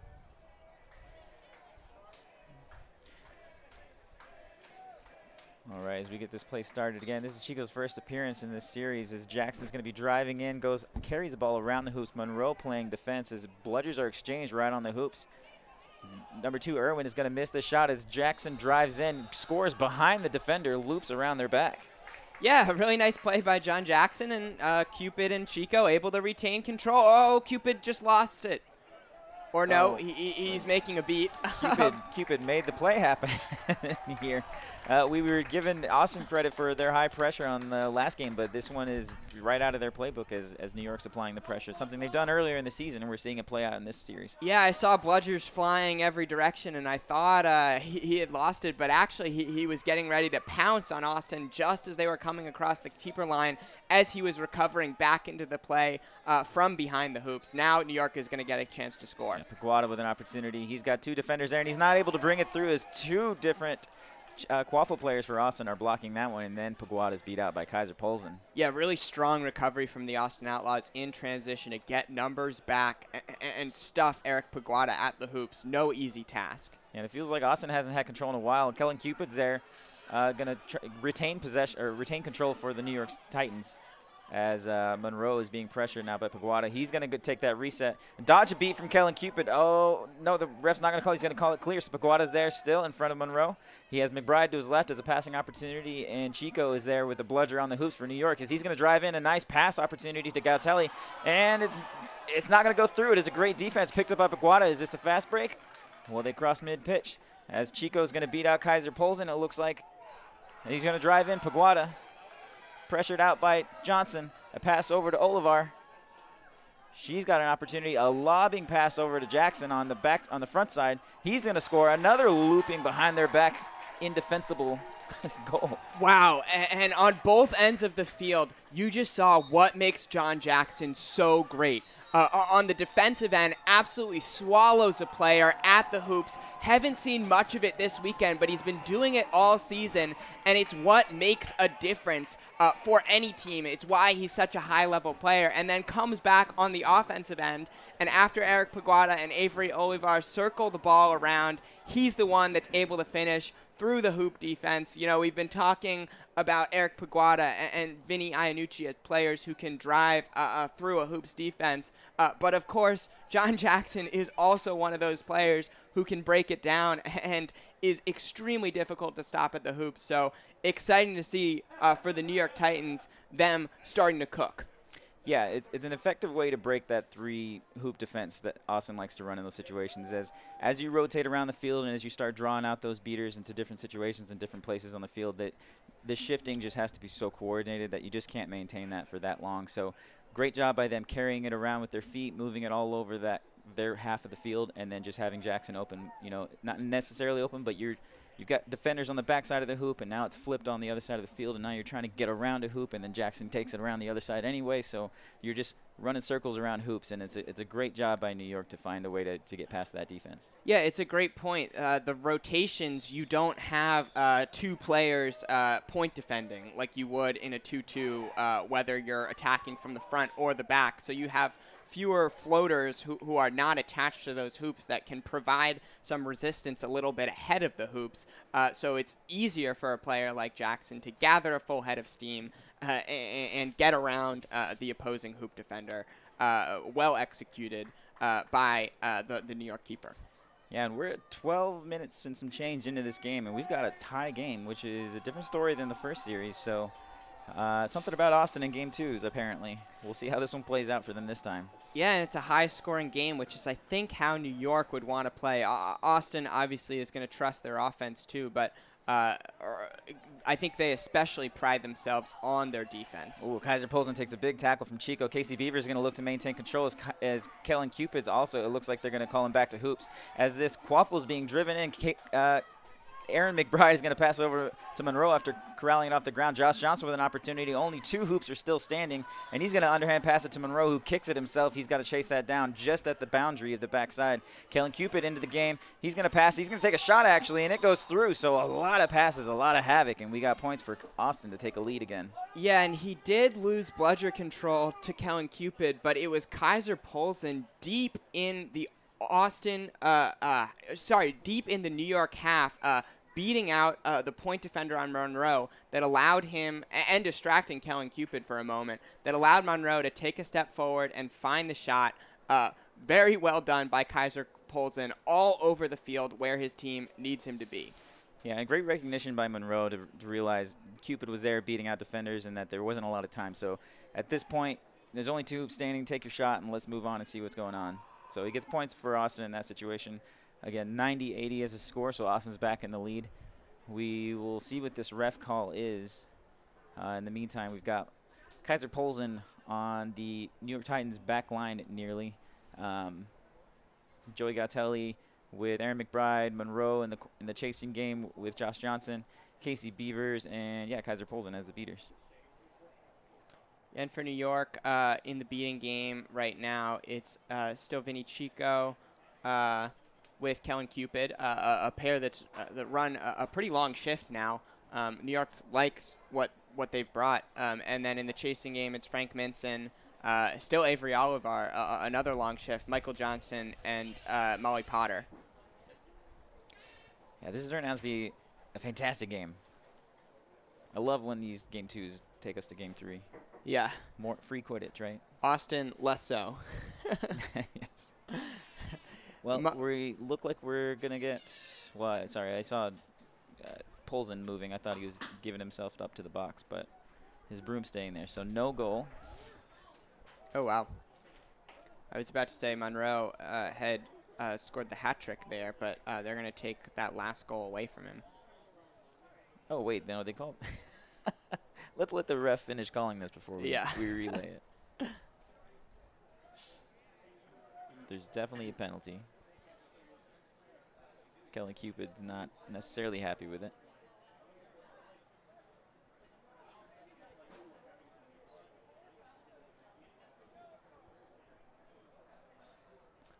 So there are 2 fouls on the play, 3 fouls on the play, possibly more. First, New York, Kellen Cupid is going to get a contact from behind foul. Second, New York number 66, John Jackson, is going to get a reckless hoop dislodgement blue card. Third, New York 66 is also going to get behind contact. That's also John Jackson. And Austin, number 3, Kaiser Polson, is going to get a contact from behind, yellow card. It's going to be New York ball, but lots to sort out here. A whole commotion party in the box for both teams. And I think Austin is going to be left with the advantage. There's a beater out for both teams. Well, no, I think Kellen, I think, may be out of the box because of the goal being scored. That makes sense. And, yeah, this is why we're seeing a rather long stoppage. Lots to sort out here. A goal on the play, beater cards for both teams, a card on John Jackson related to 2 infractions. So the refs are taking their time to make sure they get this one right. I'm glad they do, because this is the highest number of cards I've ever seen in a single call. Yeah. But, yeah, it looks like Kellen Cupid is going to be on the pitch because that goal is going to be called good. So it is going to be a 90-80 score for the Austin Outlaws. Casey Beavers with the bludger, Chico with the bludger, and Cupid's going to end up with the bludger after he tags in. Chico shakes out Monroe on his way back to his hoops. He's headed there anyway, though, so. Yeah, so beater power play now for the New York Titans. Chance to bring the score even at 90. We are going to get a substitution as Kelly Cupid comes out of the game. I think that is Phil Kane. Yes, and New York is going to have to do it without John Jackson. It's Michael Johnston with the ball. Lindsey Morella now back into the game, working behind the hoops. Johnson's got an opportunity. He's going to drive in and pass. It's going to get intercepted by Josh Johnson. He's going to get beat out by Gatelli's going to pick it up and secure it into the arms of Oxy Monroe, who's going to evaluate the field before turning around. Gatelli substituting out. Josh Andrews coming into the game. And they're going to look to drain this clock before scoring to get Kaiser Polson back into the game. Yeah, New York needed a little bit more from Michael Johnston there. Hard to do against the Austin defense down at Chaser, but too easy for them to stop him. 2 bludgers on the ground. That Quaffle is also going to get turned over. Johnston's going to look to take off. He thinks that there's no bludger opportunity as Casey Beavers now sitting on the hoops as the defender. Kaiser Polson back into the game. Morella's going to take this Quaffle back at the top and reset with the rest of her team. Yeah, Polson makes a great play for bludger control right out of the box. Kane had thrown at Casey Beavers, maybe didn't see that Kaiser Polson was back into the game, thought that Michael Johnston was running up behind him. And they engage. Kaiser's out. It's going to be picked up. Control over to New York Titans.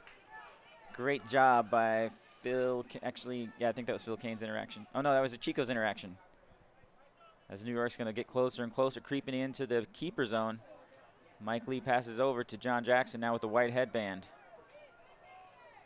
And there's a missed beat from Casey Beavers. He's going to shimmy around one defender. It is people on the hoops, but he's going to get past Josh Andrews as he steps out to make contact. Yeah, John Jackson back into the game, able to work on the wings, receiving the pass from Mike Lee. And again, the hat trick for Jackson. Yeah, again, elevating over the hoop defender. John Jackson finding his rhythm here against the hoop defense. Devin Lee stepping up to apply a ton of pressure just as they get outside the keeper zone. But all the bludgers on the ground is an opportunity for Josh Johnson to score.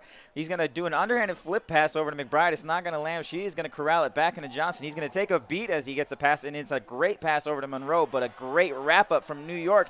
He's still going to get the pass off to Andrews with a shot opportunity. Josh Johnson receives the pass. McBride receives the pass. It is going to finally stop and be in the hands of Michael Johnston. Yeah, great resistance from multiple players on the Titans there. First, Yanko with the wrap. Then at the end, Phil Kane with the beat.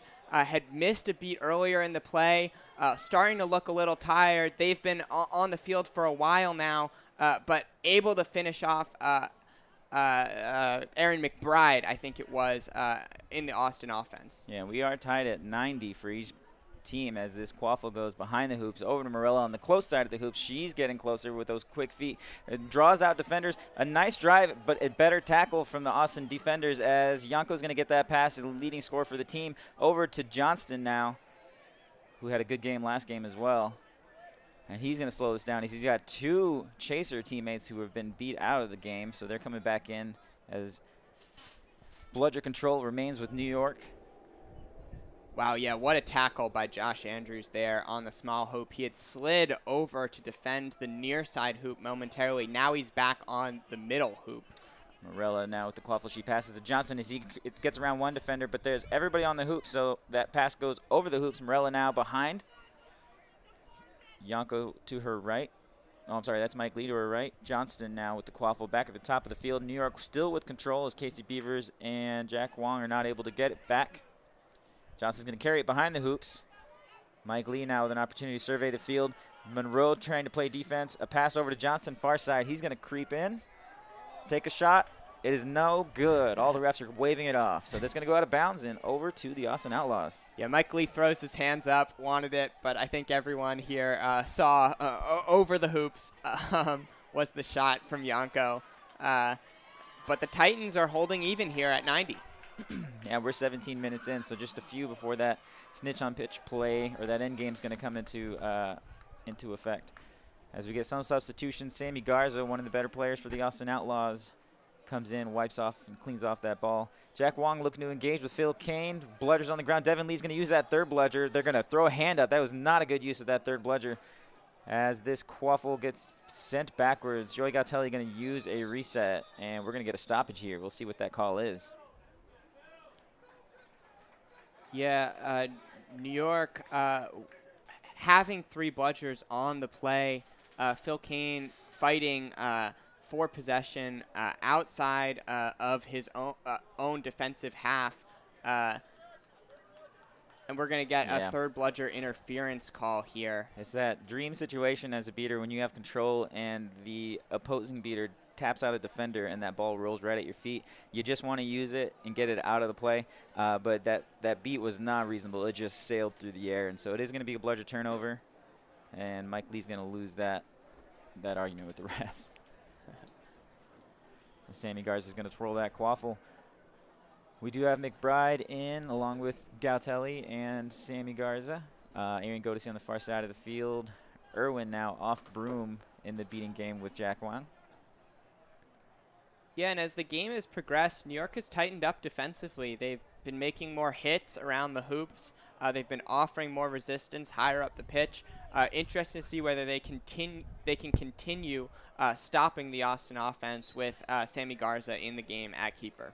Sorry if I said Mike Lee. That was Devin Lee as the beater who was caught with that penalty. Jack Wang is going to come back in. He's going to try to apply a lot of pressure to these beaters as they only have 1 for New York. Casey Irwin's going to beat out defenders. And Sammy Garza brings it close to this side of the field. Devin Lee with a great dodge. McBride with the quaffle behind. She's going to loop it over the defender. Just banks it off the top of that hoop. Yeah, McBride's movement on the ball has been so good all weekend. She's not only receiving passes for alley-oops anymore, she's driving, she's hitting shots on the run, and just being a real difference maker for the Austin Outlaws. And we get a ton of pressure from Aaron Godesy. He actually causes a turnover just as Mike Johnson crossed that keeper zone line. Godesy was pressuring him and wrapped him up and brought him out of bounds. So it's going to be a turnover. He's right in front of the hoop. Is there a bludger close? Looks like Phil Kane's relatively close, but Aaron's turned around looking to probably just reset this now that he's gotten a free possession. Morella's there too. He is surrounded by New York players. Yeah, a really smart veteran play by Aryan Godesy to put pressure on Johnson. Now decides to flip it back to Gautelli. Yeah, a great interaction. Both beat for Jack Wang and Devin Lee. Bludgers on the ground, but Phil Kane's going to go over there and apply pressure, make sure the Sammy Garza cannot drive in. Casey Irwin there to also protect. A single bludger for the Austin Outlaws on this offensive drive. Godesy's going to sneak behind as Garza's going to play up at top. Gautelli to his left, McBride to his right. She's going to get the quaffle. An exchange from Jack Wang. He's going to win that one, get control. Actually, he's going to win control. A pass/shot opportunity is going to go into the hands of Leo Freed, and it's going to be a turnover. New York on offense now as we get a couple substitutions. Michael Johnson going to come out of the game. John Jackson in. I believe that's Morella with the quaffle now. She's going to take it behind the hoops with her own feet. Draw out McBride as a defender. Pass it back up to Jackson. As Devin Lee and Phil Kane are going to play beater with control for the New York Titans. Yeah, and we're coming up on 20 minutes now, so interesting to see how much New York is going to want to devote to their offense here. I wouldn't expect much. They're going to trust their chasers to try to score. This is one of their top lines that I don't think we've seen much today or this weekend at all. It's Freed, Jackson, Yanko, and Morella all playing at the same time. Morella drawing out defenders. Sammy Garza's there with green headband, is able to stop it. We're going to get a stoppage here as they talk about it. Yeah, the keeper with the green headband, of course, is allowed to reach through the hoops and goaltend, but the question is, had the quaffle already passed through the hoops when Sammy Garza made contact with the ball on the shot from Morella? So the referees will sort that one out. Also, a player down on the play. So lots happening here as we approach 20 minutes. Yeah, this is Phil Kane, who's been a massive part of this game. So that would be quite a loss. We'll see how that works out. But yeah, this is one of the. This is exactly what we wanted, right? Is close, competitive games from really good teams playing all their best players. Is 10-90. That's so different than even last year's finals matchups. I believe they were 70-20 versus 70-40 at the 20-minute mark, and we're as close to tied up as we can get at this point. So this is a really competitive game, and I'm just really excited where we're going to take it in the end game. Yeah, tough to see Phil Kane go down. They've been so key to what the Titans are doing, helped off the field by Eric Paguada. Hope they're going to be all right. New York is going to have to get back defensively, though now Austin has recovered the quaffle after the goal no goal. Yeah, so no goal. This is a penalty on number 2, Casey Irwin for the Austin Outlaws, who's had a number of penalties throughout these games this weekend. Yeah, it's a card for below the knees contact on Casey Irwin. Missed that. Yeah, so New York should get a chance now to score with Irwin in the box. Yeah, we do have 3 defenders already in position now on those hoops, so that ball's going to get handed over. And New York with, looks like just one bludger. There is one right behind them, so they should get control at the end of this play no matter what. And we are at 19 minutes and 48 seconds of game time, so this may not be the last possession depending on how Freed wants to handle this start of this play. Yeah, it's Tessa Mullins who is subbed into the game for Phil Kane. And she'll get to work with bludger control alongside Devin Lee. Yeah, and all the different players are asking the ref for clarity on where they can put their hands and put their feet, and this is, this is a contested shot, to say the least. Yeah, I think Leo Frieda is going to rip it here. I'll give you $5 if he passes it back. Oh, he's going to pass it back. Oh, now he's looking like he's going to pass it Oh, back. beat. Finds it does Jackson. go through. Jackson almost hits the crossbar, or does hit the crossbar, but taps it through to make no doubt about it. And we have a 100-all game. Fantastic. This will likely be the last possessions. We only have a couple seconds left for that 20-minute mark. Jack Wong's going to beat out a couple point defenders. That's Yanko, who's taken out. Tags back in and is right back on defense. So Josh Johnson trading with Sammy Garza and Arian Godesi as Jack Wong's going to lose a bludger behind. Casey Irwin's got to go get that. A lot of pressure from New York. A pass close from the far side to the close side. Sammy Garza now. He's going to probably use a reset. There it is for Josh Johnson. So the bludgers are in the hands of New York as Casey Irwin has the only bludger for Austin. Yeah, we have a real chess match here. If you remember, last year in the semifinals, Austin played maybe a 3-minute possession trying to get bludger control back from the New York Titans. Interesting to see if they will repeat that here. Yeah, that will be the primary focus, but Tay K's not going to let that happen. Tessa Mullins as his beating partner. Sammy Garza behind the pitch, or behind the hoops with Leo Freed. A screen is set by McBride. He's going to drive in. That pass, or that shot goes through. Wow, that's such a good use of the screen in a situation where bludgers are still in the play. Often you don't see those kinds of plays until snitch on pitch, but Aaron McBride recognizing that the New York Beaters were going to play conservatively because the Austin Beaters would jump all over them if they left the area around the hoops. So Aaron McBride, Aaron McBride, knowing that she could set that screen on Leo Freed, and Sammy Garza, such a quick player, would have the time to pick out a shot and finish.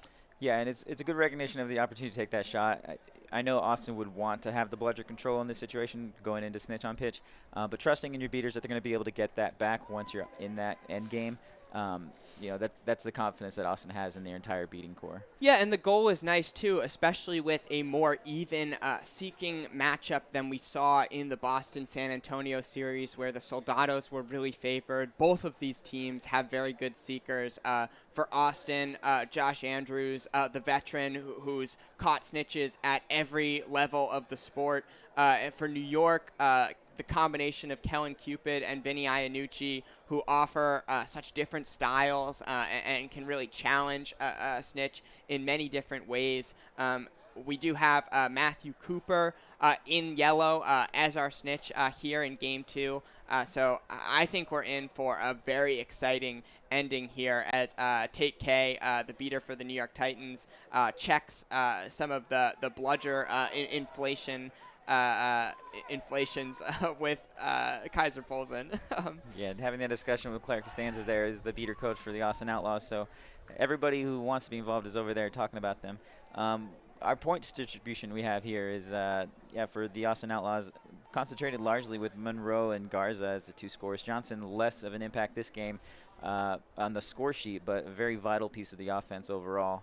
For the New York side, Jackson and Yanko are the two that have been scoring most of these points with assists across the board for the rest of the team for both Freed, Olivar.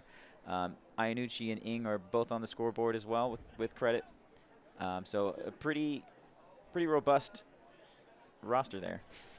Yeah, both teams, big players, providing the production that they need. Monroe with the hat trick, Jackson with the hat trick, Garza as well. Quieter game from Josh Johnson. He's been carrying the Outlaws all weekend, so I think he deserves the rest here that he's getting, possibly in prep for the championship series or a game 3 if New York can take one off Austin here and stay alive. It's definitely anybody's game right now. Austin is in the lead 110 to 100, but with the snitch involved, that's essentially tied up until we get right down to the wire. So the set score is going to be 170. So great job by Austin to extend that lead and make it just one more goal to reach the target instead of letting it be tied at 10, which would have been the goal for New York's defense. So what we do have, or what I was curious about before we get back to this, we gave Paguada a lot of credit last game for being able to score on the defense, and he hasn't actually made it on the stat sheet. So New York's found a different way to get those points, and it's just a credit to their leadership on their innovation. Yeah, well, I think they've found different players to execute what Paguada provides, and Yanko, I think, has done an excellent job of driving to the hoops, which is obviously something that he has done all season long too. But Jackson working in some spaces on the wings too at times in this game with New York, flipping the quaffle behind the hoops a little bit more often. I think that's what we were calling for in the first game, but certainly right. Credit to the New York coaching staff for their adjustments after game 1.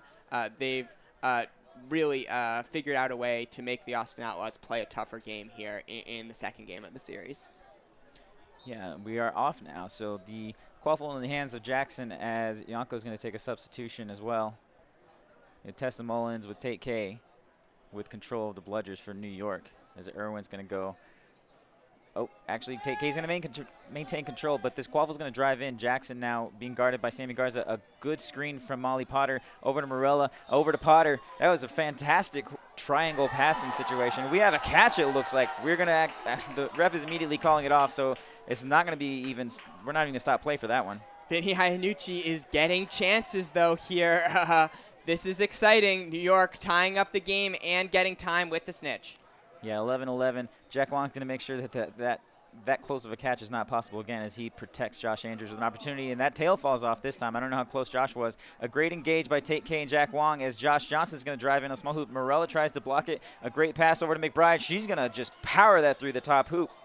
And you're seeing great offense from both teams. Morella to Potter on one end, McBride finishing on the other end, as Andrews is now getting lots of time with the snitch. Cooper running to avoid him. Casey Irwin takes out the New York Seeker, but Tate takes out the Austin Seeker and dodges a beat. So now he's got control of this situation over here as Jackson's going to get around one defender after a screen. He's got only one to beat. McBride's not willing to put up a fight, so that's going to go through for 10 points. It's tied up. Yeah, outstanding from Tate K. Dodges the beat from Casey Irwin, beats out Josh Andrews, beats out Jack Wong, and New York holding bludger control here. Jack Wong's taken out of that game. Casey Irwin now with immunity, picking up the third bludger, kicks it over to Jack Wong. Josh Johnson with the quaff on the far side of the field. A lot of pressure from Potter. He's going to dance around John Jackson, but he's not going to get through. He's being wrapped and brought to the ground. And this is going to be a little bit of a pile-up. We'll see how this plays out as Monroe's trying to shoulder a few people out. We'll get a little bit of this Seeker play as Kellen Cupid's now in the game. He's looking for a catch as he gets thrown to the ground. A tail falls off, so we'll get a little bit of stoppage. This ball is turned over into the hands of John Jackson. Oh, wow, a gut punch with the Austin Outlaws able to get the quaffle out of the scrum. Jackson had been wrestling on the ground with Josh Johnson, made an outstanding hit at the keeper's own line. Leo Freed was involved in the pile-up too, but somehow Augie Monroe able to pick the quaffle out and retake a 130-120 lead. And with the set score at 170, my question is, how long do both teams continue to stay on the snitch? There are clearly opportunities to be had in the Seeking game right now with Josh Andrews and Vinny Iannucci playing Seeker, although I see now Kellen Cupid has subbed in and is about to get his first chances with the snitch. But both teams getting their fair share of chances. But how long with both teams also getting their chances on the offensive end and scoring back and forth. How long can both teams devote their attention exclusively to the snitch? Yeah, I think we're getting a review of this snitch shorts. The tail's fallen off a few times as players get close to that. I do want to give a bit of a shout out to Tessa Mullins, who's been trading with Jack Wong and winning nearly every interaction, maybe just tying it, but giving Tate K an opportunity to clean up and maintain control for the New York team. Yeah, and sometimes it's about how quickly you can get back to the snitch. Not exactly if your beats are landing, but are you quick enough to get back if both of you are hitting? Yeah, and it looks like we did get a tail swap out for this snitch shorts, so they look pretty secure now as he shakes it around. And we're back in play as Tate K's going to come and engage with Casey Beaver. She's just going to throw it back to Taylor Tracy, who's subbed in the game for Jack Wong. He's going to engage with Tessa Mullins. And it looks like he does win that when he dodges a beat to stay in play, as Arbitrator is going to be having the quaffle on the far side of the field, guarded by Monroe. Powers through him, just shoves him to the ground, and an opportunity to score, and he goes over Josh Johnson. We'll see if they call it good. Whoa, Zach Armin trading, running over Augustine Monroe. Not something you see very often. Importantly, ties the score at 130. Yeah, 130 tied, but Monroe's going to dive over Paguada with the green headband. And what a great screen from Missy Godesy. Completely freed up Augustine Monroe to get a full head of steam as Kellen Cupid's getting chances. Yeah, he was so close to that, and a lot of beaters are exchanging bludgers over here. Are we going to see another screen as Paguada's going to go around arbitrating, looking to set one up, but it doesn't land as Paguada carries it all the way behind the hoops. Godesy there to defend. Monroe there now to defend. Wraps up the arm. He's not able to shoot. As Paguada's going to go back the other direction. He's got Morella there, but that pass does not get caught, so it is going to be a turnover. Augustine Monroe in control of the quaffle. Yeah, Paguada's just so fast, but miscommunication on the handoff. And a long pass over to Josh Johnson puts them ahead 15-13 with a set score of 170. They're now 2 goals away with an opportunity for Josh Andrews to catch. He doesn't make it. He's arguing that it was in his hand. Yeah, a catch would win the game now for the Austin Outlaws, but more importantly, they have to find a way to get a goal on this possession. And Armin Trading receives the pass. High contact, they're going to call that one. He's going to try to score. He powers through 3 or 4 Austin defenders. They just don't have the size to stop that. And the crowd roars. A snitch catch now for New York would win the game, and Vinny Iannucci has time with the snitch. Yeah, Iannucci's going to be left all alone here. We'll see how Austin wants to play these beaters in this situation. Do you go for the last 2 goals, or do you just devote everything? If you're trading goals anyway, you've got a 1-goal lead here to work with. As Frank Minson comes to the sideline, trying to coach Iannucci how to get this snitch tail. Yeah, Austin, not a team that likes to leave a seeker with the snitch when they have the opportunity to win the game. Austin maybe can take some comfort in knowing they're playing with house money, up 1-0 in the series. But New York could tie this game with either 3 goals or a snitch catch. Yeah, that's Aaron McBride with the penalty, a yellow, time negated because of the goal. As Sammy Garza is going to take over this quaffle. Iannucci just still with plenty of time to see if a bludger comes in there. Casey Beavers misses a beat on him, so he's still got plenty of time. He's getting real close. Sammy Garza with a pass over to Missy Godesy. We'll see which one wants to score it. Sammy Garza with the quaffle. He's got 2 defenders. He takes a shot. It's no good. It's into the hands of Paguada with the keeper zone. So it's a turnover clean as Casey Beavers is beat out of the seeking game. Devin Lee gets control back. It looks like he's going to take a substitution over here. As Iannucci's got an opportunity. He was so close there. Josh Andrews, the tail falls out of the hands. He's arguing that he had it at all, so it should count. And he's beat out of the game. It's no catch. Tate K clearing out defenders in the quaffle game. Oh, boy. The snitch sock in the hand of Andrews, not able to secure the catch. We are coming in for a landing here.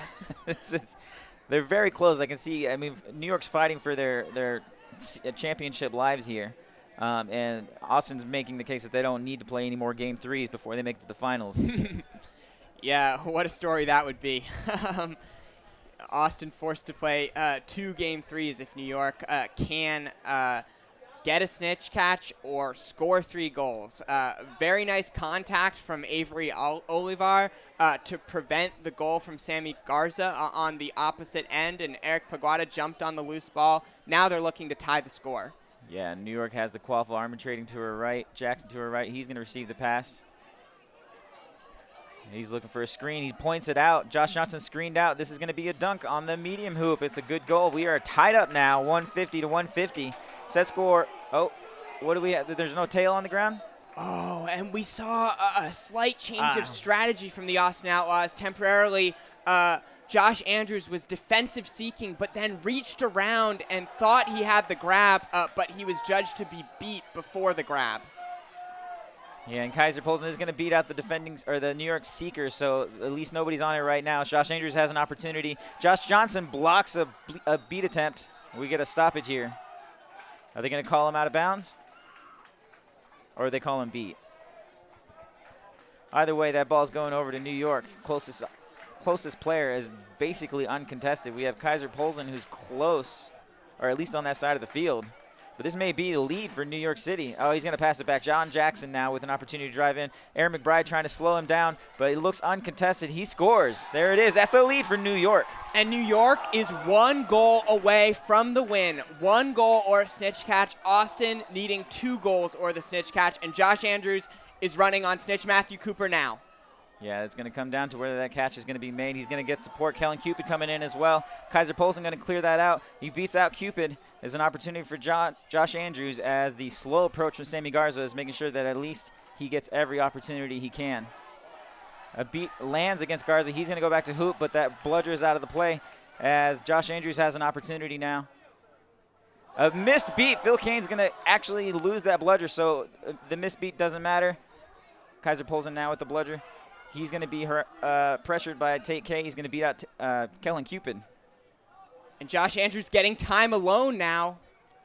And this is one of the slowest offenses we've seen so far from the Austin Outlaws. This is very intentional as they want Josh Andrews to get as much time as he can. Morella applying pressure to Sammy Garza. He brings it behind the hoops. McBride to his left, but he's going to pass it all the way back up to Josh Andrews. And that tail falls off before Kellen Cupid can get there. His hand was where that tail should have been. But this is a beat that does land from behind. He didn't know it was coming. This is an opportunity for New York to get to the set score. And Mike Lee, we get a stoppage here. Yeah, we have a hand up from the assistant referee. Devin Lee was trying to make the wrap on Casey Irwin. Mike Lee, with the quaffle in hand, slowed up as he saw the bludger back. So much happening in the game right now. This is electric. Both Kellen Cupid and Josh Andrews going for the catch. At what point, if you're Cupid, do you think about defensive seeking even to prevent Andrews from tearing their hearts out and ending the game here with New York only needing 1 goal? Devin Lee's going to go to the box here. Yeah, it's a yellow card for contact from behind on Devin Lee. And that quaffle is into the hands of Missy Godesy, so it is another life, a second chance for the Austin Outlaws as they are down 1 goal, but immediately pressured. And John Jackson there to wolf that quaffle out is going to get onto the ground. Mike Lee, the beat is going to not land, so it is a win for the New York Titans. Head referee Chris Lecomte signals that the goal is good. Phil Kane back in the game from injury, pumping up the crowd, which has filled in here at Troy Park. And we see a big celebration from the New York Titans. They have 1 more game to go, though, if they want to knock off the Austin Outlaws. This was the first thing they had to do, take game 2. It was incredible effort. I mean, just what an innovative way to wrap up this game. John Jackson just waiting behind. As soon as Josh Johnson stepped out of the keeper zone, he was right there and caused that turnover. Way to maintain composure, get that pass out, and pass it for the goal. So incredible play for the New York Titans. Yeah, sound analysis. Thank you for filling in for me there because I was just overcome with the emotion of the play, with the crowd cheering, with the team pumping up the sideline. That's exactly what happened, and I am so excited. Yeah, nothing gets the crowd more excited than taking Austin to a Game 3. That's right. You know it. Whatever happens here, Boston's going to be happy to see their opponent having to play an extra game while they just sort of rest. So we're going to throw it to commercial break now. I appreciate this. We'll see you in Game 3.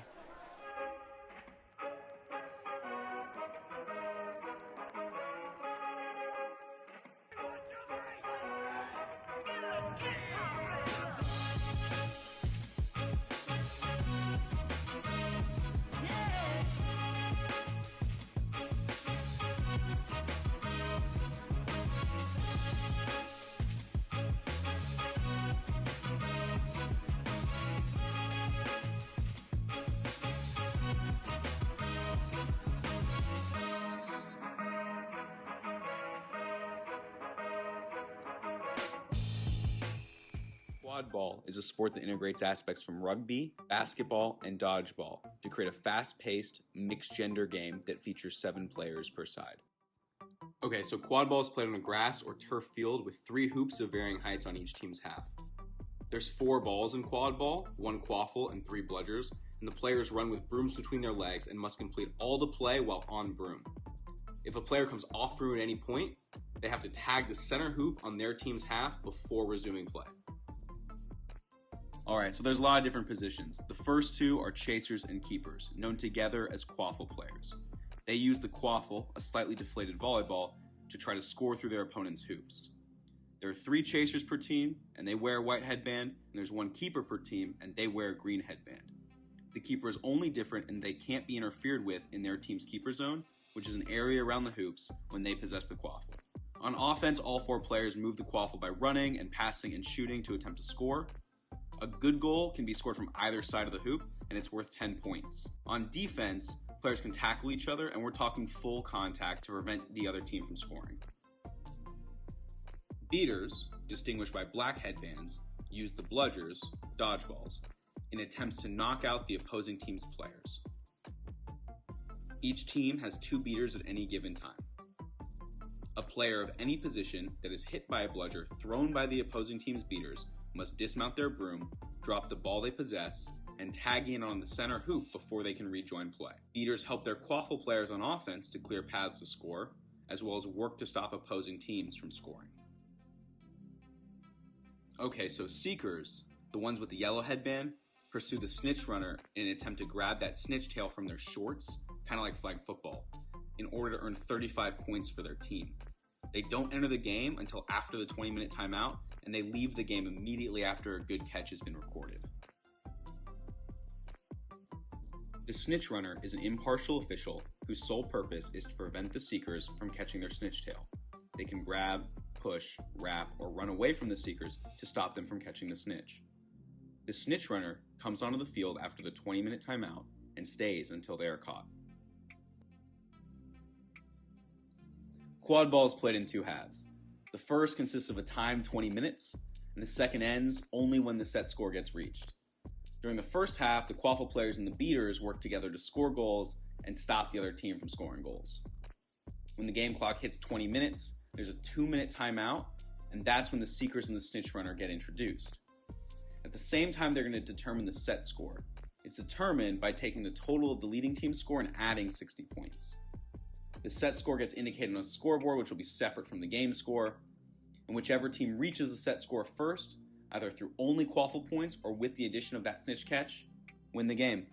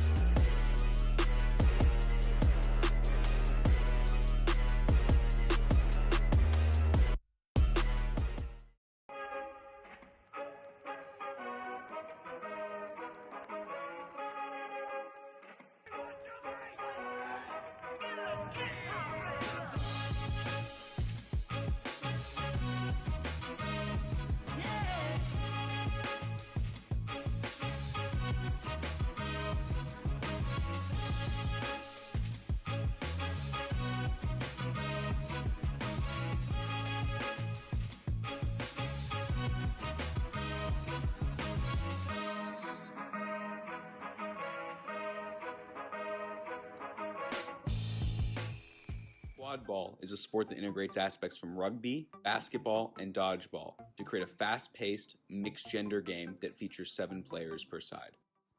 Okay, so quad ball is played on a grass or turf field with 3 hoops of varying heights on each team's half. There's 4 balls in quad ball, 1 quaffle, and 3 bludgers, and the players run with brooms between their legs and must complete all the play while on broom.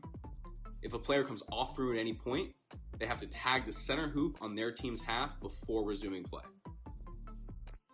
Alright, so there's a lot of different positions. The first 2 are chasers and keepers, known together as quaffle players. They use the quaffle, a slightly deflated volleyball, to try to score through their opponent's hoops.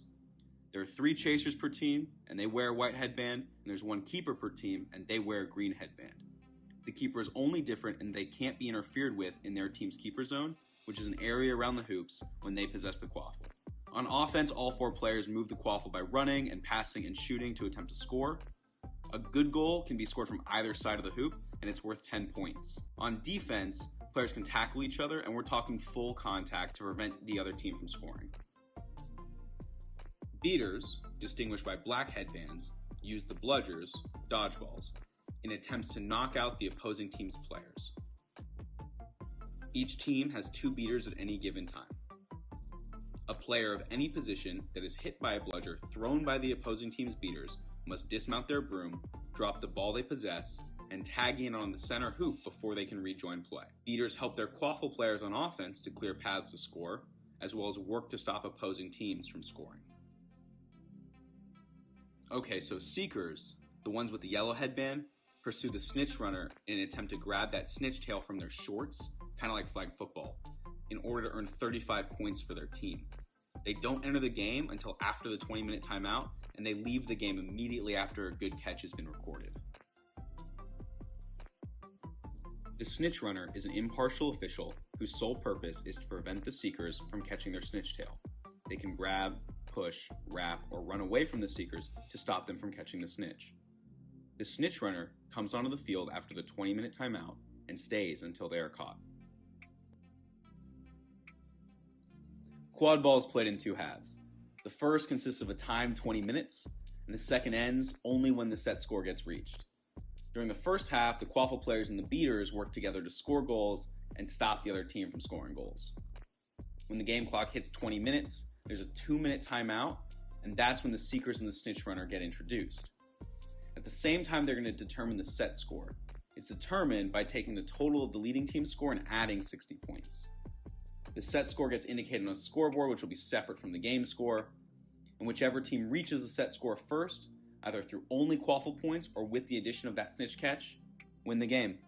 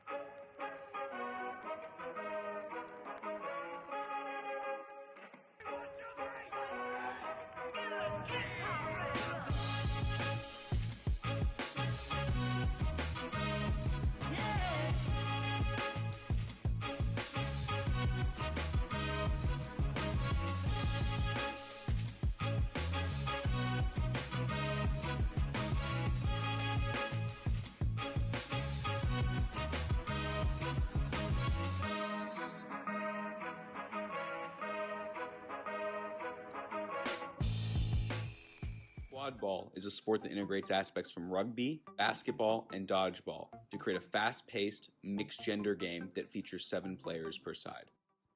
Okay, so quad ball is played on a grass or turf field with 3 hoops of varying heights on each team's half. There's 4 balls in quad ball, 1 quaffle, and 3 bludgers, and the players run with brooms between their legs and must complete all the play while on broom. If a player comes off broom at any point, they have to tag the center hoop on their team's half before resuming play.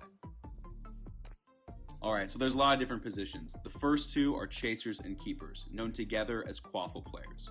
They use the quaffle, a slightly deflated volleyball, to try to score through their opponent's hoops. There are 3 chasers per team, and they wear a white headband, and there's 1 keeper per team, and they wear a green headband.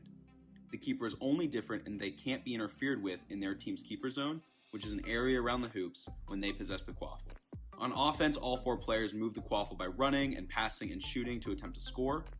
A good goal can be scored from either side of the hoop, and it's worth 10 points. On defense, players can tackle each other, and we're talking full contact to prevent the other team from scoring. Beaters, distinguished by black headbands, use the bludgers, dodgeballs, in attempts to knock out the opposing team's players. Each team has 2 beaters at any given time. A player of any position that is hit by a bludger thrown by the opposing team's beaters must dismount their broom, drop the ball they possess, and tag in on the center hoop before they can rejoin play. Beaters help their quaffle players on offense to clear paths to score, as well as work to stop opposing teams from scoring. Okay, so seekers, the ones with the yellow headband, pursue the snitch runner in an attempt to grab that snitch tail from their shorts, kind of like flag football, in order to earn 35 points for their team. They don't enter the game until after the 20-minute timeout, and they leave the game immediately after a good catch has been recorded. The snitch runner is an impartial official whose sole purpose is to prevent the seekers from catching their snitch tail. They can grab, push, wrap, or run away from the seekers to stop them from catching the snitch. The snitch runner comes onto the field after the 20-minute timeout and stays until they are caught. Quad ball is played in 2 halves. The first consists of a timed 20 minutes, and the second ends only when the set score gets reached. During the first half, the quaffle players and the beaters work together to score goals and stop the other team from scoring goals. When the game clock hits 20 minutes, there's a 2-minute timeout, and that's when the seekers and the snitch runner get introduced. At the same time, they're going to determine the set score. It's determined by taking the total of the leading team's score and adding 60 points. The set score gets indicated on a scoreboard, which will be separate from the game score, and whichever team reaches the set score first, either through only quaffle points or with the addition of that snitch catch, win the game.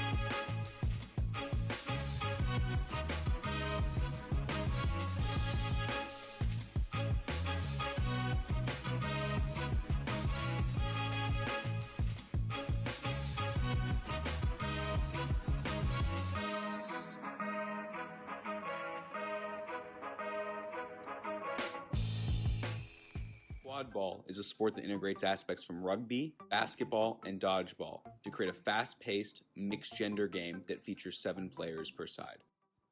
Okay, so quad ball is played on a grass or turf field with 3 hoops of varying heights on each team's half. There's 4 balls in quad ball, 1 quaffle, and 3 bludgers, and the players run with brooms between their legs and must complete all the play while on broom. If a player comes off broom at any point, they have to tag the center hoop on their team's half before resuming play. Alright, so there's a lot of different positions. The first 2 are chasers and keepers, known together as quaffle players. They use the quaffle, a slightly deflated volleyball, to try to score through their opponent's hoops. There are 3 chasers per team, and they wear a white headband, and there's 1 keeper per team, and they wear a green headband. The keeper is only different in they can't be interfered with in their team's keeper zone, which is an area around the hoops when they possess the quaffle. On offense, all 4 players move the quaffle by running and passing and shooting to attempt to score. A good goal can be scored from either side of the hoop, and it's worth 10 points. On defense, players can tackle each other, and we're talking full contact to prevent the other team from scoring. Beaters, distinguished by black headbands, use the bludgers, dodgeballs, in attempts to knock out the opposing team's players. Each team has 2 beaters at any given time. A player of any position that is hit by a bludger thrown by the opposing team's beaters must dismount their broom, drop the ball they possess, and tag in on the center hoop before they can rejoin play. Beaters help their quaffle players on offense to clear paths to score, as well as work to stop opposing teams from scoring. Okay, so seekers, the ones with the yellow headband, pursue the snitch runner in an attempt to grab that snitch tail from their shorts, kind of like flag football, in order to earn 35 points for their team. They don't enter the game until after the 20-minute timeout, and they leave the game immediately after a good catch has been recorded. The snitch runner is an impartial official whose sole purpose is to prevent the seekers from catching their snitch tail. They can grab, push, wrap, or run away from the seekers to stop them from catching the snitch. The snitch runner comes onto the field after the 20-minute timeout and stays until they are caught. Quad ball is played in 2 halves. The first consists of a timed 20 minutes, and the second ends only when the set score gets reached. During the first half, the quaffle players and the beaters work together to score goals and stop the other team from scoring goals. When the game clock hits 20 minutes, there's a 2-minute timeout, and that's when the seekers and the snitch runner get introduced. At the same time, they're going to determine the set score. It's determined by taking the total of the leading team's score and adding 60 points. The set score gets indicated on a scoreboard, which will be separate from the game score, and whichever team reaches the set score first, either through only quaffle points or with the addition of that snitch catch, win the game.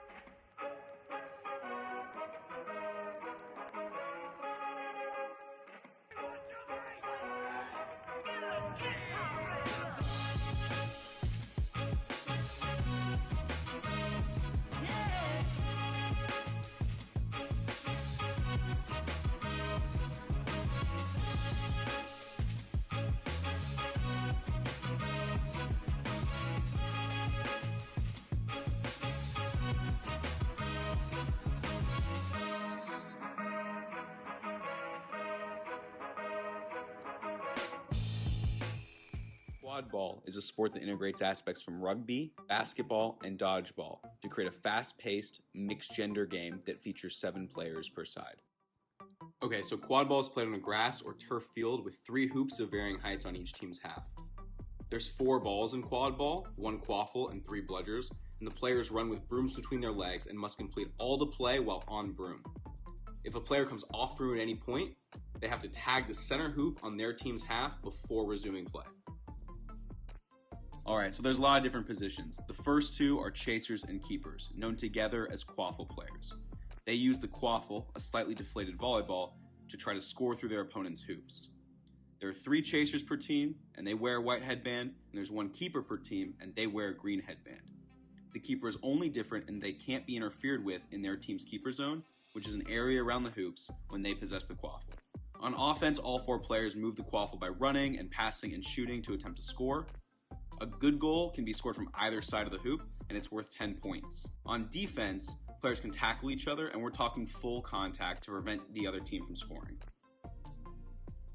Beaters, distinguished by black headbands, use the bludgers, dodgeballs, in attempts to knock out the opposing team's players. Each team has 2 beaters at any given time.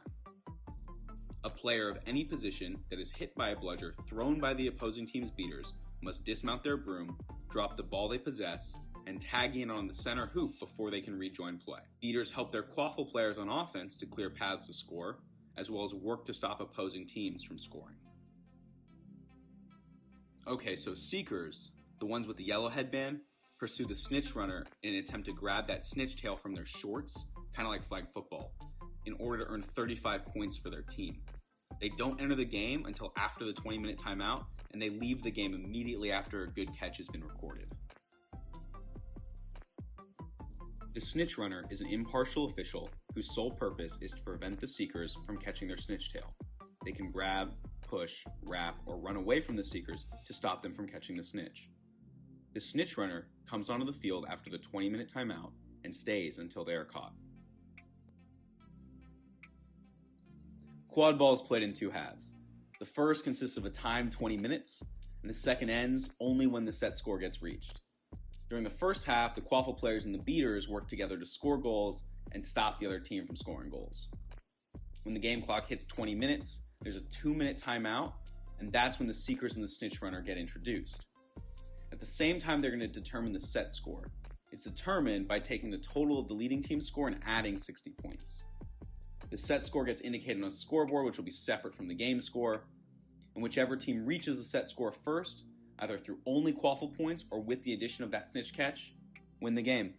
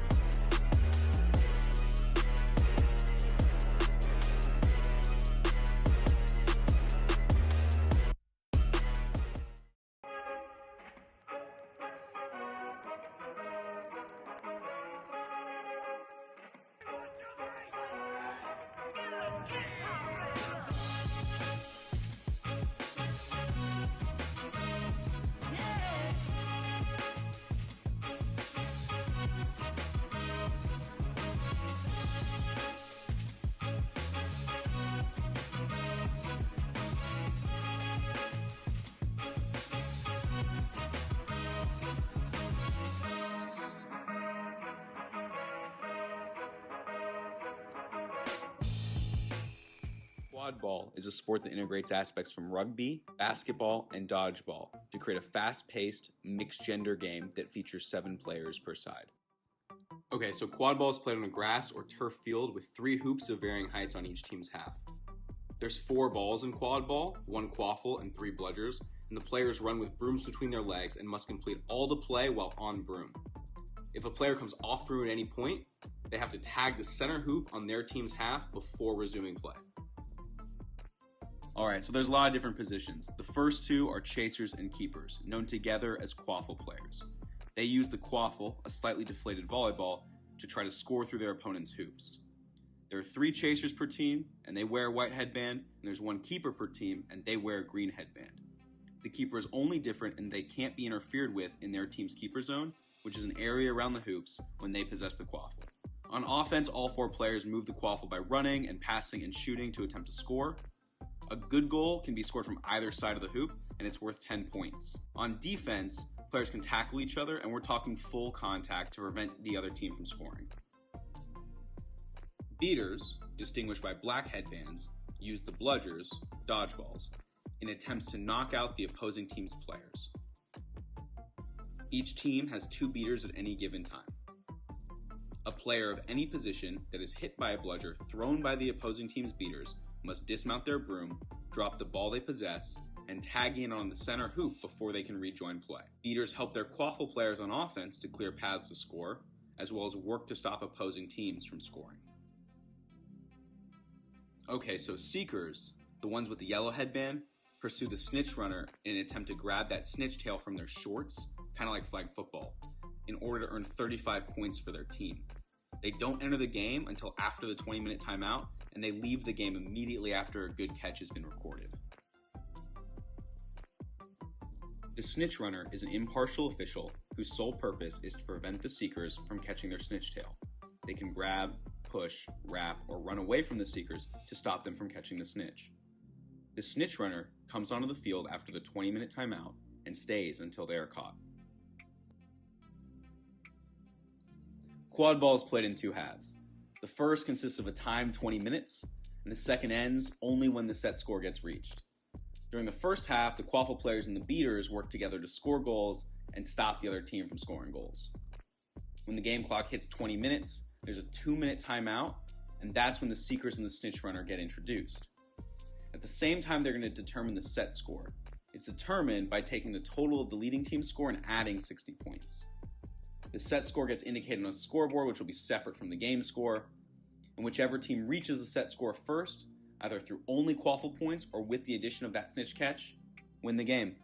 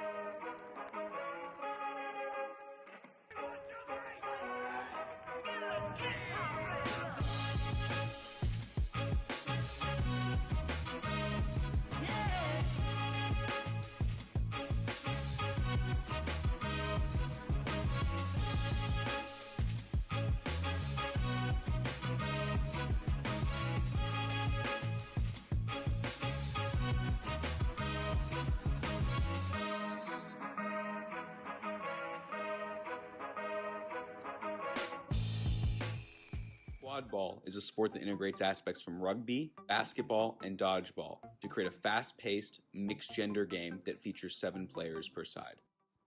Okay, so quad ball is played on a grass or turf field with 3 hoops of varying heights on each team's half. There's 4 balls in quad ball, 1 quaffle, and 3 bludgers, and the players run with brooms between their legs and must complete all the play while on broom.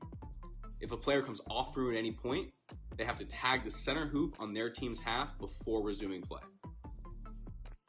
Alright, so there's a lot of different positions. The first 2 are chasers and keepers, known together as quaffle players.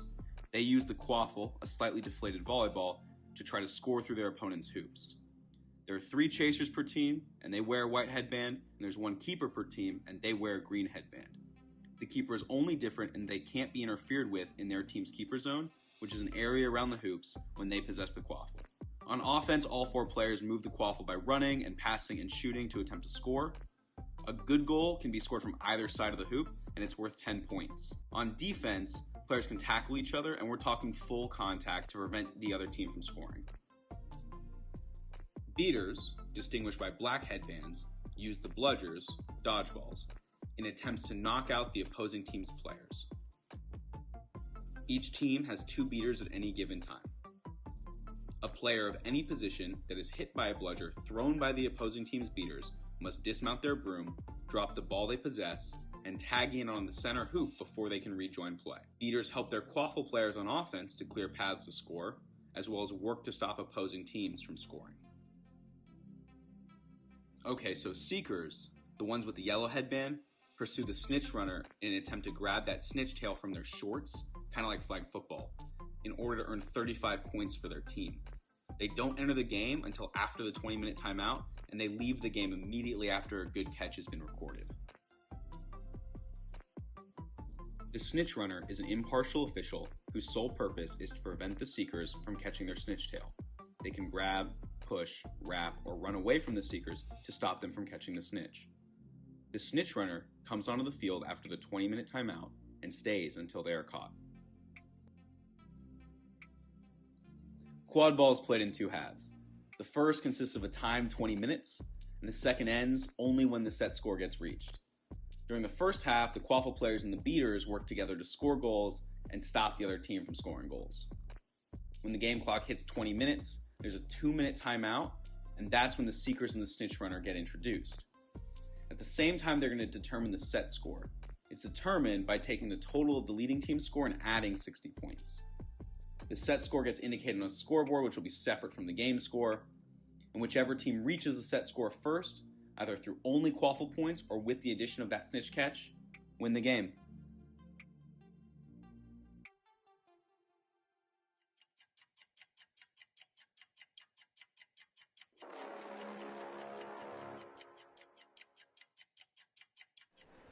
And welcome back to Game 3 of the Austin Outlaws versus the New York Titans in this semifinals matchup, a repeat of a 2019 semifinals matchup.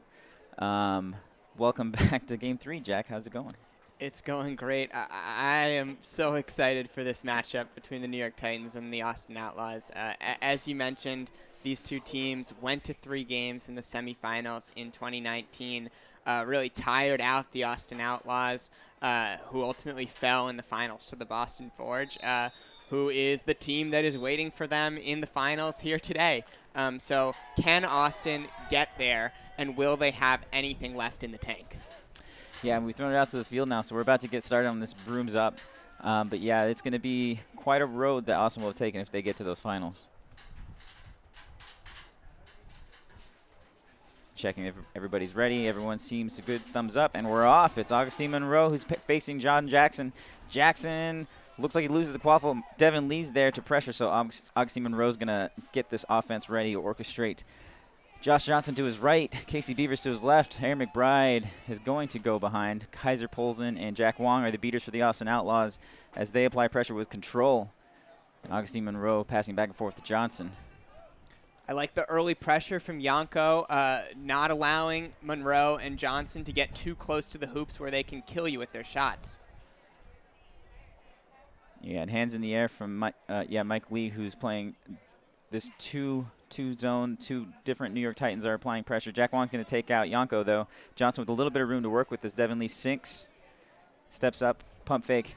Mike Lee now on the Quaffle defense, trading with Yanko. Augustine Monroe's going to drive in. He's going to draw a beat. They're going to call him beat before, so this ball's going to go out of bounds, and it's going to be a turnover. As Devin Lee wins control for the New York Titans and gets rid of both beaters for the Austin Outlaws. Really nice play from the New York Titans beaters, Tessa Mullins and Devin Lee. First to stop Augustine Monroe, and then to create a no-budgers opportunity. Here comes John Jackson. Yeah, Jackson getting around Josh Johnson. Monroe there to support it, though, and that's going to be a high tackle. That's going to be neck contact for sure from Augustine Monroe. We're going to get a yellow card on that one, but the goal is probably going to count, and no time will be served, but let's wait for the call from the referee.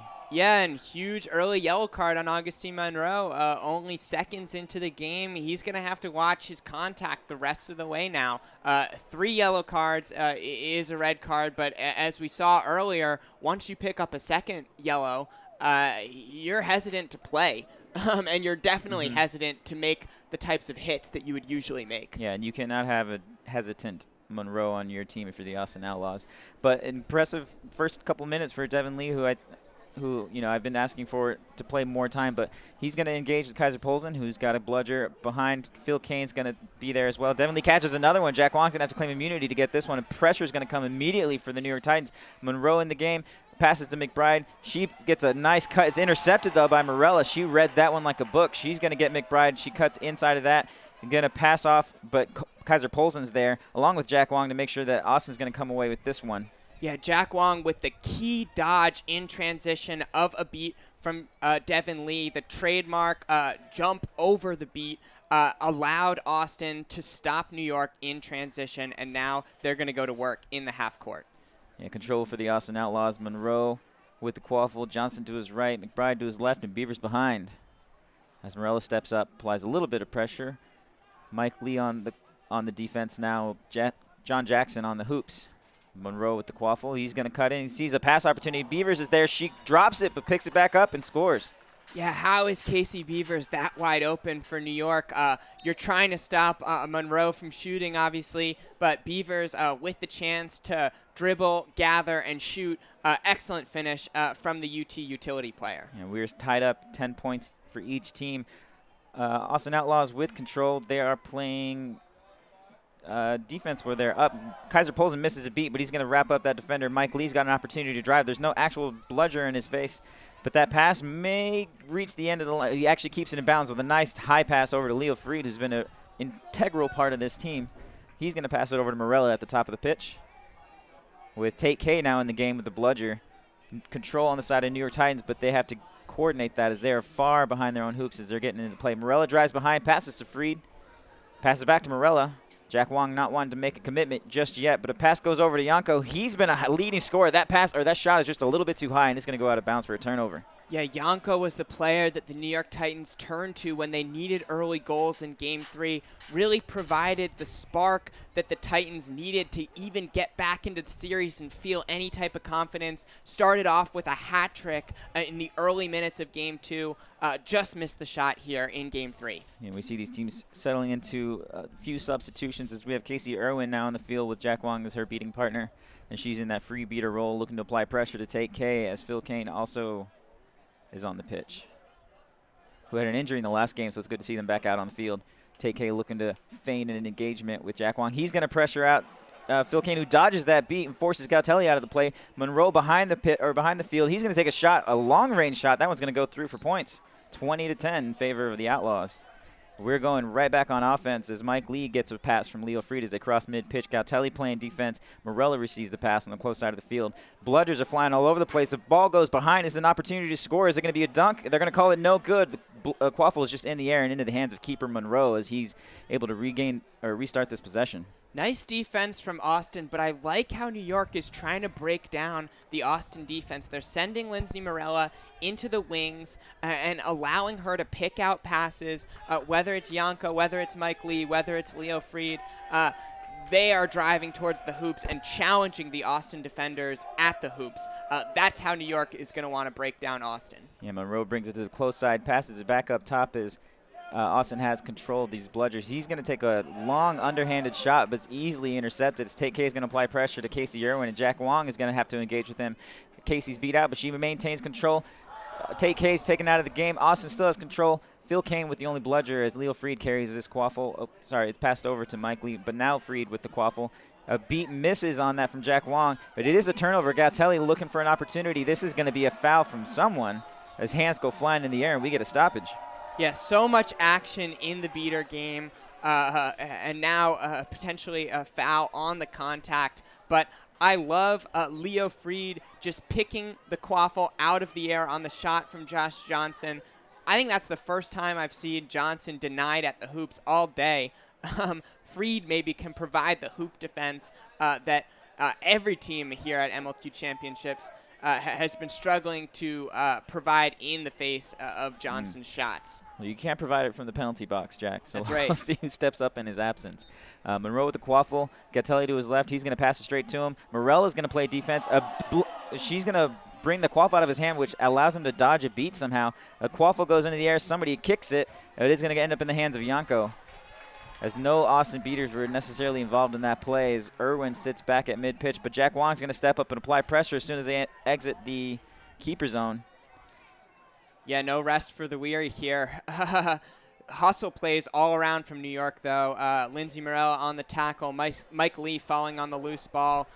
You can see how much this means to them. And the score is still 20-10 in favor of the Outlaws. Tate K is going to bring this bludger ahead as Austin has control. Yanko's going to pass behind to Morella. She's going to bring it back up top with her feet, passes it over to Yanko, and they're going to switch positions as he goes behind the hoops. McBride steps out, and this 3-1 hoop zone defense from the Austin Outlaws. They have two bludgers. Tate K stepping up very close. Both New York beaters are inside the keeper zone for the Austin team as Morella just dances. She's uncontested. We'll see if they call for some sort of advancement of the quaffle. She takes a shot. It's immediately blocked by Irwin. They're going to go in the other direction. Morella says, no, you blocked my shot. I'm going to give you some pressure. As Josh Johnson now has a quaffle. A couple of options there. Monroe behind the hoops, but a beat's going to land and go directly into the hands of Leo Freed. There's some sort of collision here, but no penalty or stoppage has been called. So Oxy Monroe's going to try to wrap up Freed. Irwin's there to slow him down, as well as all the Austin players who collided are needing time to get back on this defense. Yeah, really strong transition defense from New York here. Exciting to see the Titans up to the task early on. So many teams have had no answer for Johnson and Monroe running together in transition. New York providing the physicality that can stop them. Ooh, Jackson gets a little close to that keeper zone, wanted to take a shot. Tessa Mullins and Kellen Cupid with control for the Outlaws. A lob pass goes over. They're going to stop this play and talk about whether or not a beat landed, because there were two beaters on defense for the Austin, at least one bludger for defense. Yeah, it was Frank Minson streaking in from behind the hoops, wanting to put the alley-oop through, but we're going to have a discussion among the refs about the beater game. Yeah, and this is the third beater rotation shift. They're calling the goal good. It's going to be 20-20. All tied up in this match. Yeah, a lower scoring match here in Game 3 as teams are really trying to cut down on mistakes and play carefully. 20-20. Okay, so we're on this offense. A long beat attempt from Kellen Cupid doesn't land. Monroe's going to get around two defenders all the way around. Tries to set a screen through McBride. McBride catches the deflection and scores it. Great job by her. And how many times have we seen Erin McBride make a play like that? Off a deflection, off a pass, just throwing it back with both hands. Yeah, Jackson driving the other direction. Three defenders on the hoops, but no beaters to deter him, so he's just going to jump and dunk it on the tall hoop. Yeah, great recognition from Jackson and Freed that actually the whole New York chasing corps that they could hit Austin on the counter after conceding the goal. 30-30 now. Yeah, this is turning out to be a lot like Game 2, where we ended up that one at the 20-minute mark at 110-100. And we're just about 8 minutes into this game. As Sammy Garza brings this one up on the left side. Kaiser Polson now in the game for Jack Wong. Casey Beavers in for Casey Irwin. And a beat attempt from Kellen Cupid doesn't connect, so he's going to pass it over. Arian Godesy with an opportunity. Pass actually turns into a shot, and it is good. Yeah, really nice play from Arian Godesy, one of the veterans of the program, not a big part of the team last year, if I remember correctly, but this year stepping into big minutes for the Outlaws. Obviously, a player who has contributed to multiple championships for Austin in the past, though. Yeah, he's been a really important piece to the Austin success, regardless. I know Oxy Monroe gets a lot of credit for championships, but he's very rarely won without Arian on his team. So all the same accolades should go to him. So it's a big win for the team to have him in control of that second line. But we do have a stoppage here as the refs talk it through with Augie. So it seems like it may not go in the favor of the Outlaws.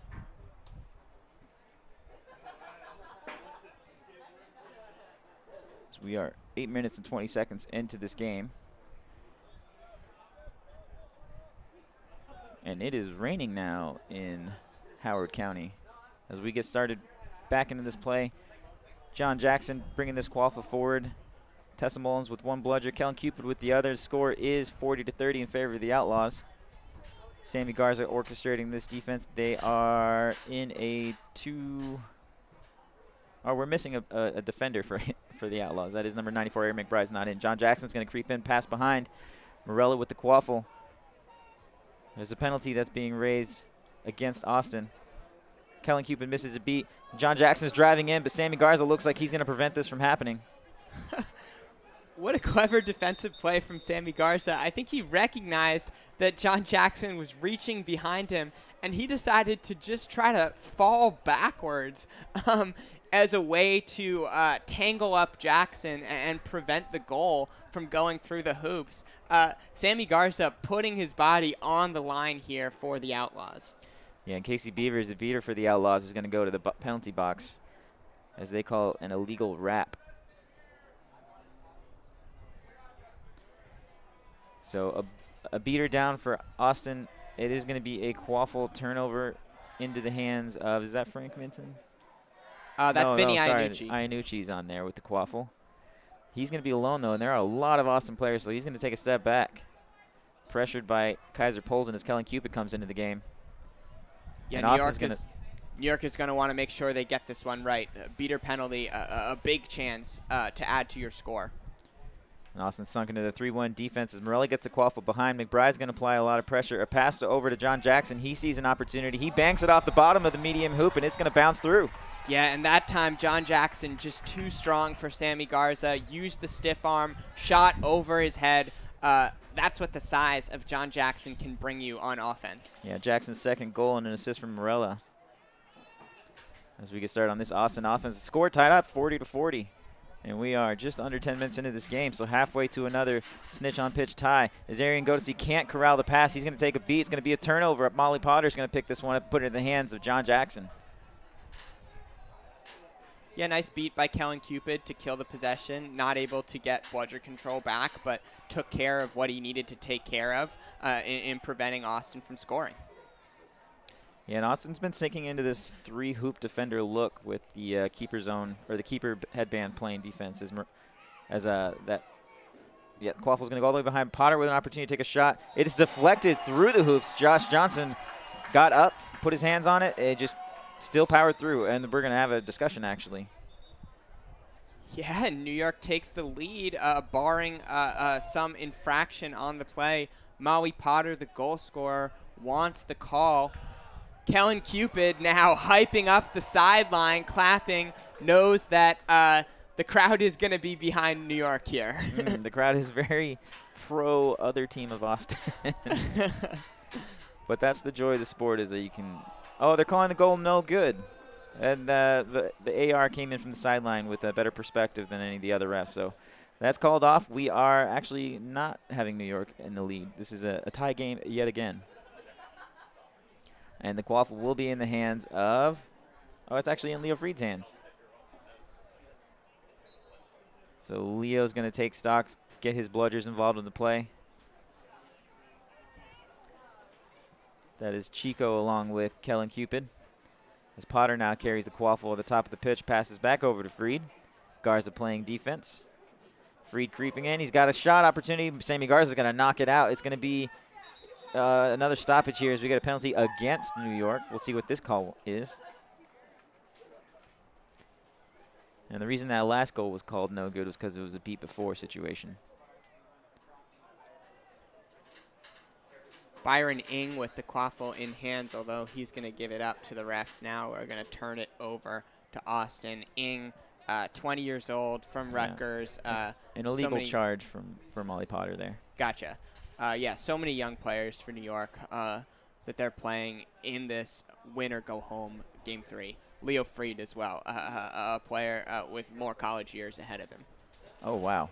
I didn't realize. I was taking stock of the ages of the Austin team. I know Kaiser Polson and Josh Johnson will be two of the younger players that are getting a lot of minutes, along with Casey Beavers over there with the black headband. She's got a bludger at her feet. Kaiser Polson with a bludger in his hand. And control now in the Austin Outlaws as Chico is going to apply a lot of pressure to Kaiser Polson. A lot of speed here from Sammy Garza. He's looking. Kellen Cupid can't stop it. A nice no-look shot from Sammy Garza on the medium hoops, and that's going to put Austin ahead 50-40. Yeah, really nice, quick play by Sammy Garza to get all the way up the field and do it himself. Sinks the shot, puts Austin in the lead 50-40. And that is 5 different players for the Austin Outlaws who have a goal. Nobody's got more than one. So instead of concentrating like they did in the first game, they are spreading the wealth around, which is good to see all of your players contributing. The lead's only by 1 point, but at least you're on the board. So Morella now with the quaffle on the close side of the pitch. Potter to her left as Morella tells her where to go. Kaiser's going to step out. An exchange of bludgers is going to force Kaiser back into the middle. Kellen Cupid allowing Morella to draw attention away from those hoops. And that is Ing on the far side. Going to pass it all the way across to Morella. She corrals it. She takes a beat, so she's out of the play. This quaffle is going to go across mid-pitch, but it's going to stay. Oh, it's actually going to be a turnover. They're going to call that a late pass, I guess. But Sammy Garza's going to pick it up, pass it directly over to Josh Andrews, who passes it straight back to him. A little 1-2 and go, and that's 10 more points. A 20-point lead for the Austin Outlaws. Is that the biggest lead of the game? Yeah, it might be. That's a too big no bludgers opportunity that the New York Titans left. Kellen Cupid opting to go for, I believe, a beater engagement. Needed to get back and see that Austin's chasers were streaking down the pitch. Need to get that bludger back home as soon as possible. Yeah, Tessa Mullins checks in the beating game to partner with Chico for the New York Titans. Morella with the quaffle on the far side. She's going to pass it over to Michael Johnston, who's going to pass it straight back. They are not in a scoring opportunity, but she's going to draw out a defender as Kaiser Polson is going to try to use this second bludger. It's not a third bludger. Freed's going to back up without pressure. Kaiser's going to take a beat. Casey Beavers is going to use her, so Freed's going to drive and pass it over to Morella. She's going to slow down. She sees pressure. Johnston now pressured. Takes a shot. It's not good. It goes just wide. Josh Andrews catches it, puts it in the hands of Sammy Garza. Yeah, and that's a pass to no one from Michael Johnston. Too easy for Josh Andrews to pick that out of the air. Gotta make better decisions with the ball if you're the New York Titans. Yeah, this is a 2-0 run to go up for the Austin Outlaws. Josh Andrews passes to Josh Johnson. Sammy to his left.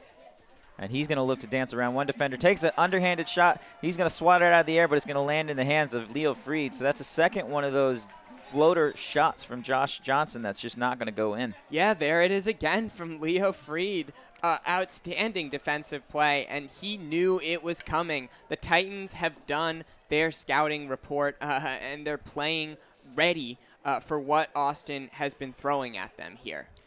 Yeah, I think that shot is a really successful strategy when you're playing in the college games that Josh Johnson just won a championship in, but against the very experienced and well-practiced MLQ leagues, that has to be a more planned, more strategic approach to scoring goals, and you've seen it get blocked now twice. Well, it was working all day yesterday against Washington, one of the more veteran teams in the league, and he hit a couple, I think, in Game 1.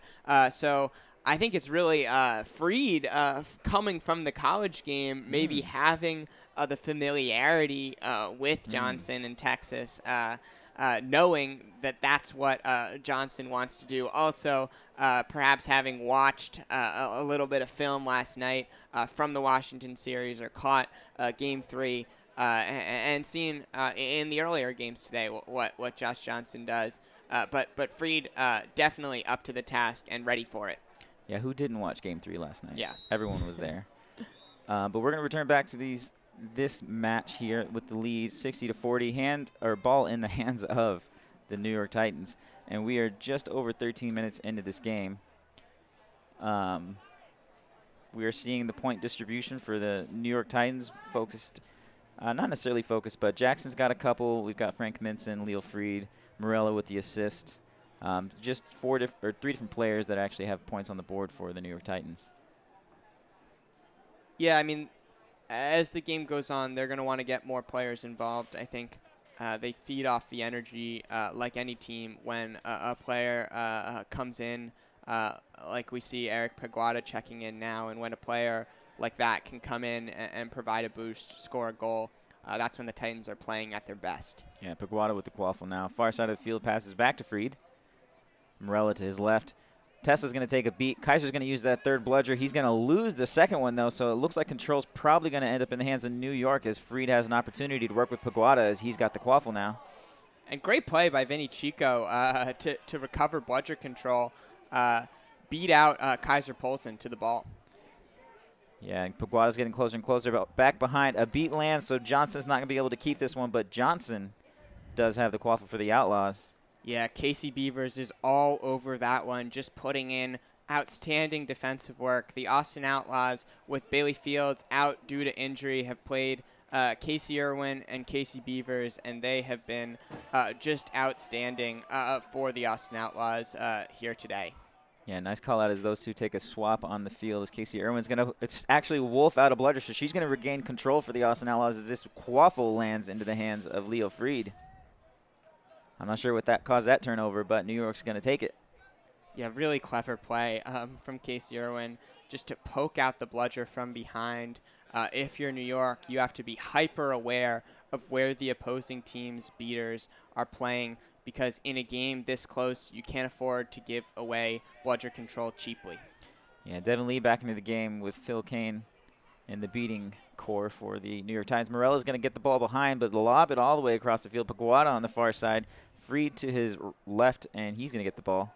Yeah, Casey Irwin not wanting to give Lindsey Morella any time to pick out a pass there. And Casey Irwin's going to step out and take out one player for the New York Titans, and it's going to oh, we're going to see where this one actually lands. It may have been touched by Josh Johnson, who does not have – sorry, it may have been touched by him. So if it goes out of bounds, it is a turnover New York. So Morella's there waiting to inbound the ball. Yeah, Josh Johnson swats down the pass to no one, and it's going to result in a turnover back to New York. Lindsey Morella is going to get the chance to inbound here. Yeah, very fortunate turn there because including the beat, there was no player there, and this was just going to be a pure turnover. So she's walking around. She's got a couple seconds to inbound. She's now actually turned it over. So didn't get inside quick enough, so Josh Johnson is going to come away with the quaffle. Kaiser Polson's going to beat her out. And this is a fast break opportunity. He's going to cut around Leo Freed, who does try to wrap him up, slows him down at least. Sammy Garza was there for the pass but wasn't moving, so he's going to kick it out of bounds as we're just kicking balls out of bounds all over the place. Yeah, not sure exactly what happened with Morella. It almost looked like she was trying to kill the time. Didn't see what was happening in the beater game, but Austin turns it over on the other end. Yeah, Morella passes over Paguada. Sammy Garza's going to try to wrap up. He's still applying pressure as Paguada's going to just push him off. Leo Freed crosses mid-pitch. Austin with control of the bludgers. The New York bludger in the hand of Phil Kane. As Freed walks this past the hoops. Paguada to his left. Morella to the top. And I believe that's Iannucci on the far side of the field. And bludgers are exchanged. Devin Lee's going to lose this one. Austin has an opportunity to just throw bludgers around as one lands on Morella, and that pass is going to go out of bounds. It's a great turnover forced by the beating game for the Austin Outlaws. Yeah, that's exactly right. The Austin Outlaws beaters really finding their rhythm here, operating with control. Kaiser Polson, though, caught by Devin Lee. Devin Lee says we have control, and actually he might lose this bludger, but either way there's an opportunity for Oxy Monroe to score, and they are going to capitalize on that. Yeah, loses control but creates the wide window for Augie Monroe, and it's now a 30-goal lead as we start to approach 20 minutes. We're at 17 minutes and change now. Yeah, Devin Lee tried to play a game with the Austin Beaters as they were trying to substitute out, but he ends up getting beat. So now there's an opportunity for Austin to apply a little bit of pressure as Devin makes his way back in. And that is Mike Lee with the quaffle as he brings it across the pitch. Iannucci is going to get it on the far corner. That is Olivar to his left, but he's going to pass it over to, it's going to make its way to Leo Freed. As they assess the 3-1 zone defense from this Austin Outlaws. Augie Monroe with the keeper headband steps out. Phil Kane not able to beat Augie. And we've got a very slow possession this time. Mike Lee now with the quaffle. He's evaluating from the far corner. It's going to be passed all the way back up top to Leo Fried. Olivar to his left. And not a lot of engagement in this beater core on either side, as Devin Lee's looking for an opportunity to find a way to get control. Yeah, I think the chess match for bludger control in the seeking game is beginning here with Austin playing ever more conservatively with 2 bludgers. Hands up now for the trees on defense. Yeah, every time they approach that keeper line, they throw those hands up. Olivar with the quaffle. She's going to pass behind. It's going to get intercepted. It's going to be into the hands of, it looks like, yeah, Josh Johnson's going to come away there. Blooders all over the ground over there. They're going to get turned over to New York as Josh Johnson sees McBride wide open. She's got an open hoop, and she scores.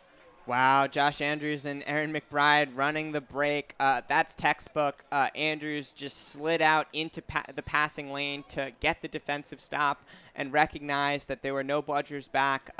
Ran immediately. McBride took her lane. Andrews put the ball on the money, and the Outlaws have now opened up a 4-goal lead. Yeah, ever since that last major stoppage we've had, it's been all Austin on this 4-0 run.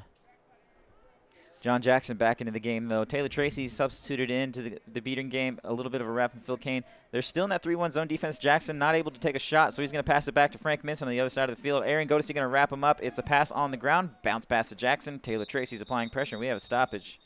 Looks like it'll be for an injury stoppage on Arian Godesy, who we were giving plenty of accolades to earlier in this broadcast.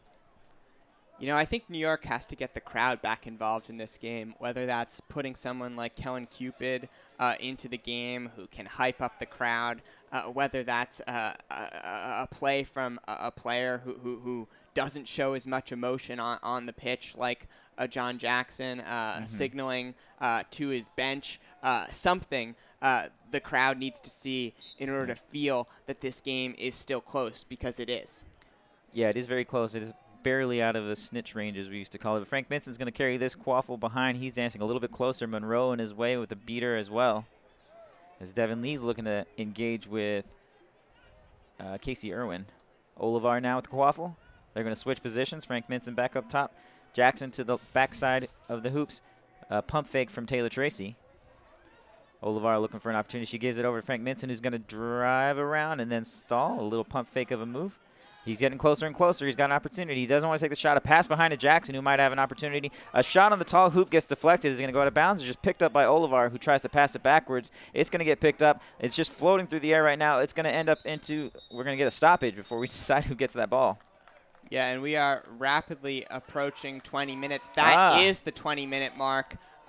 Phil Kane yelling to the sidelines right now, trying to get the how strong, too strong chant going, but New York down 4 goals as they head to snitch on pitch, and more importantly, perhaps lacking bludger control. Yes, I mean, we can talk about the scores. The last game, a reference to the old times. Last year it was 70-20, 70-40. We're getting closer to that sort of matchup. It's not the 100 to 110 essential tie that we had before the last end game. But, yeah, having bludger control, getting that possession of that last goal, you went on a 4-0 run, and you've extended this set score to a pretty significant lead. So a lot of positives to take away for the Austin Outlaws. I don't know. I thought that was a timeout for New York. It may turn out to be ill-advised to have taken that because they were running with them step for step. And so it's interesting to see Austin take off like that. Yeah, you're talking about the final series from last year when Austin and New York played. Austin put some significant distance on New York in the second game. Interesting to see if they are doing the same right now, or if New York can summon some of the energy that they might still have and find a way to fight back. A snitch catch would go a long way. The snitch is Matthew Cooper. Pretty soon we'll see the starting seekers in the box. I see Josh Andrews walking around on the Outlaws sideline with the yellow headband. For New York, it'll either be Vinny Iannucci or Kellen Cupid, as Cooper signals to the sideline, jumps up and down and claps. Yeah, there's your crowd engagement right there. I don't think the crowd's on his side, though, either right now. I think the crowd's rooting for a New York catch. Yeah, the catch will be very interesting because even in that last game, Austin had a lead going into snitch on pitch. They lost the quaffle game by, they had a 1-point lead and lost by 2, so essentially a 3-point swing in favor of New York. So New York's okay. If they catch this snitch, there's no reason they don't just carry this one to a victory as well. Cooper on almost 30 push-ups now, the last 10 of which were clap push-ups. That's the kind of thing that can get the crowd excited. Love to see the snitch theatrics, a trademark of the game back in the day. I don't know if you want to do push-ups before you have to fight off Josh Andrews. Yeah, I certainly wouldn't. But or Cooper showing just how strong he is. Yeah, we got substitutions. Casey Beaver coming in for Casey Irwin. Joey Gazzelli getting swapped out for Missy Godesy as well as Josh Andrews is going to come in. Kellen Cupid is beat out immediately as this quaffle is being slowly walked. Devin Lee's not going to let it be slow, though. He's going to apply a lot of pressure. He's going to be out of position as Josh Johnson's on the far side of the field. Bludgers are on the ground on the New York side as Josh Andrews has played defense. Devin Lee's going to come in and clear him out, give Kellen Cupid all the time that he needs to get this catch. Josh Johnson's going to drive in around 2 different players over the third one. Olivar not able to stop it, so that is 10 more points on the board for Austin as they move to 90-40. Kellen Cupid taken out of the game. Yeah, Austin finding a way early to get to the hoops and score in snitch on pitch. Can New York respond? We've seen the game go back and forth. Mullins and Jason Ng are going to create a bubble around the snitch. Cupid is going to have tons of time now. Yeah, Jackson take a shot. It got deflected, but then he passed it with a nice volleyball swat. It goes over to Mike Lee, and we have a catch, it looks like, but they're going to call it off immediately. The snitch is shaking his head. Big roar from the crowd, but Kellen Cupid in talks with Matthew Cooper about why the snitch catch is ruled no good. The crowd is now into it. Yeah, not happy. We get a big boo from the fans in the stands. New York, of course, the closer team, the East Division team here in Howard County, Maryland, but also Austin, the defending champions, the Big Bad Dynasty. Well, it was a great job by the beaters for New York to be able to keep Austin from playing a role in either the quaffle game or the snitch game as the catch is officially called off. Taylor Tracy had to chase down a bludger that was just expended by, I believe that was Ng. Yeah, Jason Ng checking into the game, I believe for the first time, getting crucial snitch on pitch minutes in Game 3. 20 years old, like his brother, both for Rutgers. Sessa Mullen's going to clear out Andrews. Kellen Cupid with another opportunity, but he's going to get beat out as Taylor Tracy trades beats. Casey Irwin also out, so it's going to be Monroe driving in. He's got 2 defenders. Sees Josh Johnson, and he's going to take a shot on the medium hoop and score. Actually, it's the tiny hoop, but points on the board either way. Yeah, very few players can shake off a tackle from John Jackson in the keeper zone and stand up and score like Josh Johnson. But he's been doing it all weekend, so I'm not surprised. It is 100-50 with a set score of 140. New York has been pretty dominant on this snitch on pitch beating game, or in this end game beating game, as we have just a bit of a stoppage as the snitch takes a knee after some contact. Yeah, both Cupid and Cooper down right now. Cooper kneeling, Cupid doubled over, some kind of contact between them. Yeah, some sort of collision, maybe their heads. As the refs talk it through, I don't know if that would be something to call any sort of penalty for, but yeah, I feel like the Austin beaters have been trying to just, corral some sort of control out of this. They've been yo-yoing one beater in, one beater out. Anytime there's been both of them, they've just barely survived beating out the Kellen Cupid as a seeker, just trying to make sure that he can't catch. So a sacrifice they're willing to make, but not one that's ideal for that team. Yeah, and it looks like Cooper is getting some new snitch shorts, maybe just to wipe the sweat off his brow, working hard out there. Matthew Cooper, our snitch for multiple games here at MLQ Championships, has done a great job.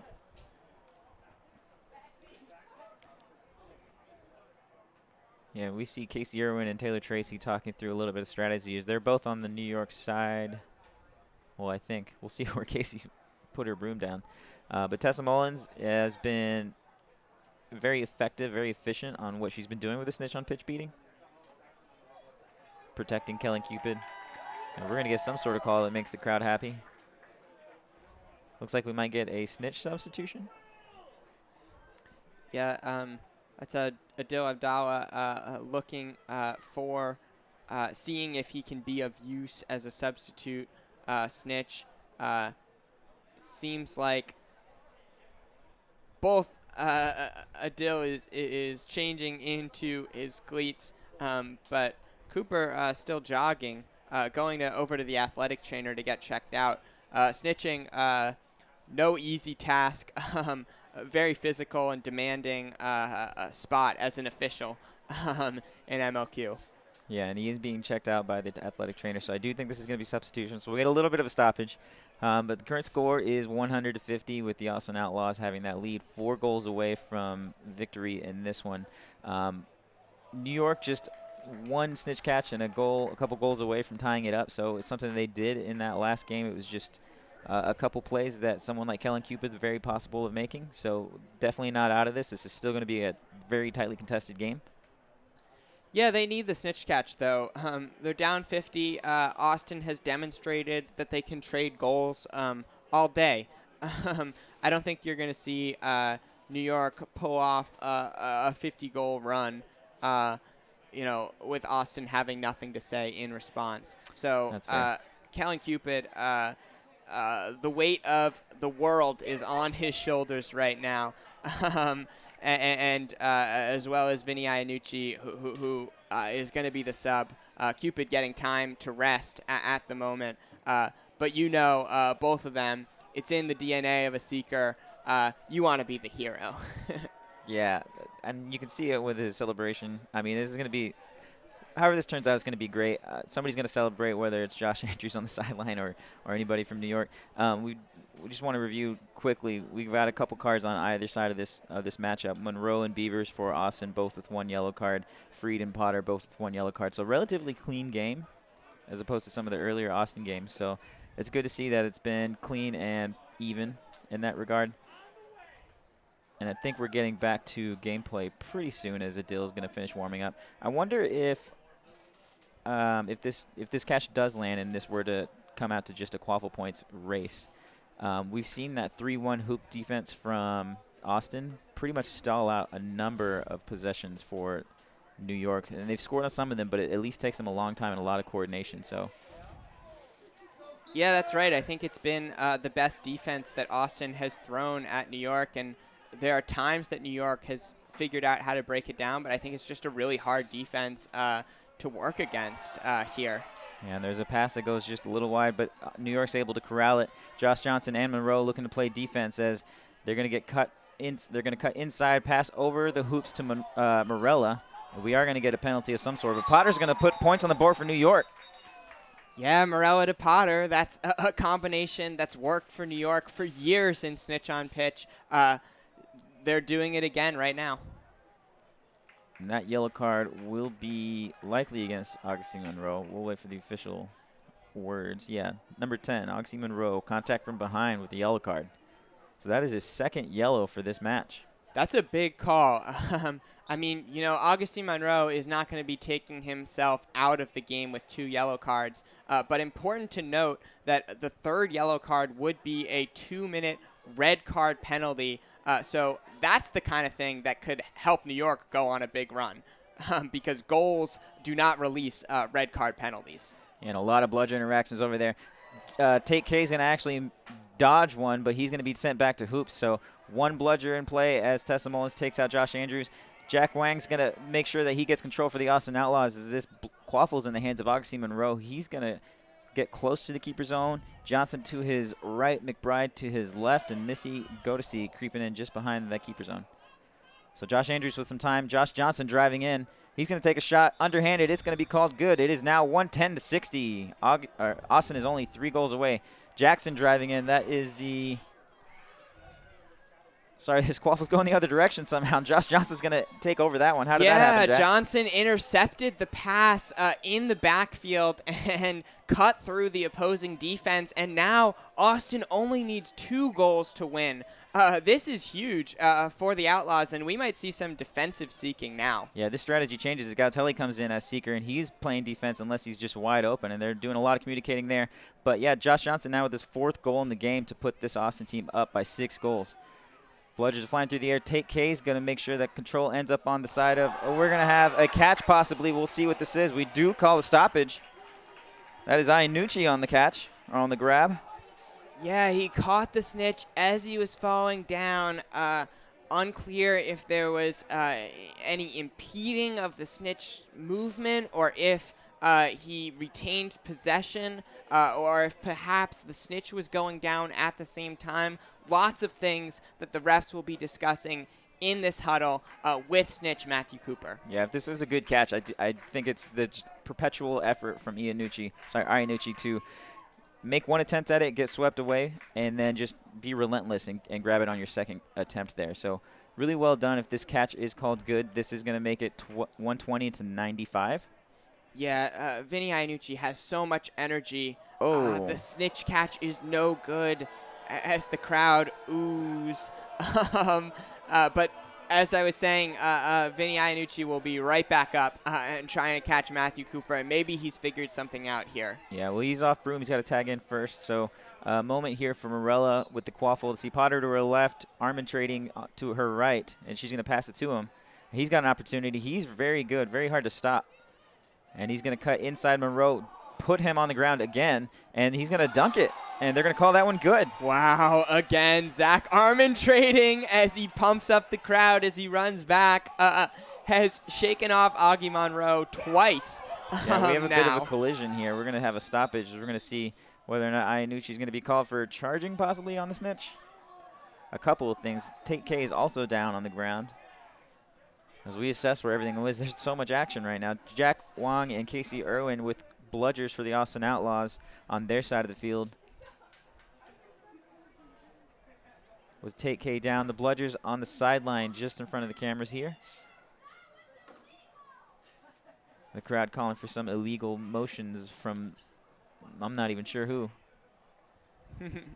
As the coaches for the Austin Outlaws make their way out on the field, discussing a little bit of strategy to make sure they can wrap this game up. What would you talk about if you were for the New York Titans? Yeah, I mean, first off, they just have to keep their heads. This is an intense game at the end of a long series, so they have to stay focused. And then number 2, right now, I would keep feeding Zach Armin trading on offense. So if they can get defensive stops, if they can fall on loose balls, they have Leo Freed out there, maybe to provide some wraps on Josh Johnson, also to defend the hoops if he sinks back. So they need to get stops, but then they need to recover them and then get out and run behind Zach Armin trading. That would be my game plan if I were the New York Titans. What would you be telling the Austin Outlaws if, like last year, you were in the huddle? Well, I'd take them aside and I'd say we're going to continue doing what we've been doing. We've built up a good lead here. This is a 5-goal lead. Even if they catch this, we've been winning the quaffle game. We're going to keep that defense that we've had that slowed them down. We're going to draw those beaters in. We're going to do the exchanges just like we've been doing this whole game. Everyone knows what they're doing on the sideline. Just go out there and execute. That's my coach speech. A message by and for champions. There you go. Tate K will check out of the game on the entry. Devin Lee subbing in. And he's going to grab that bludger that's just right in front of him. So at least one bludger back. Jack Wong's going to try to engage with him. He's going to block it, and Devin's going to miss that. It is going to be a great – oh, actually, they're going to call Jack Wong beat. But Casey's going to maintain control of one bludger. There are no bludgers in this game as it looks like Sammy Garza with an opportunity. He's going to score. This is now a 13-7 game. 1 goal away for the Austin Isles. We're going to get a stoppage first as another collision with this snitch. Is this a catch? Oh my goodness, Vinny Iannucci has the snitch sock in hand. The other story, though, is that Austin is only 1 goal away now, and New York has to be really careful bringing the ball across the keeper zone line now, with Josh Johnson lurking, with Augie Monroe lurking, and Sammy Garza lurking. All 3 players trying to make life difficult for the Titans ball carriers.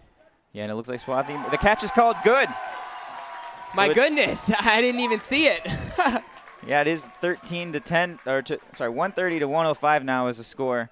Austin's just 1 goal away, so it is going to take 4 consecutive goals from the New York Titans to win this one. It's something they can do, but we're going to have to see them step it up from earlier in this game, as Austin is just 1 goal away. And like you said, they are right in position to apply pressure immediately.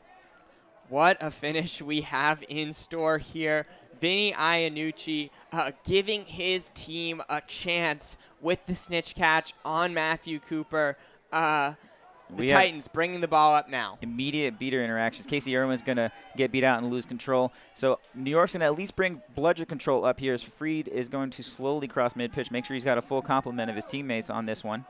That's huge. He can't risk not getting points on every possession at this point. Yeah, Janko checking back into the game on the wing, and he's going to get the ball immediately. Passes behind. That's Morella. She's got a nice, strong pass. It's going to go over the mid-pitch, so that's going to be a reset. As a beat lands, Monroe's going to be taken out. Freed's going to take a little bit of speed over here. Sammy Garza is going to step out and play point defense. It's still 3-1 defense for this Austin Outlaws. As Freed's going to step back, there's no pressure. We'll see how he steps forward here. Pass behind Morella. Janko to her left. She's going to walk it. Trade places with Freed. Over to Freed. We got 3 New York players behind the Austin hoops. Back to Morella. And she's going to walk behind as well. Only arbitrating is in front of the hoops, along with Devin Lee with one of the 2 bludgers. New York has control. Jack Wan's going to take a beat, tag back in. A dunk opportunity for Janko, but he's going to shoot on the big hoop. He's going to get points on the board. It is now 130 to 115. Austin's looking. Monroe on the far side of the field. Jack Wong trying to get back in.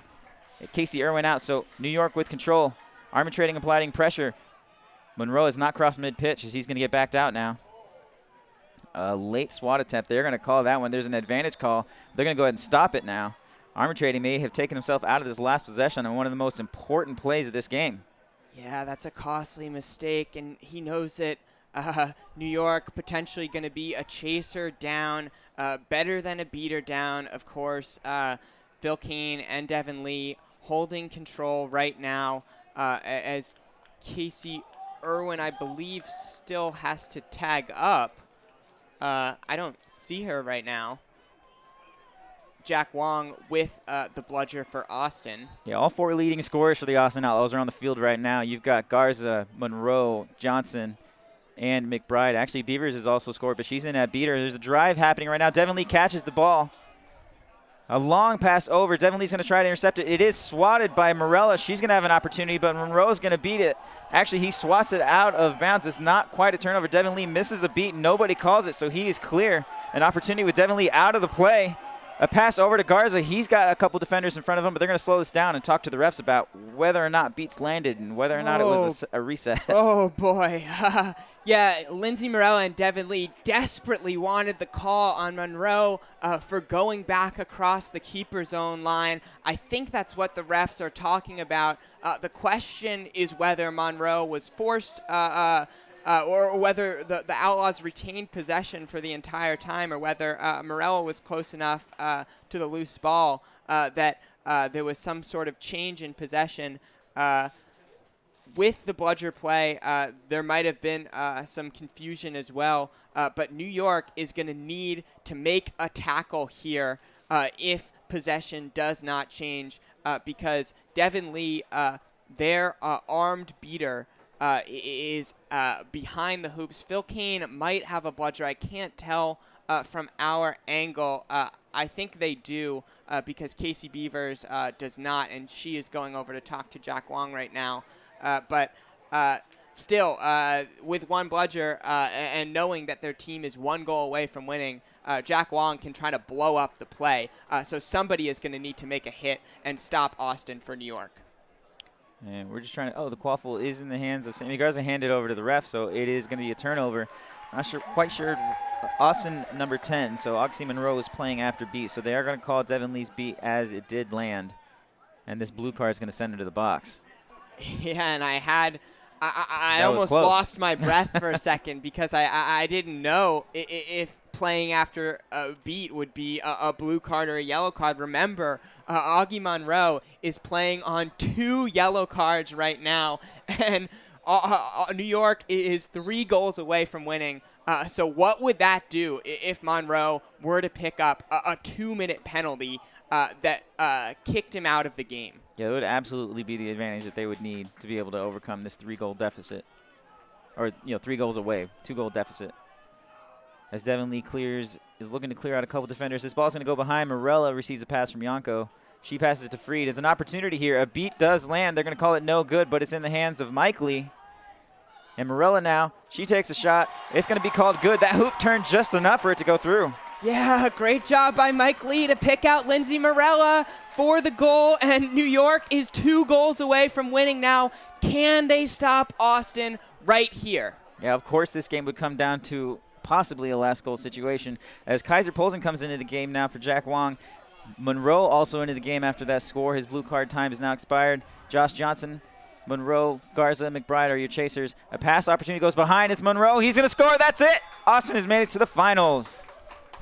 Austin ends the dream of New York of making the finals. The Titans fought so hard here, but ultimately it's Augie Monroe behind the hoops, picking out the top hoop that every team has struggled to defend against the Austin Outlaws with the accurate shooting that they've provided all weekend long, and in just an incredible series of Quidditch between 2 teams that have so much familiarity, that have played each other 3 years in a row at MLQ Championships. It is Austin pushed to their very limit, but coming away with the win and will advance to MLQ Championships against Boston. Yeah, what an incredible series. I love that it came down to Oxy Monroe with 2.5 yellow cards, just barely making it through. But the star of the game this time is going to be Josh Johnson. He had 4 goals, 3 assists. He was absolutely orchestrating what this was. You gave him credit yesterday for having one of the best performances you'd seen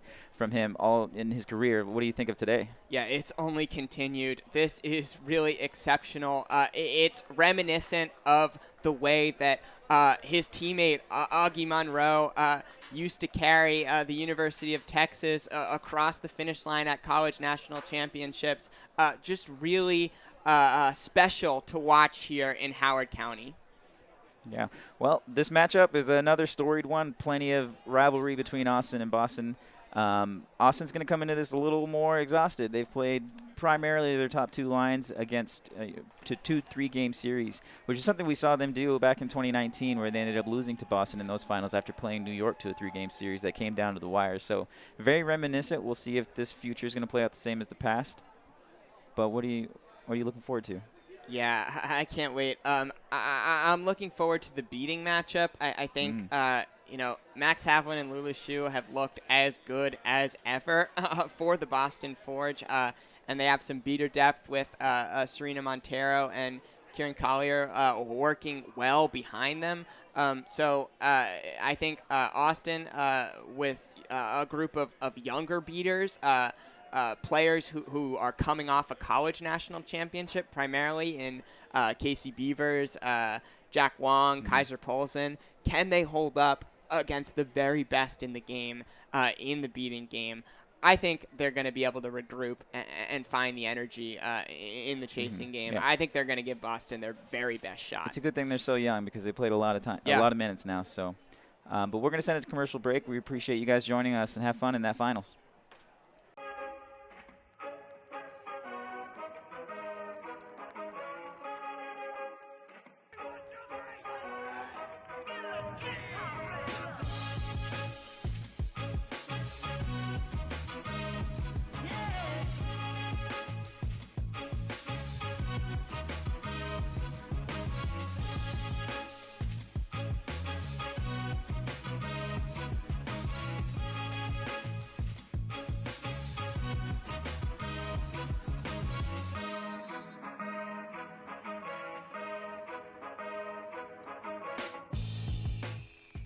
Quad ball is a sport that integrates aspects from rugby, basketball, and dodgeball to create a fast-paced, mixed-gender game that features 7 players per side.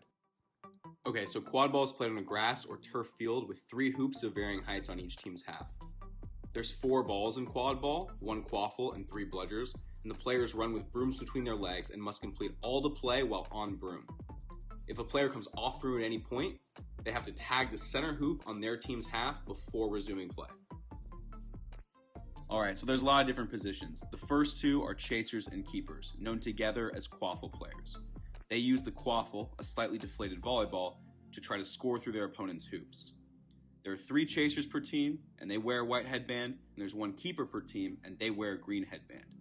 The keeper is only different in they can't be interfered with in their team's keeper zone, which is an area around the hoops when they possess the quaffle. On offense, all 4 players move the quaffle by running and passing and shooting to attempt to score. A good goal can be scored from either side of the hoop, and it's worth 10 points. On defense, players can tackle each other, and we're talking full contact to prevent the other team from scoring. Beaters, distinguished by black headbands, use the bludgers, dodgeballs, in attempts to knock out the opposing team's players. Each team has 2 beaters at any given time. A player of any position that is hit by a bludger thrown by the opposing team's beaters must dismount their broom, drop the ball they possess, and tag in on the center hoop before they can rejoin play. Beaters help their quaffle players on offense to clear paths to score, as well as work to stop opposing teams from scoring. Okay, so seekers, the ones with the yellow headband, pursue the snitch runner in an attempt to grab that snitch tail from their shorts, kind of like flag football, in order to earn 35 points for their team. They don't enter the game until after the 20-minute timeout, and they leave the game immediately after a good catch has been recorded. The snitch runner is an impartial official whose sole purpose is to prevent the seekers from catching their snitch tail. They can grab, push, wrap, or run away from the seekers to stop them from catching the snitch. The snitch runner comes onto the field after the 20-minute timeout and stays until they are caught. Quad ball is played in 2 halves. The first consists of a timed 20 minutes, and the second ends only when the set score gets reached. During the first half, the quaffle players and the beaters work together to score goals and stop the other team from scoring goals. When the game clock hits 20 minutes, there's a 2-minute timeout, and that's when the seekers and the snitch runner get introduced. At the same time, they're going to determine the set score. It's determined by taking the total of the leading team's score and adding 60 points. The set score gets indicated on a scoreboard, which will be separate from the game score, and whichever team reaches the set score first, either through only quaffle points or with the addition of that snitch catch, win the game.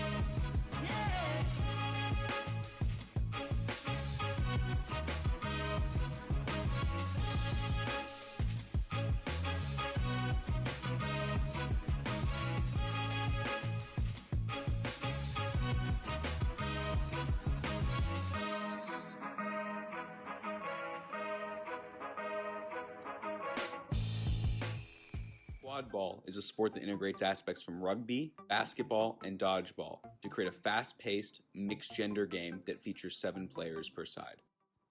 Okay, so quad ball is played on a grass or turf field with 3 hoops of varying heights on each team's half. There's 4 balls in quad ball, 1 quaffle, and 3 bludgers, and the players run with brooms between their legs and must complete all the play while on broom. If a player comes off broom at any point, they have to tag the center hoop on their team's half before resuming play. Alright, so there's a lot of different positions. The first 2 are chasers and keepers, known together as quaffle players. They use the quaffle, a slightly deflated volleyball, to try to score through their opponent's hoops. There are 3 chasers per team, and they wear a white headband, and there's 1 keeper per team, and they wear a green headband. The keeper is only different in they can't be interfered with in their team's keeper zone, which is an area around the hoops when they possess the quaffle. On offense, all 4 players move the quaffle by running and passing and shooting to attempt to score. A good goal can be scored from either side of the hoop, and it's worth 10 points. On defense, players can tackle each other, and we're talking full contact to prevent the other team from scoring.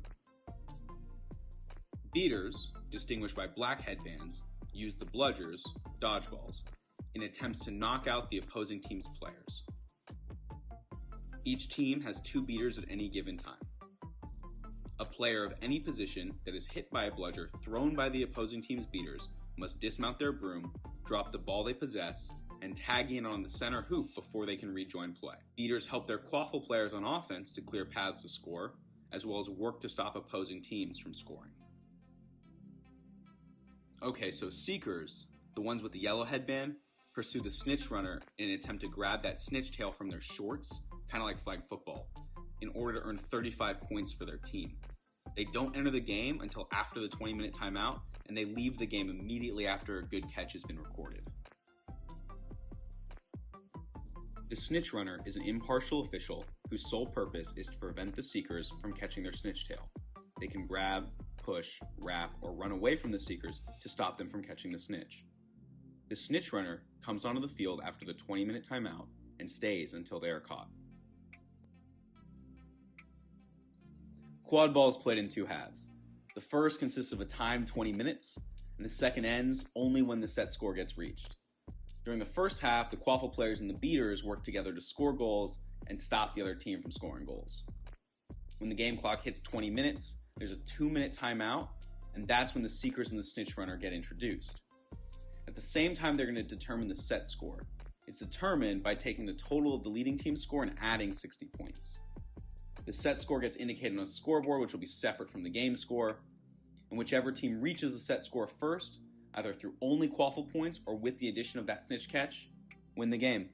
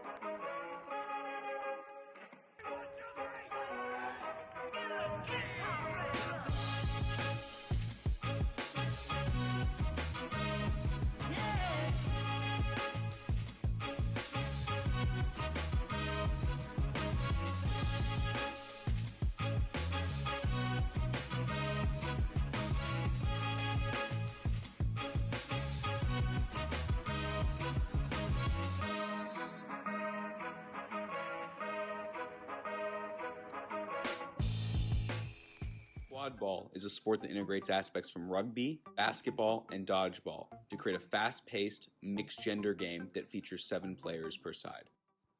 Okay, so quad ball is played on a grass or turf field with 3 hoops of varying heights on each team's half.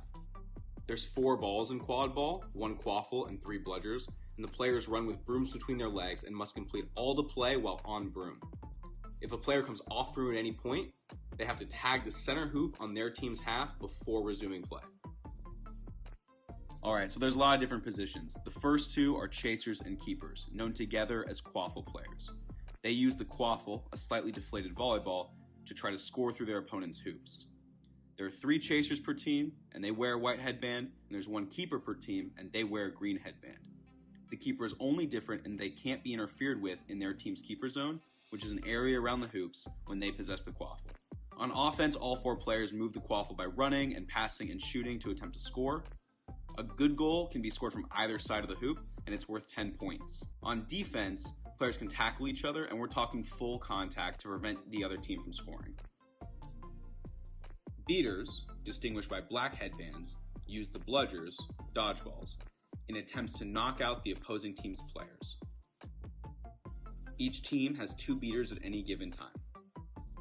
A player of any position that is hit by a bludger thrown by the opposing team's beaters must dismount their broom, drop the ball they possess, and tag in on the center hoop before they can rejoin play. Beaters help their quaffle players on offense to clear paths to score, as well as work to stop opposing teams from scoring. Okay, so seekers, the ones with the yellow headband, pursue the snitch runner in an attempt to grab that snitch tail from their shorts, kind of like flag football, in order to earn 35 points for their team. They don't enter the game until after the 20-minute timeout, and they leave the game immediately after a good catch has been recorded. The snitch runner is an impartial official whose sole purpose is to prevent the seekers from catching their snitch tail. They can grab, push, wrap, or run away from the seekers to stop them from catching the snitch. The snitch runner comes onto the field after the 20-minute timeout and stays until they are caught. Quad ball is played in 2 halves. The first consists of a timed 20 minutes, and the second ends only when the set score gets reached. During the first half, the quaffle players and the beaters work together to score goals and stop the other team from scoring goals. When the game clock hits 20 minutes, there's a 2-minute timeout, and that's when the seekers and the snitch runner get introduced. At the same time, they're going to determine the set score. It's determined by taking the total of the leading team's score and adding 60 points. The set score gets indicated on a scoreboard, which will be separate from the game score, and whichever team reaches the set score first, either through only quaffle points or with the addition of that snitch catch, win the game.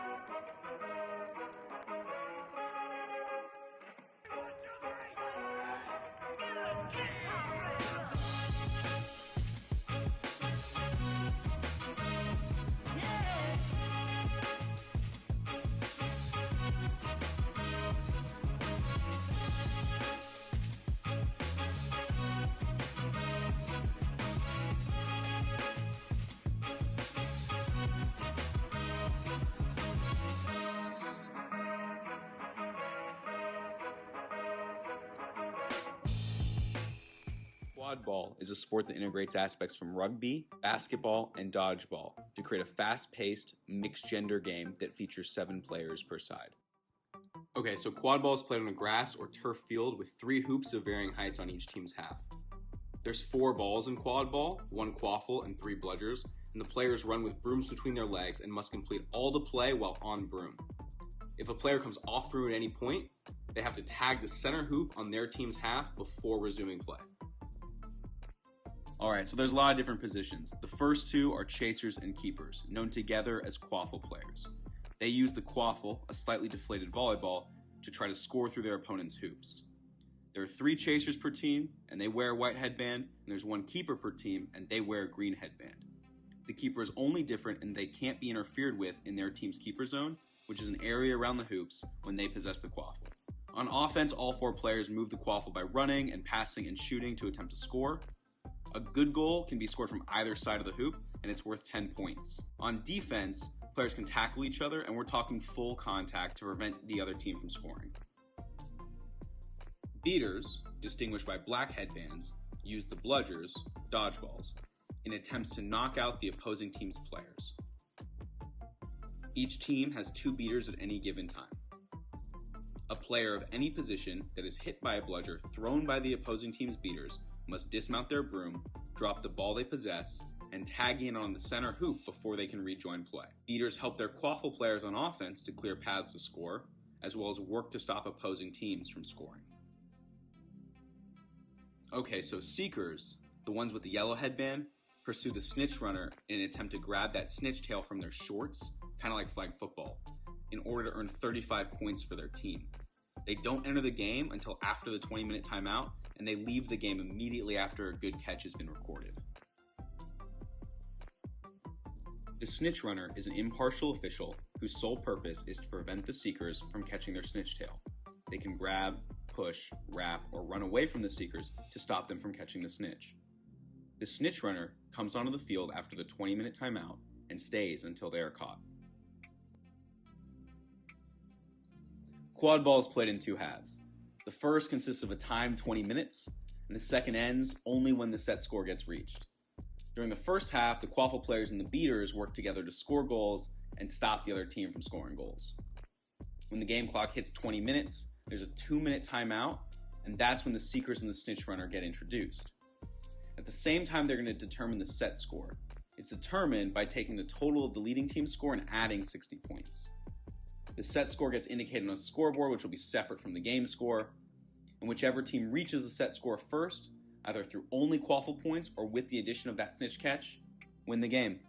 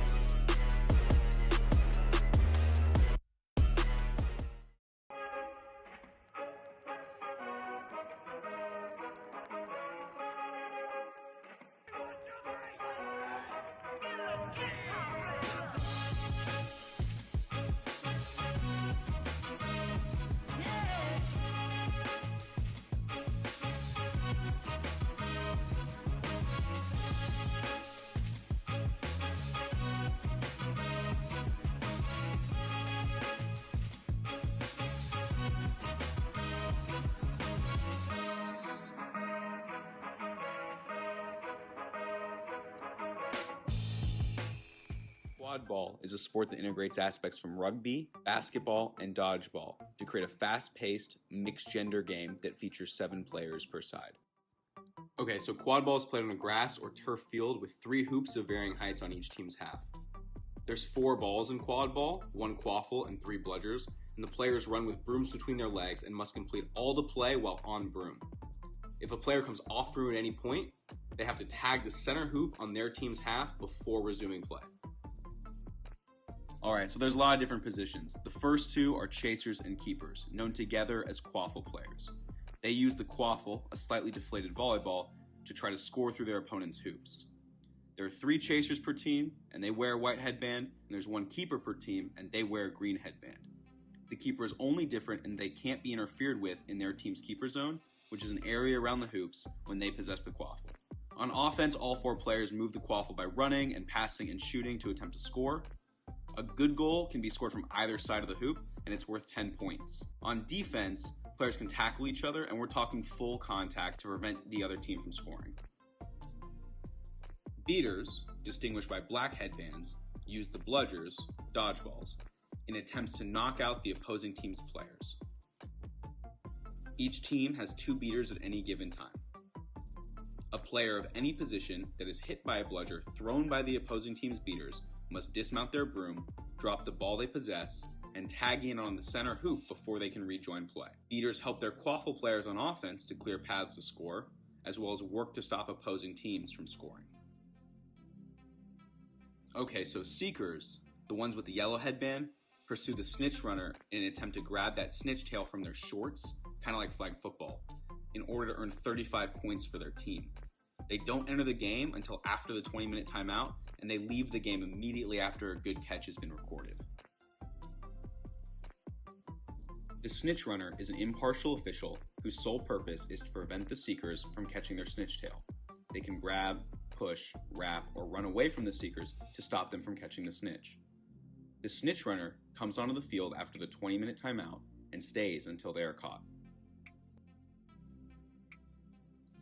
Quad ball is played in 2 halves. The first consists of a timed 20 minutes, and the second ends only when the set score gets reached. During the first half, the quaffle players and the beaters work together to score goals and stop the other team from scoring goals. When the game clock hits 20 minutes, there's a 2-minute timeout, and that's when the seekers and the snitch runner get introduced. At the same time, they're going to determine the set score. It's determined by taking the total of the leading team's score and adding 60 points. The set score gets indicated on a scoreboard, which will be separate from the game score, and whichever team reaches the set score first, either through only quaffle points or with the addition of that snitch catch, win the game.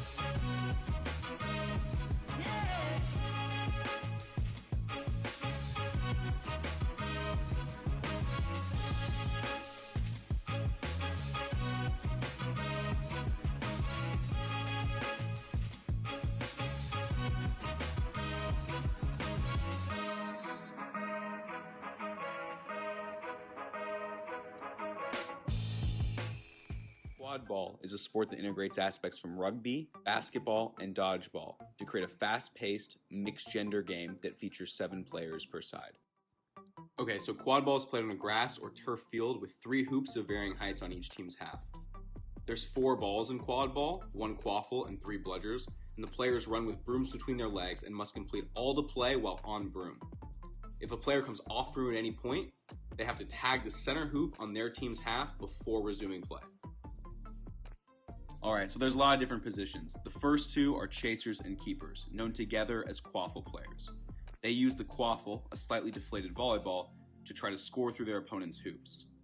There are 3 chasers per team, and they wear a white headband, and there's 1 keeper per team, and they wear a green headband. The keeper is only different in they can't be interfered with in their team's keeper zone, which is an area around the hoops when they possess the quaffle. On offense, all 4 players move the quaffle by running and passing and shooting to attempt to score. A good goal can be scored from either side of the hoop, and it's worth 10 points. On defense, players can tackle each other, and we're talking full contact to prevent the other team from scoring. Beaters, distinguished by black headbands, use the bludgers, dodgeballs, in attempts to knock out the opposing team's players. Each team has 2 beaters at any given time. A player of any position that is hit by a bludger thrown by the opposing team's beaters must dismount their broom, drop the ball they possess, and tag in on the center hoop before they can rejoin play. Beaters help their quaffle players on offense to clear paths to score, as well as work to stop opposing teams from scoring.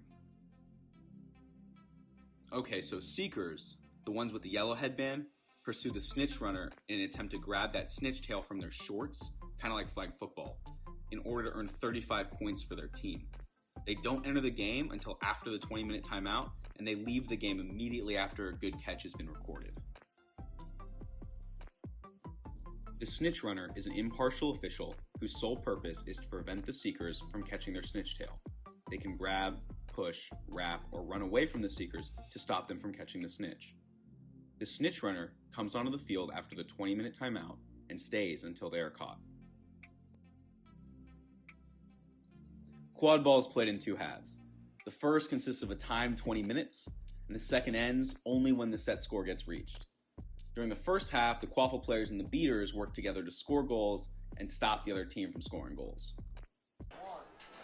There's not many things people in sports like more than a Game 7. It took us 8 years to get to it, but this is Game 7 between Boston and Austin. 3 MLQ Championship titles for the Boston Forge. 3 MLQ titles for the Austin Outlaws. We are about to break that tie once again. I'm Ethan Sturm, alongside Jack McGovern. I am pumped to be here. Yeah, when MLQ started, the idea was to see which cities in the country had the best Quidditch players. And now in the 7th season of MLQ, like you said, Austin with 3 titles, Boston with 3 titles. We see now who is going to take the 7th title. Yeah, and you know, for over 8 years, you can't be relying on those same great Quidditch players, and these are retooled versions of these teams.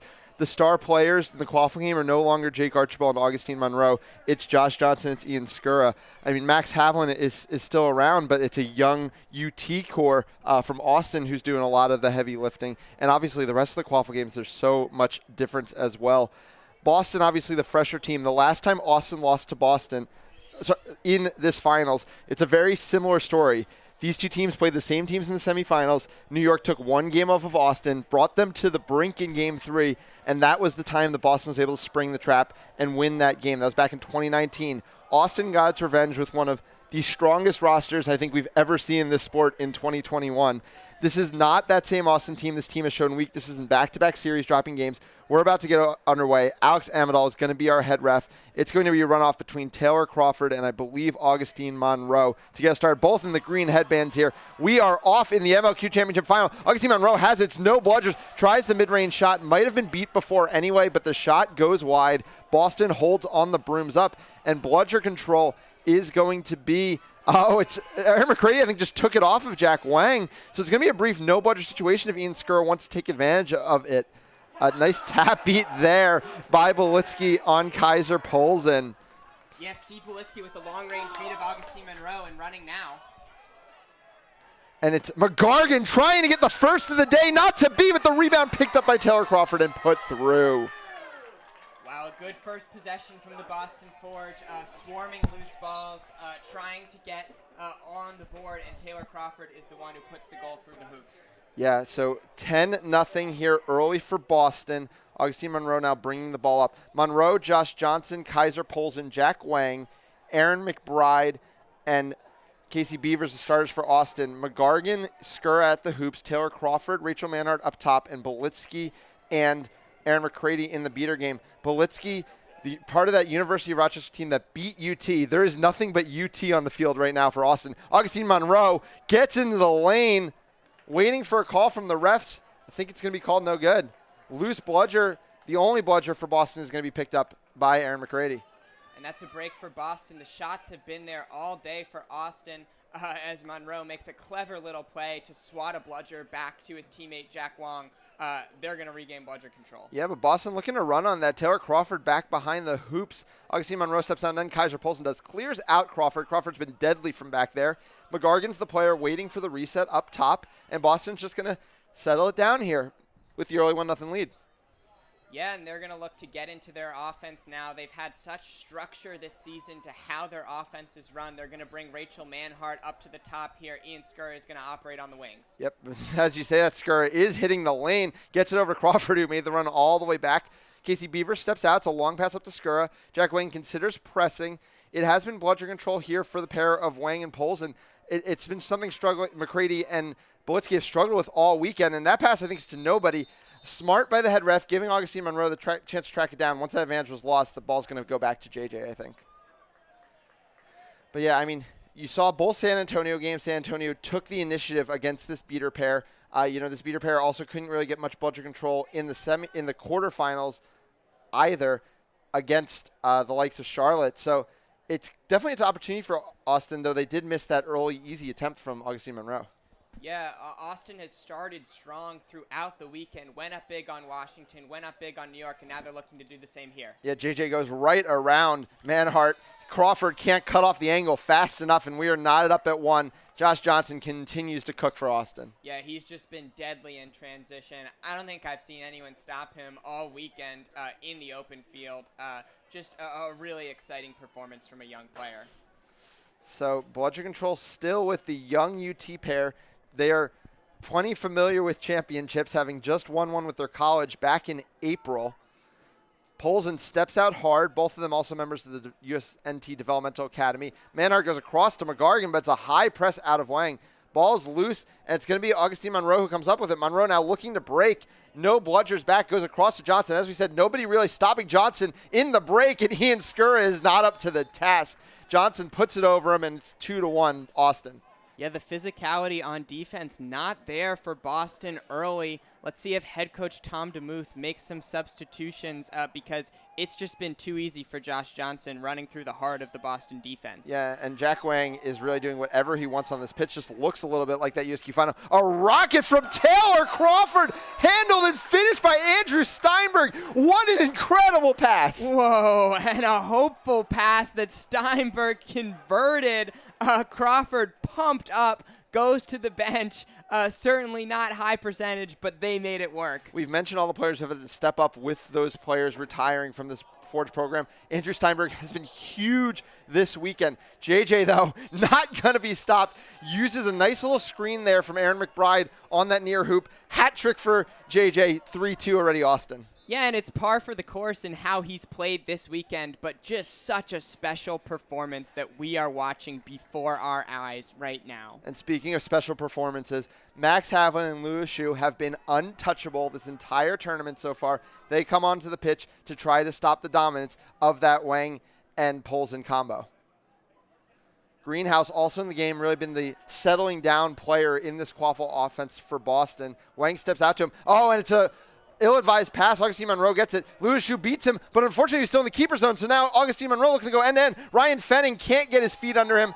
Augustine Monroe scores again, 4-2 Austin. Yeah, Monroe jukes Fenning out of his shoes, and They're going to go back to Harry Greenhouse now. You're exactly right. Greenhouse has been the player who's provided stability, who's provided goals when Boston has needed them, scored 4 and assisted 1 in snitch on pitch in the clinching Game 2 against San Antonio in the semifinals.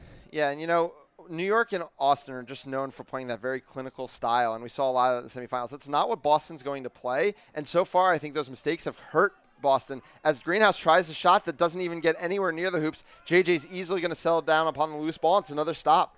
Yeah, and the Austin defense has been tough to break down. New York struggled to find answers throughout their series just because of how good Austin is playing around the hoops, getting their hands up, making hits. It's been exciting to watch. Sammy Garza, another spark plug in this Austin offense, now has the ball. Gets it over to Aryan Goddessy, and then back to Garza. They're just playing catch on the far side as the beaters try to get rid of Max Havlin's one bludger that sits right under the hoop. Jack Wang has come all the way behind him. Goddessy gets it again. Greenhouse standing in front. Greenhouse has been probably the best point defender for Boston. It's a no bludger situation, though, and it's just not enough physicality there out of Boston. Allows Garza to pick out Missy Goddessy, and it's another goal. It's a 3-goal lead here for Austin. Yeah, Havlin takes the exchange with Wong behind the hoops, thinking maybe he could generate a press opportunity with Austin out of position, but Austin scores on the play and makes Boston pay for the risk. Havlin and Shu, though, do importantly get bludger control off that. If they can hold it and make something out of it, it might be worth the goal. Fenning gets all the way back behind the hoops, tries a shot. This one does get through. Finally, Boston back on the board, 5-3. Yeah, Boston with bludger control in the half court is a different animal, so efficient. And Max Havlin is absolutely working the beating game right now. Meanwhile, big tackle from Fenning on Garza. It's what Boston needed. Now they're looking to run in transition. The injury, I think, is going to slow things down, though. Yeah, it's Sammy Garza walking towards his bench. Refs also discussing what happened on the play. Yeah, as we wait for that injury to be settled out, this has always been very much a UT program, this Austin program, but the little sprinkles of A&M have always made a big difference. You think back to Sam Hamowitz and all the things he has done with this program. Sammy Garza is that one sprinkle from A&M this year, and he's made a huge difference for this team. Yeah, you think back to Molly Lensing back in the day for the Austin first couple championships. You're absolutely right. They need all the talent that the state of Texas provides. Yeah, for sure. Because it's going to be a grind because we've seen Boston get down before. We've seen them fight back. We've seen them make great adjustments throughout the season. I think both in their New York and their Washington series, both series went 1-1 into Game 3.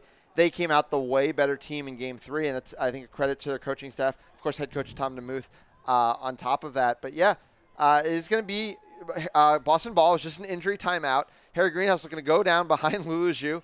Goddessy gets beaten out, and it's just too easy for Harry Greenhouse. 5-4, Boston back into it. Yeah, Austin settling into the hoop defense that they've been playing so successfully, but no one stepped up to make the hit on Greenhouse, and he's going to score every time there.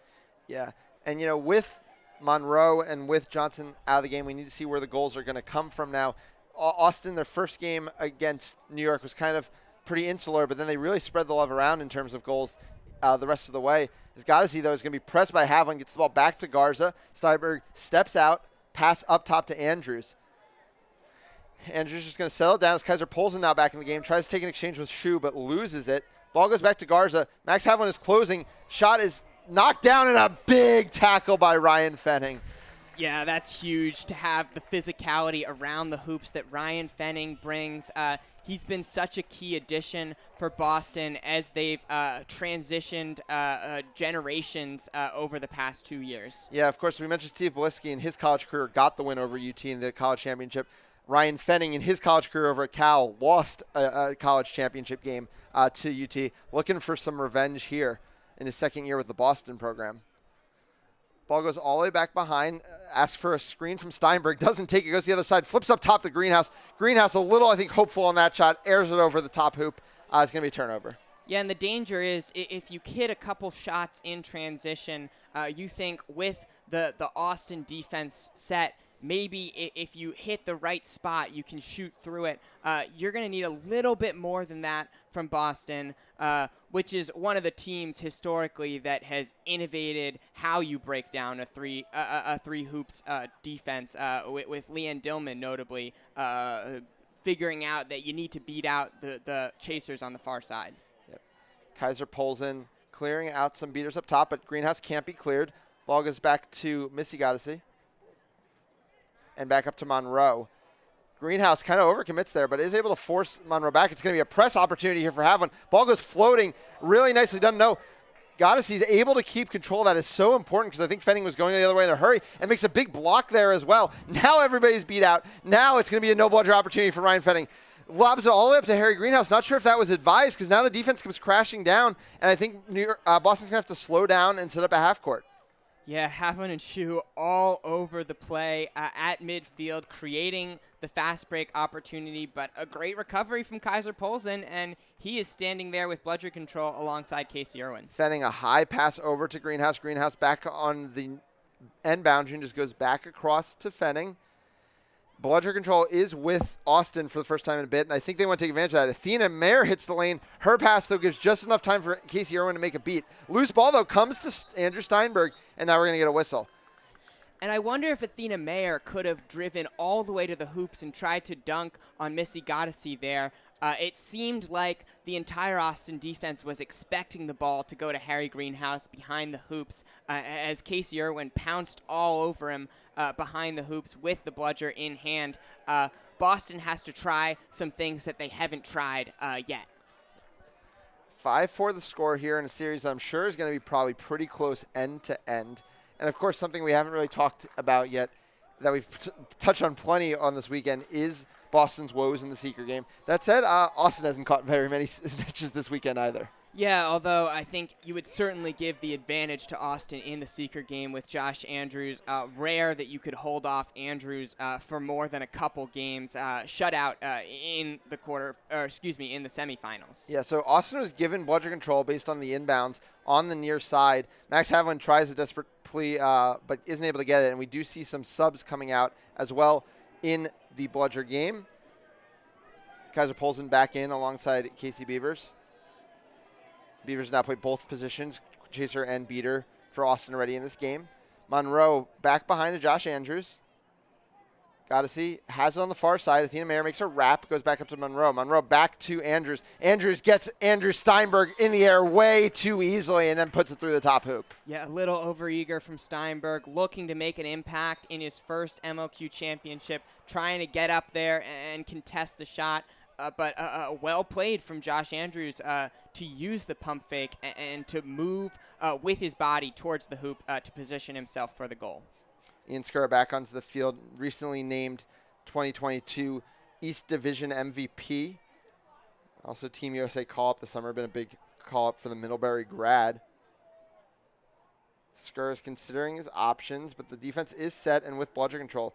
Goddessy is tapped off the near hoop, Missy Goddessy to be specific, but the shot is just wide. Peter Lawrence picks it up. Peter Lawrence is considering a drive opportunity. I apologize. Skura did get the ball back there.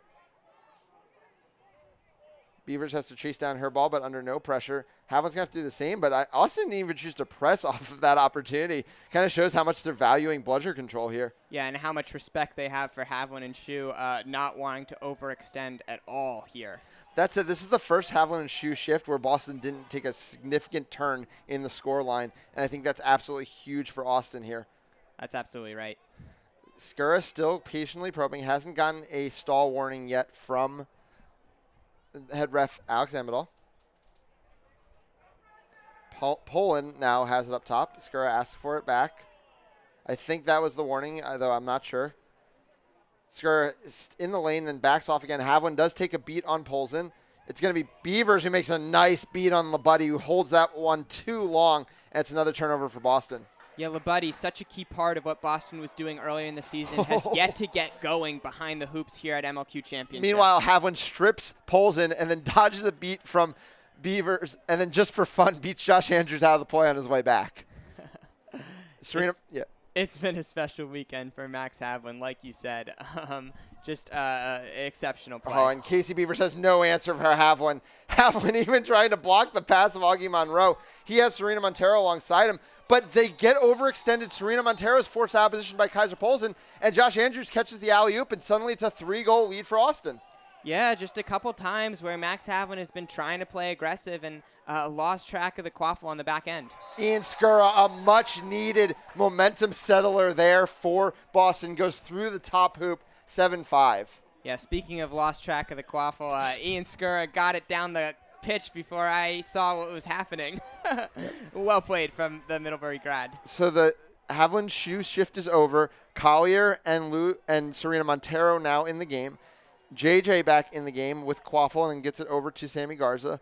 Austin's line's a little bit limited by injury at this point. Obviously, they've played a really long weekend of games. This is game number 7 compared to game number 5 for Boston. But once JJ is back in the game, you need to be ready for that mid-range shot. Boston caught sleeping once again. It's JJ's 4th. They lead it 8-5. Yeah, he's been automatic from that distance this weekend, and that shot wasn't even off the top of the hoop. A little too easy from Josh Johnson, I think. Boston has to know what he's trying to do. Yeah, I mean, Josh Johnson has already made it look easy against Team USA this season, so I don't think anything is going to be much of an intimidation for him. Good point.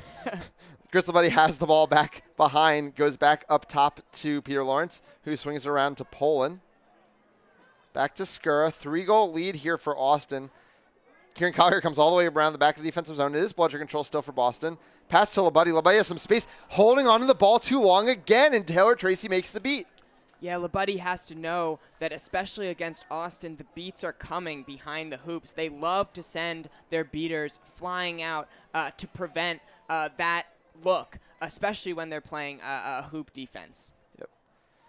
Coming down the field now with the ball is Sammy Garza. Josh Johnson to his right.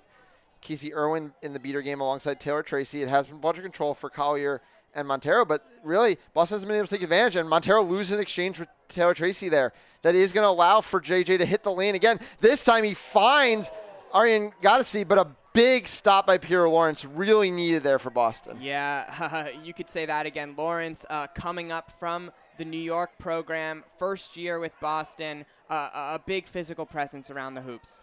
Skura slowing down and does allow Kieran Collier to clear Garza for him. But again, bludger control now back with the pair of Tracy and Irwin. Irwin recently named South Division MVP after her transition from chaser to beater, where she's absolutely excelled, as she has in everything she's ever done in Quidditch.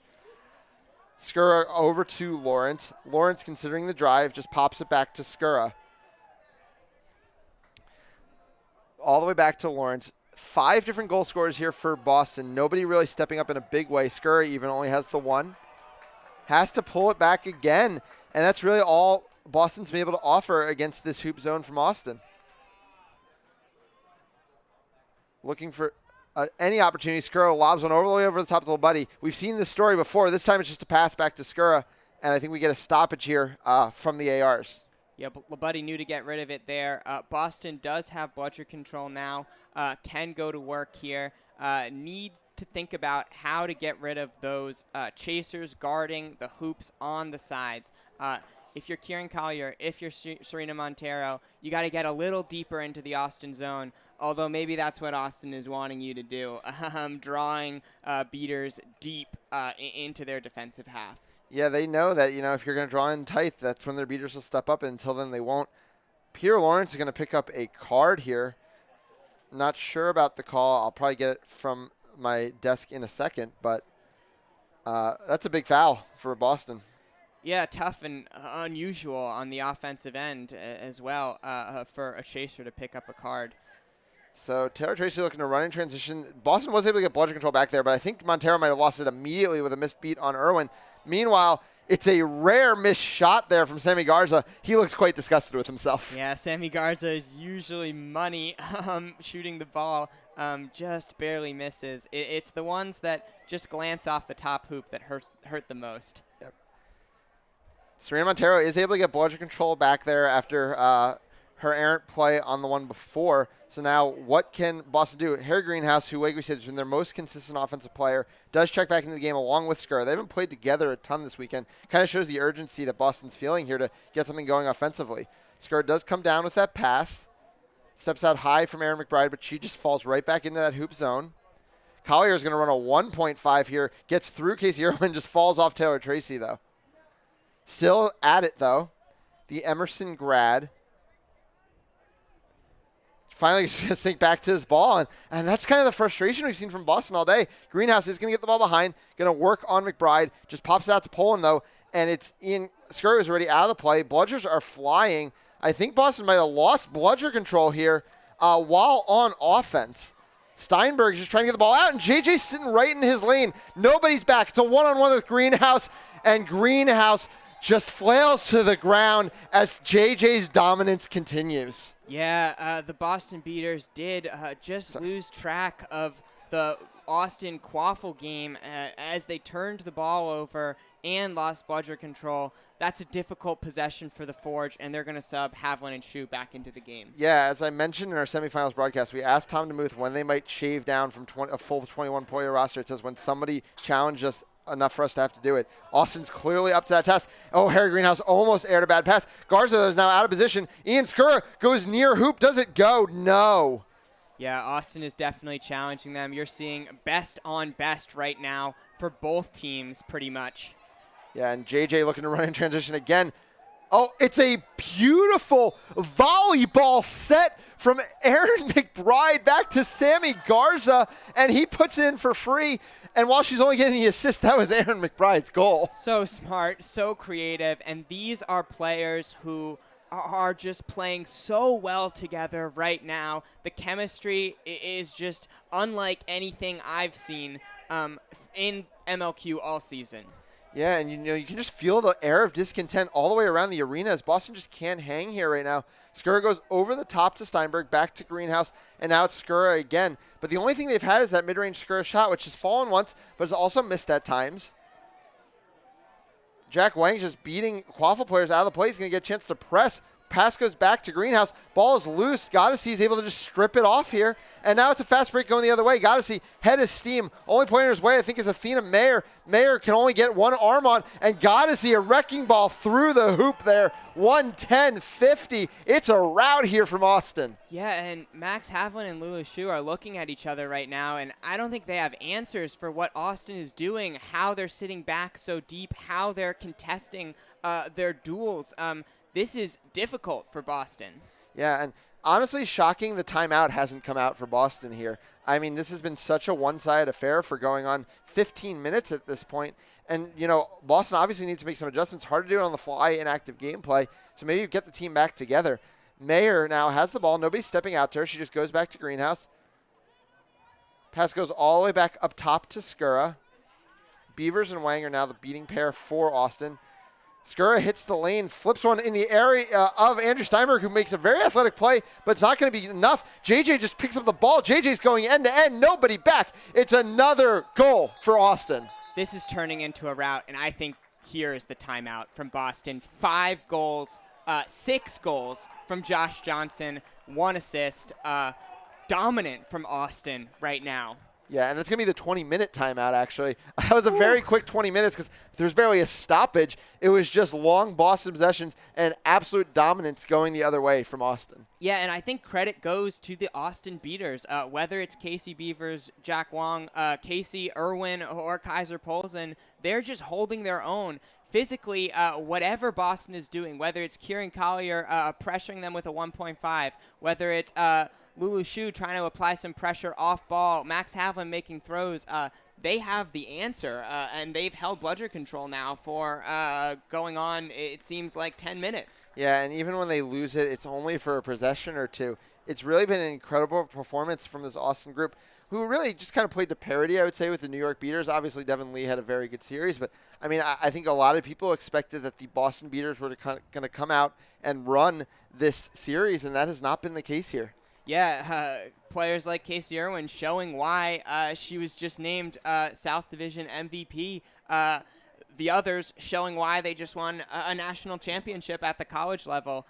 Really impressive performance from the Austin Beaters. Yeah, and I mean, here's the thing. We talk about the retooled Boston. A lot of these players haven't been in this situation. Yeah. A player like Andrew Steinberg, who's been huge for this team this year, has never been in a championship game before. even the Ian Skurs of the world, were much younger players the last time Boston was like winning a championship.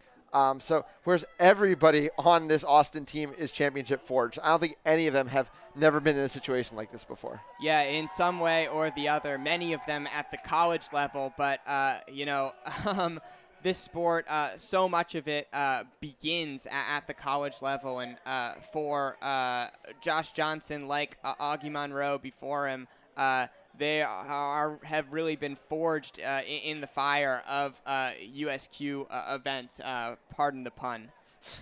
So 120 to 50 is the score. It's going to be a set score of 180. It's a long climb here for Boston.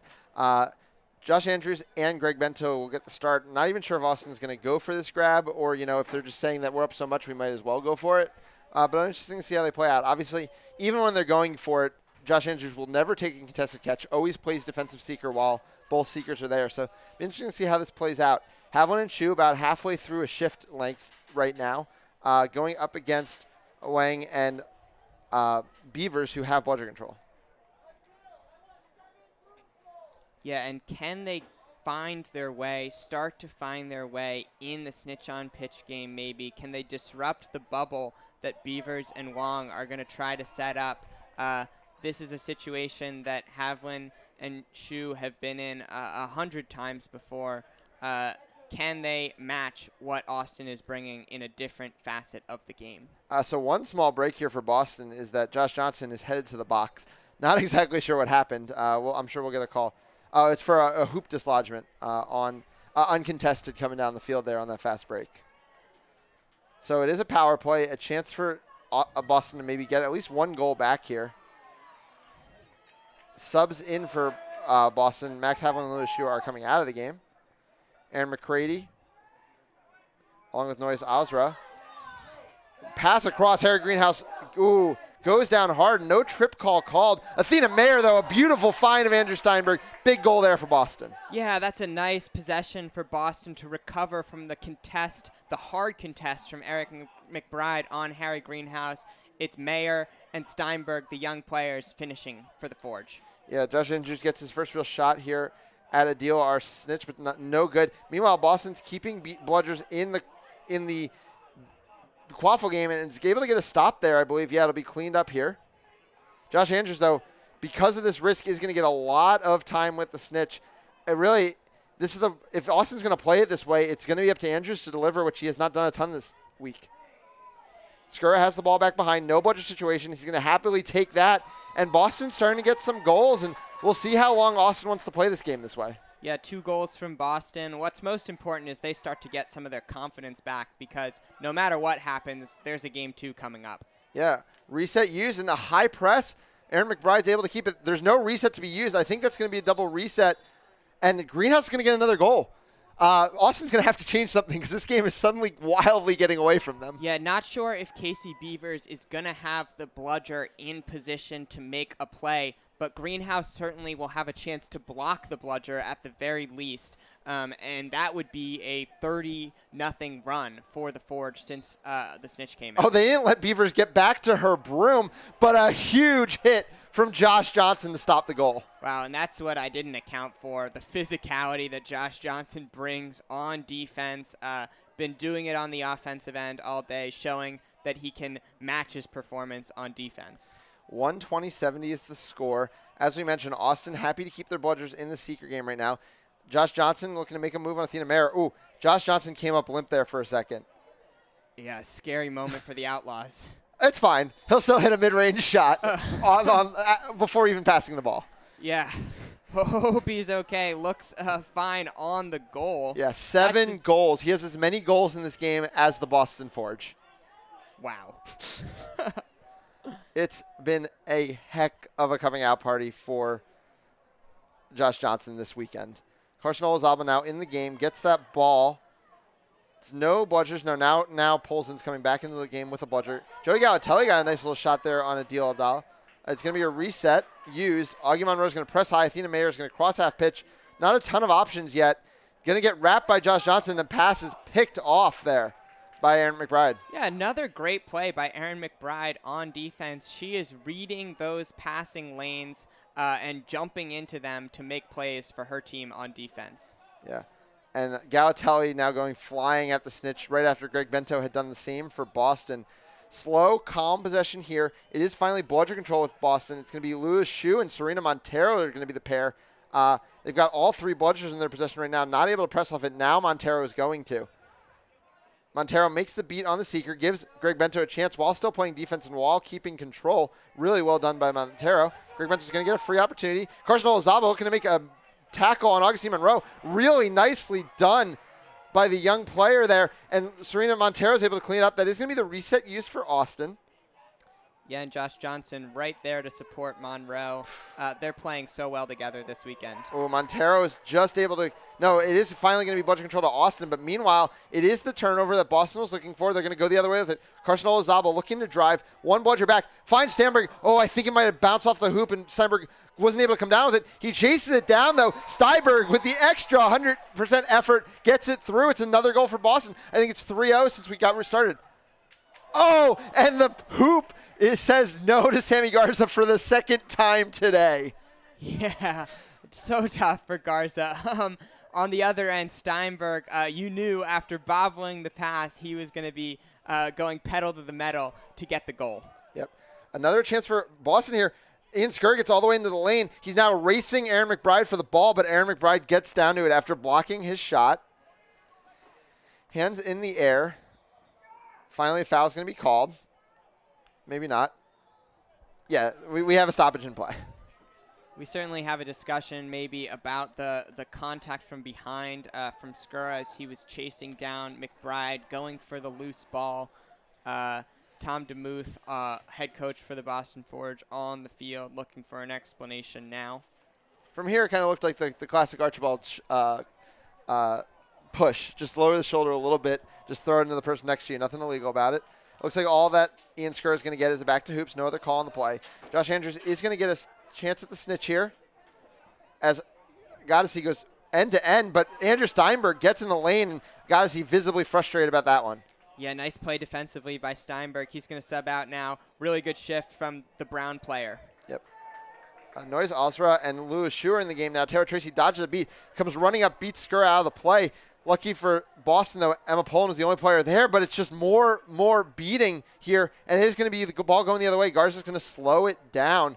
Lewis Hsu and Casey Irwin are down on the ground. Shu's going to come away with the ball. There's, I think, an advantage call being made. I think Skur this time might not avoid the card. Yeah, I think Goddessy wants the high contact. A couple Boston chasers were swarming him as he was trying to get the shot off. So strong, Arian Goddessy. Been a part of so many championships, trying to help will the outlaws across the finish line here. And meanwhile, Harry Greenhouse, I think, has put on the yellow headband for the first time we've seen all weekend.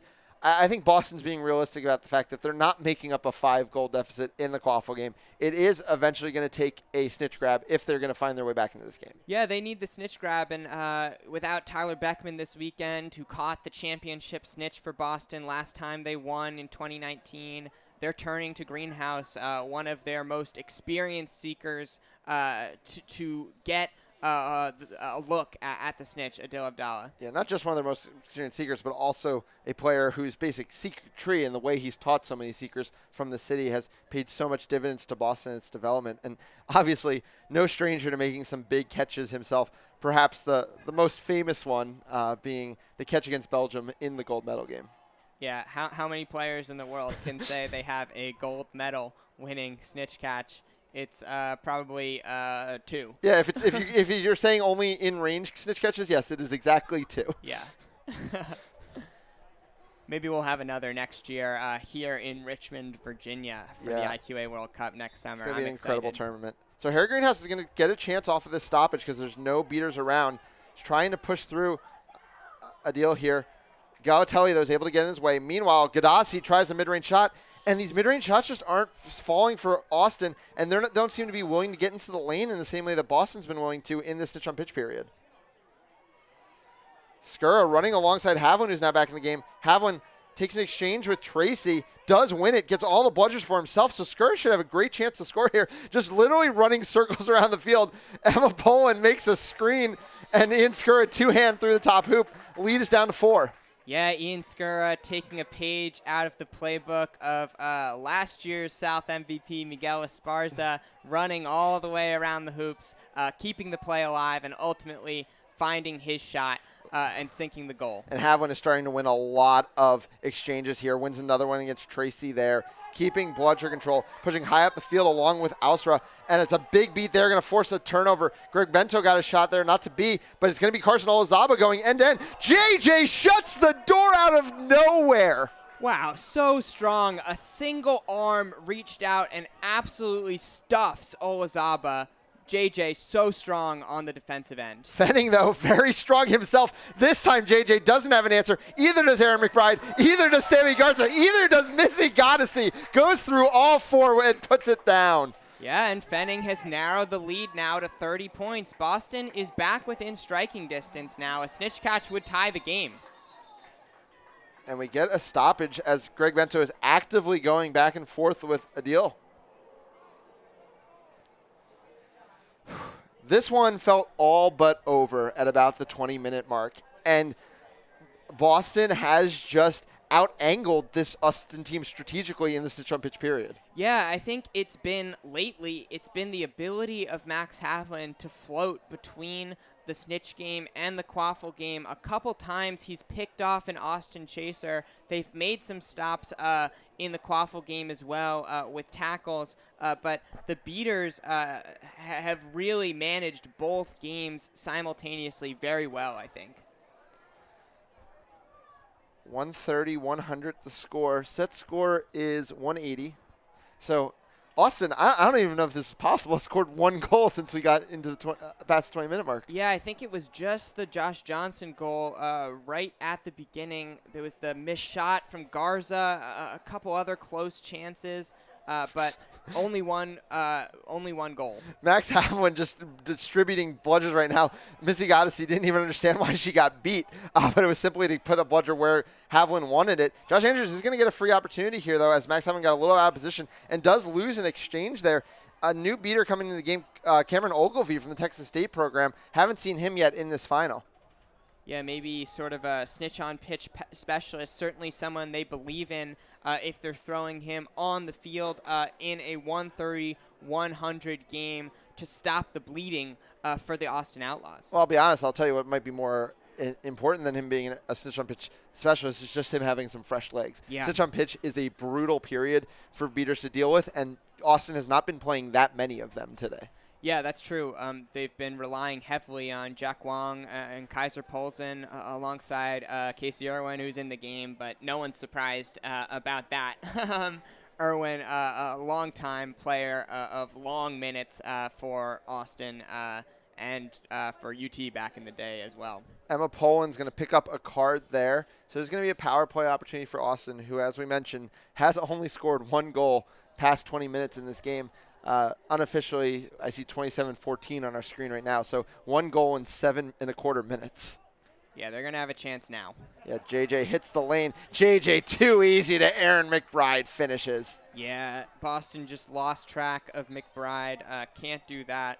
But it's pick your poison because otherwise Josh Johnson would have sunk the shot. Correct. 7 goals, 2 assists for Johnson. Scored or assisted on 9 of the team's 14 goals. Taylor Crawford, now back in the game, hasn't been in much for a while. Havlin's just going to beat Josh Johnson out of the play. It's going to be very, very free from there for Taylor Crawford. Max Havlin, I'm not sure if he's interested in subbing out of this game anymore. Yeah, certainly looks very determined. Loses the exchange with Ogilvie there. Yeah, but Ausra, I think, is going to be able to help him keep bludger control. Oh, beautiful kickback there from Max Havlin to lose that exchange but keep the control. Yeah, just a masterclass in beating snitch on pitch so far here. Yeah, and Havlin's now able to press on both the quaffle. Yeah, almost forces another turnover. That passes to nobody. It goes across the half-court line. Again, Alex Amidal smartly giving Taylor Crawford the chance to run it down. Once he couldn't, it's going to be called a turnover. So the closest Boston qualifier player is all the way back in his own side. It is Rachel Manhart, so not going to be a fast break opportunity. But basically, Max Havlin was the only Boston player aggressively up on the field and managed to single-handedly cause a turnover. Yeah, and that's why I think Boston has gotten back into the game. It's been Havlin floating between the snitch game and the quaffle game, creates another opportunity for his team here. So Taylor Crawford's actually going to be put back on Broom. Still not going to be a fast break opportunity, but will be able to play the offensive set without returning to his hoops. Only down 3 here from Boston. Fenning has the ball. Taylor Crawford's wide open behind the hoops. Nobody seems to want to move it down that way. Now Fenning does. What can Crawford do? Augie Monroe stepping out. There are bludgers now coming back into the play. It is bludger control with Austin. Long pass. JJ reads it like a book. JJ now looking to go in transition. 1 goal, 1 assist in this extra time period. Make that 2 goals, 1 assist. JJ can't miss. The teardrop floater from anywhere on the pitch. This is a legendary performance. And Taylor Crawford, this is his second absolutely ripped alley-oop pass. Ryan Fenning, the receiver of this one, it's 150-120. Yeah, Taylor Crawford just taking risks all over the pitch, but it's working for him. He's feeling it. Ryan Fenning with a stylish finish on the alley-oop. 3 more goals or a snitch grab needed for Austin. 6 points, whether it comes in 6 goals or a snitch grab and 3 goals needed for Boston. Big hit here in the beater game. It's Kaiser Polson. I believe Aaron McCready rolling around the ground as Steve Belitsky has the ball and is looking to press. Augustine Monroe goes all the way back behind, bounces a pass to Josh Johnson, who can't corral it cleanly, and then Missy Goddessy misses the shot. Ryan Fenning's the first one there. Fakes a pickup, which I think might have worked to their advantage. No, everyone just cleared out by the Austin Beaters. Oh, and it's a huge play by Rachel Manhart. That was for sure going to be a goal if it reached Josh Johnson, but coming flying back in the play and knocking it down. Outstanding play by Emma Polson. The field awareness to know that her team had just turned the ball over and that she needed to get a hand up and make a play. Peter Lawrence continues to press here in the secret game. Nice pass lofted over to Crawford. Crawford, though, can't put it through. It's blocked by, I believe that was McBride, and the pass from Manhart was knocked down by Augustine Monroe. Might be a foul in the play, but they're going to let it play out for now as Augustine Monroe slows it down. Yeah, McCready back with the bludger, charging McBride now. No call on the play. Josh Andrews getting a lot of time here to potentially deliver the game-winning grab. McCready closing down hard on Monroe. Does get the ball over to Goddessy. Goddessy looking to get into the lane. Think that one is... No, that one's going to go wide. Big miss there as Greg Bento's now getting some time. A catch would tie it up here for Boston. Crawford defending. Oh, good job drawing the beat, but then Crawford can't handle the pass. Yeah, right through his hands. The give and go was the right idea. As Bento works on the snitch, Polson is going to clear him out now. Galtelli back in for Josh Andrews. Gets cleared out by Max Havlin. It is bludger control with Austin. Bento continues to work here. Max Havlin gets rid of Goddessy. Even without bludger control, gets rid of McBride as well. Oh, and McBride accidentally handled it. I think kept Sammy Garza off of it, so Taylor Crawford's going to come up with the recovery. Havlin goes all the way back behind Polson, delivers a beat, then clears out Galtelli. Going to give Greg Bento an opportunity to make a grab. Athena Mayer patiently here. Going to hit the lane, though. Takes a beat from Kaiser Polson. Not sure she ever saw him. It's going to be Taylor Crawford getting beat out as well. But now Max Havlin is winning some beater exchanges. Sammy Garza is going the other way, but Max Havlin read it like a book the entire way and forces the turnover. This game is absolute chaos. Yeah, and with Lula Shu back on the pitch, Boston has bludger control now. And finally, that chaos results in another goal. Ian Skura has pulled this game within 2, 150-130. Yeah, that's big. They started 50 points down, now only 20 points. Of course, a snitch catch for Austin would win the game, though. Galtelli getting some chances, going to defensive seek now. Yeah, I said we were in the next generation, and it's now about Josh Johnson versus Ian Skura. 8 for Josh Johnson, 4 for Skura here. Garza gets hit by Greenhouse, who's clearly not planning on coming back in the seeker game. He moves the ball over to JJ. Back to Garza. Oh, Harry Green. Oh, Garza missed again. That's 3 from Garza in this game. The shot is just eluding him right now. Going cold at the absolute worst time is Sammy Garza. He's been making that shot all weekend. He's going to want those ones back. Well, and the worst part is, as much as I hate my colleague Noah Schwartz to be right, there was nobody in front of him. He could have just stuck his hand through that hoop. Yeah. Oh, Ian Skur, I'm not sure you ever saw that beat coming, and it's going to be cleaned up, and JJ's going the other way. Kieran Collier needs to recognize in a hurry if he's going to make a stop. Oh, Ian Skur gets across to the hoop and knocks it down. And Skura finally making a play at the hoop. So many teams have struggled to defend their hoops against the shooting of the Austin Outlaws, but Skura tracking over to the far side hoop and making the timely stop.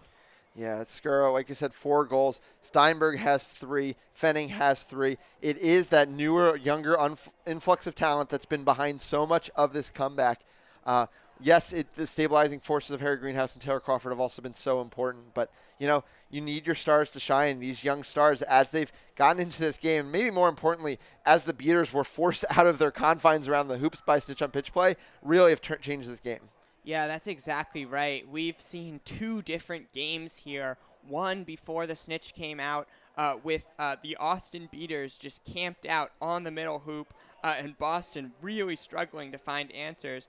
And then second, after our snitch, Adil Abdallah has come in, and credit to him, lasted now by our unofficial clock 13 minutes and 25 seconds.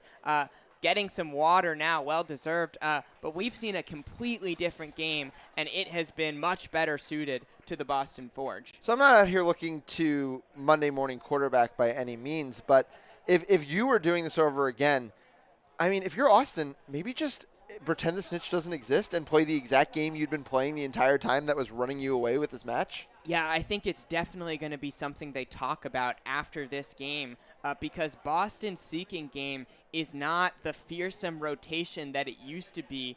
It's a seeking rotation that has not gotten many close opportunities this weekend, really all season.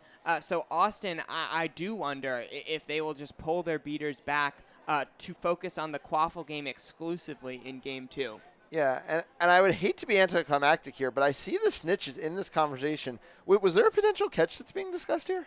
I do not know. I don't think so. I didn't see anything.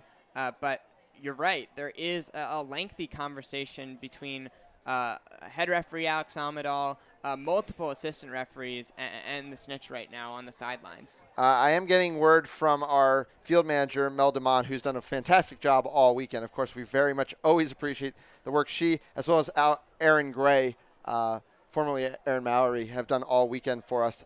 This is an injury stoppage, but the refs are talking about some snitch stuff. I don't think they were talking about a potential grab, but maybe just some of the ways the Seekers were engaging with the snitch. I think maybe we have some new snitch shorts too. Okay, yeah. Hey, we that's what it takes sometimes. Of course.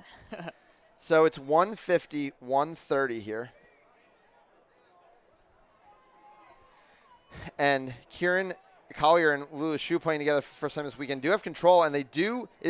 Austin chooses to give the no-bludger situation up. Ian Skur can't get through the first time. Emma Poland's going to try now. Athena Mayer pump fakes once, turns twice, gets it across to Greenhouse. Greenhouse is not going to miss from there. It is a 1-goal lead for Austin. Boston has climbed all the way back. Wow, and the Boston Forge keeping the possession alive and keeping their chances alive here in Game 1 to take a 1-0 lead in the series. Boston moving the quaffle and finishing with Harry Greenhouse. Josh Andrews getting a lot of time, but has not been able to deliver the grab in this game because there's been no shortage of opportunities. Augustine Monroe now back in the game, looking to drive, gets right around Athena Mayer. And Josh Johnson might have the snitch sock in hand. The Austin sideline reacting, a discussion between the assistant referees and the snitch. Johnson on the ground looking towards his bench. Yeah, a catch from Josh Andrews here would be decisive. We would hit the set score. The catch is good. Austin fends off Boston, a massive comeback, but does just enough, and Josh Andrews is able to get Austin to to championship point here in this series. And that is what Josh Andrews brings to your team. He's done it before, did it in the championship series last year. Now again with a huge catch that bails Austin out of what was becoming a very uncomfortable situation, with Boston fighting back into the game and narrowing the lead to 1 goal. Yeah, now, I mean, usually you'd say that, Boston could take this as a real bright point to build on. My concern here, though, is that they didn't solve anything in that stitch-on-pitch period where Austin's just playing a condensed tube zone. Yeah. They solved something in a completely different period where I think it's more likely Austin's going to be able to make adjustments there. So what do you think Boston does need to do going into a Game 2 here? Yeah, they have to figure out how to make the seeker floor period more like the snitch on pitch period. Yeah. They have to find some way to phase the Austin Beaters. Whether it's the 1.5 wasn't working really for Collier and Monteiro. They tried it once, but maybe it's just coming in with a full head of steam and blowing up the beater pair with Havlin and Shu. One thing that would certainly calm nerves, too, is if they got bludger control off Brooms up and just held it for a while. Yeah, something they have not been able to do in any game of this tournament so far. So we'll see what adjustments are in store. Boston's been good at that all season. We'll be right back for Game 2. I'd expect a 4:30 start. Thanks for watching. We'll see you back.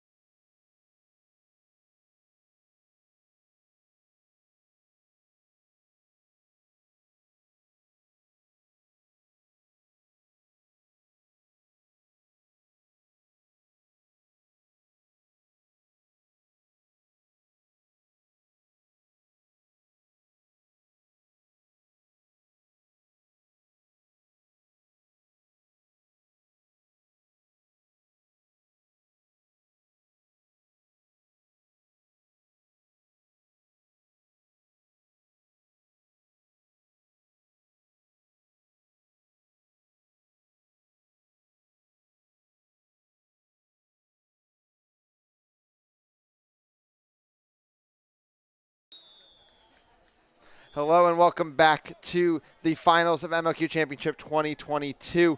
Austin taking game one. It was a wild game. Probably one of the crazier games of Quidditch I've seen in quite some time, where it was so one-sided to Austin until everybody lost their minds in the snitch and pitch game, and Boston clawed all the way back before Josh Andrews finally delivered the win. We're about to get started here in game two. Chris LeCompte now on the call. Brooms up. It's going to be, I believe, Taylor Crawford running against Augustine Monroe. Monroe gets it for the second straight game. This time there's going to be space cleared for him. Finn McGargan can't stay in front of him. Monroe goes all the way around the hoops. Can't get to go. Loose ball. McGargan still chasing, but can't get there. It's going to be Casey Beavers comes up with it. Goes over to McBride. McBride gets to Taylor Crawford. It's overcommitted to by Taylor Crawford, but it's Ian Skura stopping the pass. And that's kind of in this series. I don't get to stop talking for about 30 seconds at a time. Yeah, good defense from Ian Skura, but explosive start from the Austin Outlaws. Big question here is how long can their legs last here in game number 8 of the weekend? And big news for Aaron McCready and Steve Belitsky, bludger control, something they've barely had in any of the 6 games they've played this weekend. Boston really struggled to have much of it in game one. Now, what can Boston do with it? Their first attempt at it's going to be a 1.5. Aaron McCready giving Jack Wang some trouble, which opens up a shot for Taylor Crawford. It gets blocked, but it's going to go over the line. And I think, unless that was last touch by keeper, yep, Taylor Crawford's going to be able to go get that ball. Big opportunity. Yeah, friendly roll for Boston. Crawford going to get another chance to drive on Johnson. McGargan is out of the play. Skura is still on Broom along with Manhart. Let's see how quickly they can get back into the play. Yeah, I expected Taylor Crawford to just rip one. And Beavers able to get a hand on it, but smart play by Manhart to read that and come up with a loose ball. So Boston's going to get another chance at this possession and doesn't have to use their reset in the process. Still bludger control here. Skura gets into the lane, gets it back to Crawford. Crawford shoots it. Did get beat before, not sure if it went through the hoop, but McGargan does pick it up. Augustine Monroe is being patient. I think Boston's going to need to reset this play again as 2 of their quaffle players have been beat out. Real smart by McGargan here. Composed. Doesn't force it. Lets his team get back into it. It is no bludgers now, though, here. Oh, but now Kaiser Polson has one. It might have been a second too much hesitation from Ian Skura, but Steve Belitsky is all over the field again. That is going to let Ian Skura hit the lane. Floats one back to McGargan. McGargan hit the lane himself. Goes around. Now it's Taylor Crawford. Finally, Boston has broken down the hoops zone and gets on the board. And it's Taylor Crawford finishing, but a huge window created by Steve Belitsky flying up the pitch. And I also want to credit the ball handling of Rachel Manhart and Finn McGargan to keep the play alive. Boston coming in waves here on offense. And you mentioned tired legs. Finn McGargan took a very long break on the back half of game one. He's probably got some of the freshest legs on the pitch right now. It showed on that possession, I thought. Yeah, for sure. JJ now has the ball up top. Huge game, I believe 8 goals, 2 assists in game one. Has been all but unstoppable all weekend long. McCready's going to press here. And Steve Belitsky's going to join her. Doesn't see the pass coming to Galatelli, though. Finally, the reset is going to be used. So one reset used. Oh, is Casey Irwin going to get control back there? She does. Steve Belitsky gets a little over-aggressive and gets caught out of position. Yeah, I like Boston trying to make the play, but Belitsky has to know that bludger control is so important to Boston in this game, too. They really struggled without bludger control to get anything going. And struggled to get it back. So now they're being pushed deeper into the zone. Aaron McCready just makes an aggressive push. I think the strategy is get Josh Johnson out of plays. And the defense does step up in the no bludger situation. Knocks down Augustine Monroe. And Finn McGargan, oh, the effort play almost keeps it in bounds. Yeah, love the hustle. He knew since he deflected the shot, if the ball rolled out of bounds, it would be turned over to the Outlaws. That's what we're going to see now. Erin McBride will inbound. She has Monroe near the hoops along with Galtelli.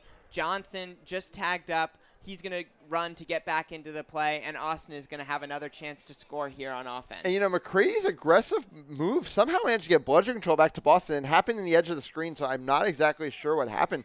But I like Boston just trying something new. The plan was, hey, anybody but Josh Johnson, and that's not a terrible strategy for Boston here. No, not at all. You can't let him play you the way he did in game one.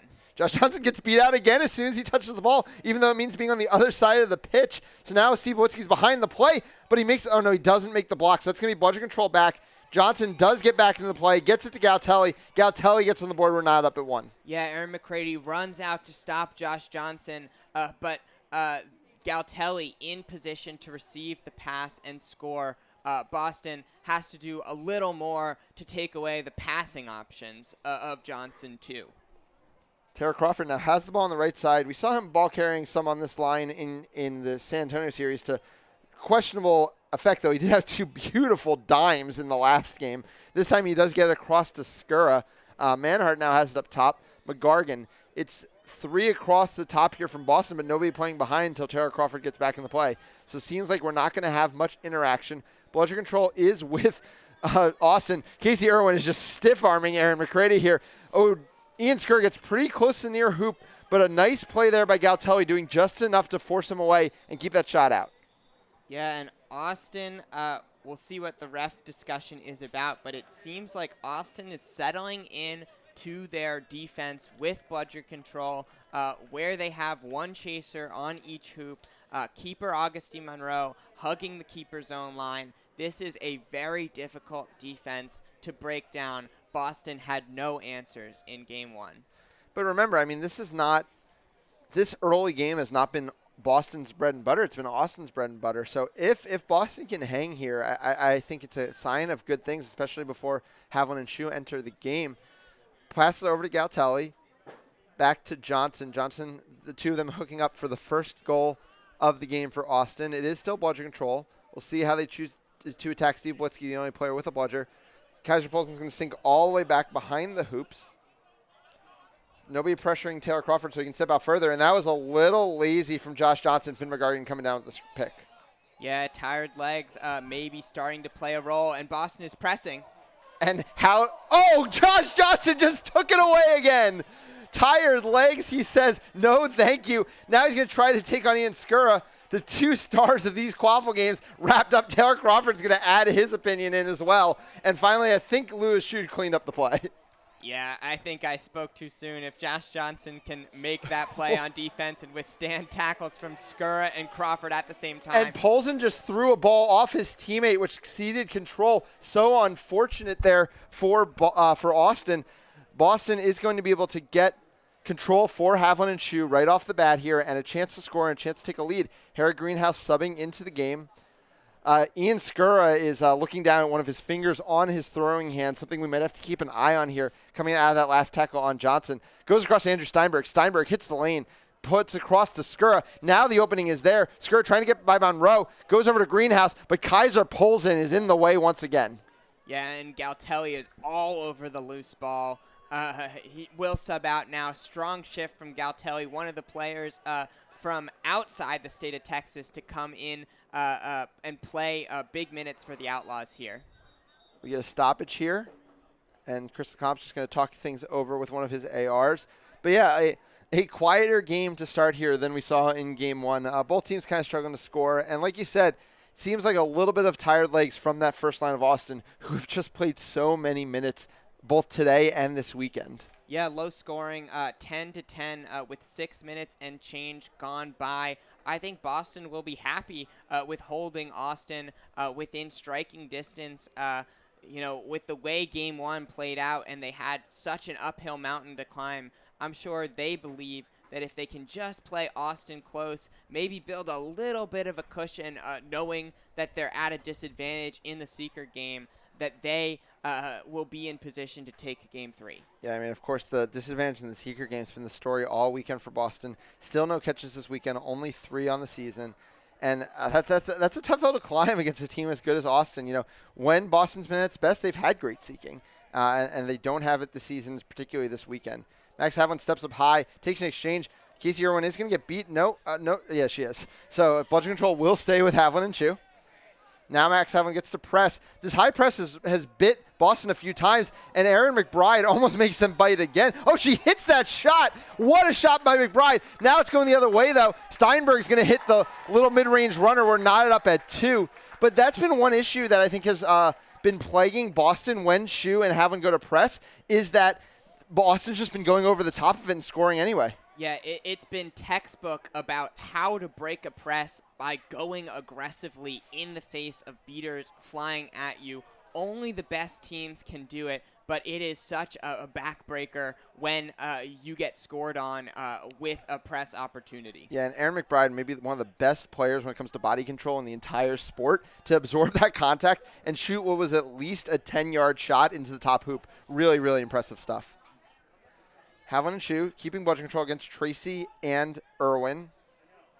Now the exchange happens. It's won by Havlin, but again, 2 free. Garza to McBride. McBride, the volleyball. We saw the set last time. This is a bit more of a spike through the far hoop, and Austin takes the lead again. Yeah, Erin McBride is just putting on a show with all the different ways that she can score the quaffle right now, whether it's moves from volleyball, whether it's the overhead soccer pass shot.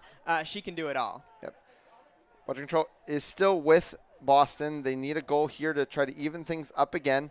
3-2. Finally, we've started seeing some scoring in the last few possessions. Ryan Fenning's just going to attack the far wing. Gets the ball back to Steinberg. Steinberg kicks it high. Loose ball. Greenhouse is going to get there off of Garza. Greenhouse pump fakes once, pump fakes twice. Can't get it in there. It is a big stop out of Daniel Seelholm, who we've barely seen all weekend. Yeah, Austin going to some of the pieces on its bench to provide some energy, players with some fresher legs. Daniel Seelholm, 20 years old, from the University of Texas, one of those guys. Oh, but, you know, there's pros and cons to going deep into your bench. One of the pros are the energy. The lows are, you know, sometimes things don't go your way. Seelholm just overthrows Aaron McBride on a basic pass, and now it's going to be no bludgers going the other way. Who do you want in a no-bludger situation? You want Ryan Fenning. Fenning gets over the top to Steinberg. Steinberg can't handle it. It's going to be Athena Mayer who cleans it up. Sammy Garza does get beat out of the play. Actually doesn't because he's the keeper. But Seelholm, again with the defensive stop. And the ball is loose. Not sure who touched it last. Seelholm is finally going to have to go out of play. But 2 big defensive stops from Seelholm. Really nice to see from the young player. Yeah, but good play from Harry Greenhouse to pick the quaffle back. Now Andrew Steinberg's going to get another chance on the possession, but Josh Andrews shuts the door again. And one thing we've seen a few times from Steinberg is he gets his broom in between his legs early, and that really limits his mobility. He kind of gets in that hopping motion, becomes much easier to corral for a long player like Josh Andrews. Yeah, he's such an explosive player, and so as he matures as a chaser off ball, he's definitely going to learn how to use his body to his advantage. Ryan Fenning looking for a big hit there on Missy Goddessy. Goddessy, though, bounces off of it well, finds Garza. Garza looking to hit the lane. Shu, though, is there. Garza was looking for Josh Andrews. Can't find him, and a beat was on its way anyway. Now it's going to be Andrew Steinberg looking to go end-to-end. Turns around Missy Goddessy once, hitting the lane. Doesn't have a passing option. Finally looks for Greenhouse. Greenhouse can't quite turn around to that one. And this entire game is looking a bit like that snitch on pitch period from game 1. Yeah, a little bit, and that's good news for Boston. That's what I said they would have wanted. We have a 30-20 game here as we pass the 10-minute mark. But I'm wondering if they're going to regret some of the points that they've left on the board as they were streaking down the field. Could have been an opportunity to score there.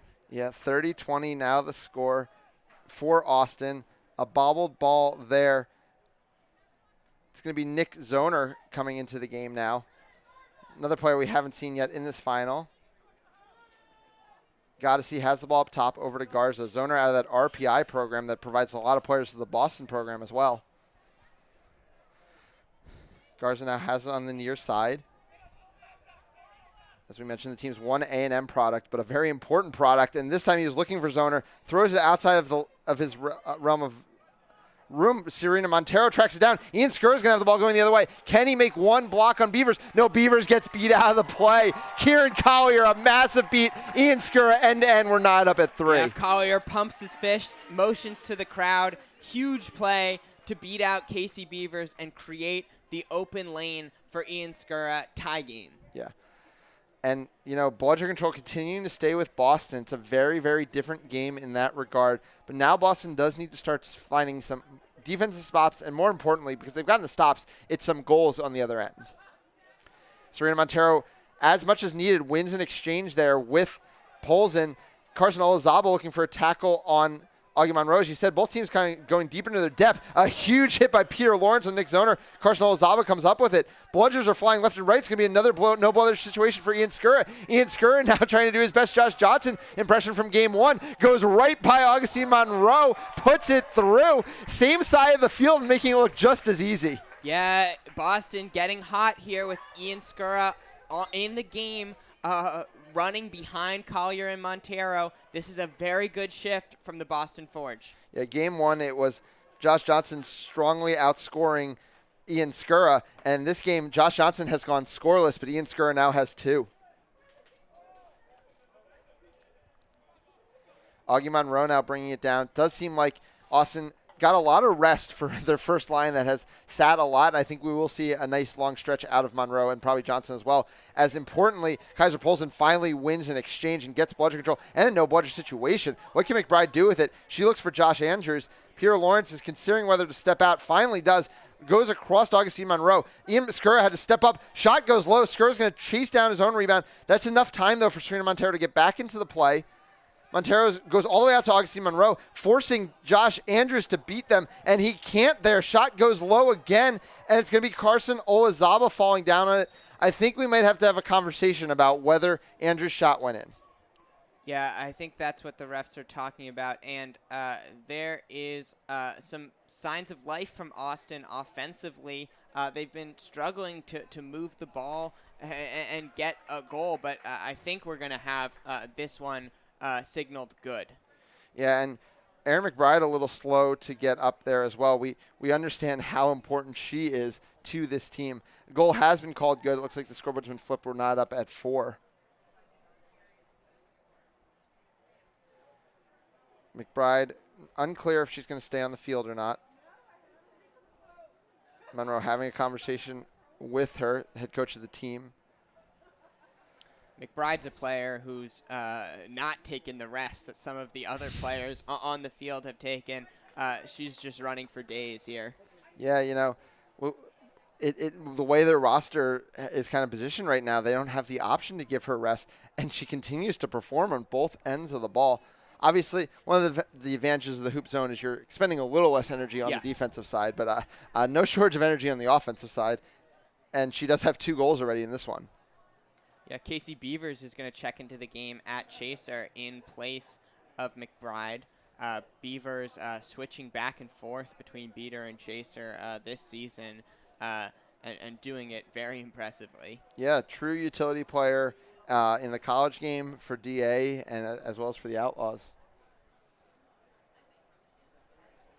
Really a great resource to have when you're struggling with roster management issues this late on. Yeah, it's truly a privilege to have a player like Casey Beavers who can fill any slot that you need from her, a national champion. Speaking of utility and roster management, Casey Irwin is currently warming up with a quaffle on the sidelines. Oh, all season playing beater, but what a story it would be if she comes in at Chaser. Hey, she earned Team USA status as a Chaser. Yeah. It's not like she can't do it. Right.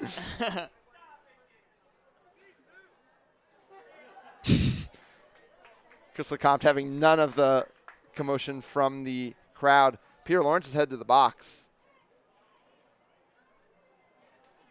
Oh, sorry, it's an injury. Peter Lawrence is going to have to sub out. He's walking in the direction of the box, though, in my defense. It's going to be Finn McGargan subbing into the game. Both bludgers for Austin back. Yeah. Nice shift there early in the game from McGargan. Going to need to do more of it here.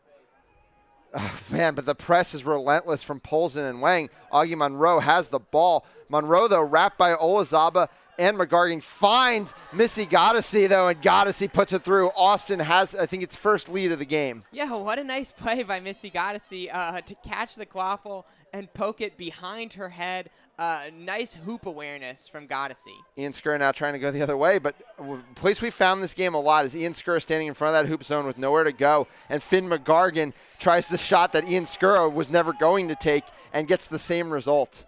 Yeah, just stuffed for Austin, and luckily they're stopping the fast break opportunity here, and Collier and Montero are getting back, although they will sub out now. Yeah, it's a huge play for Carson Olazaba because it gave his beaters time to – there was basically an exchange for bludgeon control, and if they had to take it as the quaffle game was coming, probably would have been a good scoring opportunity for Austin. Instead, they have time to collect bludgeon control without having to worry about that.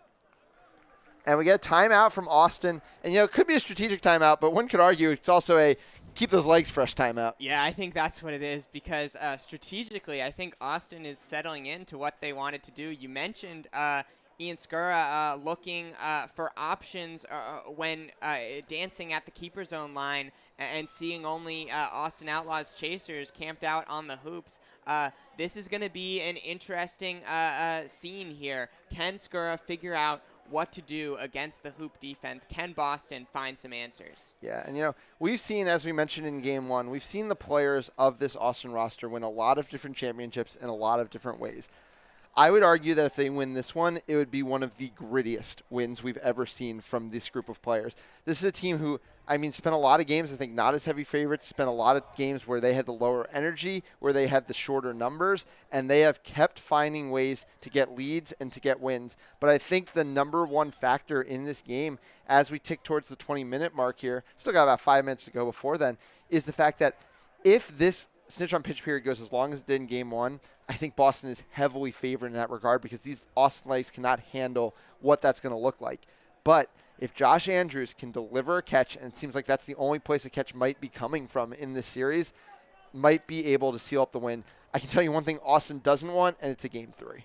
Yeah, I've been thinking a lot. This is way back in the day, but I've been thinking a lot about World Cup 7 and 8 when Texas had shorter rosters, didn't necessarily come in as the favorites, but still came out on top. Augie Monroe was there, Aryan Goddessy was there, Casey Irwin was there, and they're doing it again here with the Austin Outlaws this weekend. Yeah, of course, taking down Lone Star in that very hotly contested final, one of the most famous games of all time. Of course, Billy Quach has a lot to say about why that's one of the most famous games of all time. Ball goes back behind here to Casey Beavers, who gets it all the way up top to Sammy Garza. Patience here. It is ball control with the combination of Will Andrews and Noyes Ausra. And it's a loose ball, and Ian Skura is going to be there first. It is bludger control moved over to Austin, but at the cost of the quaffle, a trade that, to be fair, Austin might take at this point. Ian Skura is getting pressed high by Kaiser Polson, and Sammy Garza takes the quaffle back. A huge play there by Kaiser Polson, who just absolutely dominates the combo of Andrews and Ausra there.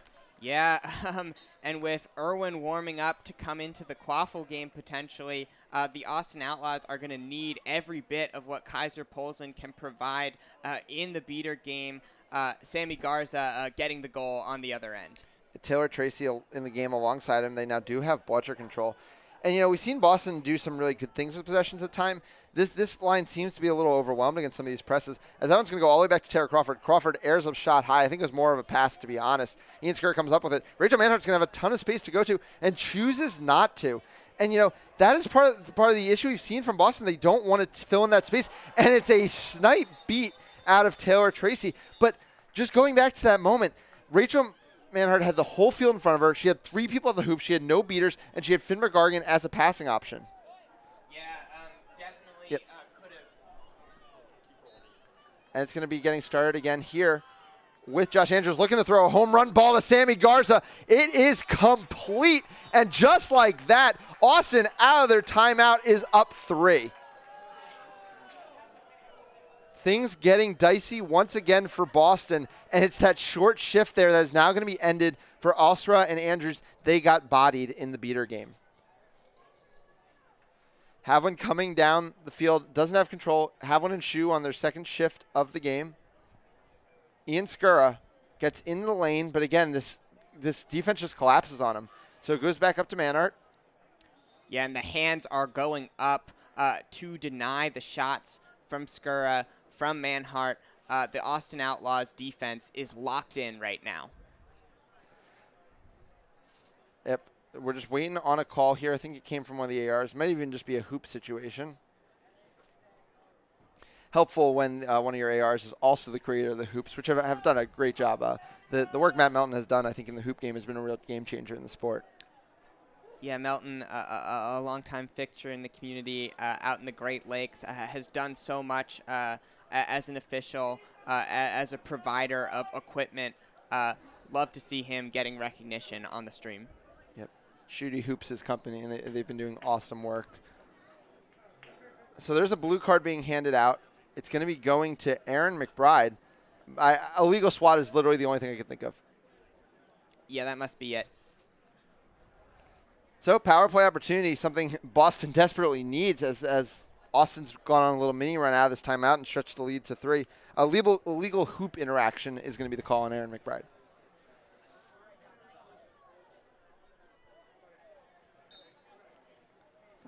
Taylor Tracy takes Lewis Schuh out of the play immediately. Kaiser Polson still in the defense. Ian Skura looking for the near hoop, and then Andrew Steinberg tries it back, but man, if that's 2 misses, yep, it's going to be called no good. 2 big misses there out of the Boston pair. The call no good. Steinberg was in great position to receive the rebounds, but the refs called no good on the shot. Taylor Tracy tried to run a really early 1.5, but now it's going to be a no bludger situation. But Beaver's kind of alone with it. She gets over to Andrews. Andrews going to try to take on Andrew Steinberg. A missed beat there by Tracy. That's going to be a costly one. Max Havlin's now going to get to press from behind, and a huge play there. Max Havlin made the most out of the fact the numbers change that happened because Aaron McBride served that 30-second blue card, able to get bludger control back for his team and the quaffle. Yeah, we're seeing bludger control going back and forth. We're seeing long-range beats from both teams. Taylor Tracy a moment ago, now Havlin taking out Garza. Yep. Andrew Steinberg with the ball on the far side. Gets it all the way across to Ian Skura. Skura is now in the lane. Sammy Garza sitting low. Ian Skura goes to the far hoop. Ian Skura just slips it by Casey Beavers. Josh Johnson's been getting by hoop zones all day, and Skura's returning the favor. A hat trick for him, and the lead is cut to 2. And that's what Skura is going to need to do against this hoop zone defense. He was figuring it out when the New York Titans threw the look against him in the series a couple weeks ago in Boston. He needs to drive, and he needs to get to the hoops because he can finish around some of these smaller hoop defenders. Yep. 2-goal lead. Starters back in the game here for Austin, at least in the beater game. Max Havlin is really starting to dominate in the beater game. Sorry, I meant in the chaser game. Pass goes across to McBride, and there's just another Max Havlin beat waiting. Play is happening way off pitch. There's all the bludgers behind, but Kaiser Polson is streaming down the field. Pass goes high to Greenhouse, and Polson from behind the play, I think, left Ryan Fenning seeing shadows, and the pass goes awry. Huge missed opportunity. Yeah, hearing footsteps, seeing shadows for sure. Boston not able to convert the transition opportunity, even though Havlin and Schuh had gained bludger control all the way behind the hoops. A great recovery from Polson, who has just been everywhere on the pitch, showing his athleticism all weekend long. Yep. Bludger control is with Havlin and Schuh. Second time this championship series we're seeing Cameron Ogilvie. Only played in the stitch on pitch period yesterday, but again, some of those fresher legs in the beater game for Austin. Beats out Athena Mayer. Harry Greenhouse sitting up top at point, has the green headband, can't be beat. Right now, it's a little bit indecisive from Austin. They don't seem that interested to do anything in any direction. They do send the ball back to Monroe. Athena Mayer steps out to him. So just more patience here. Havlin and Schuh going to stay right under the hoops.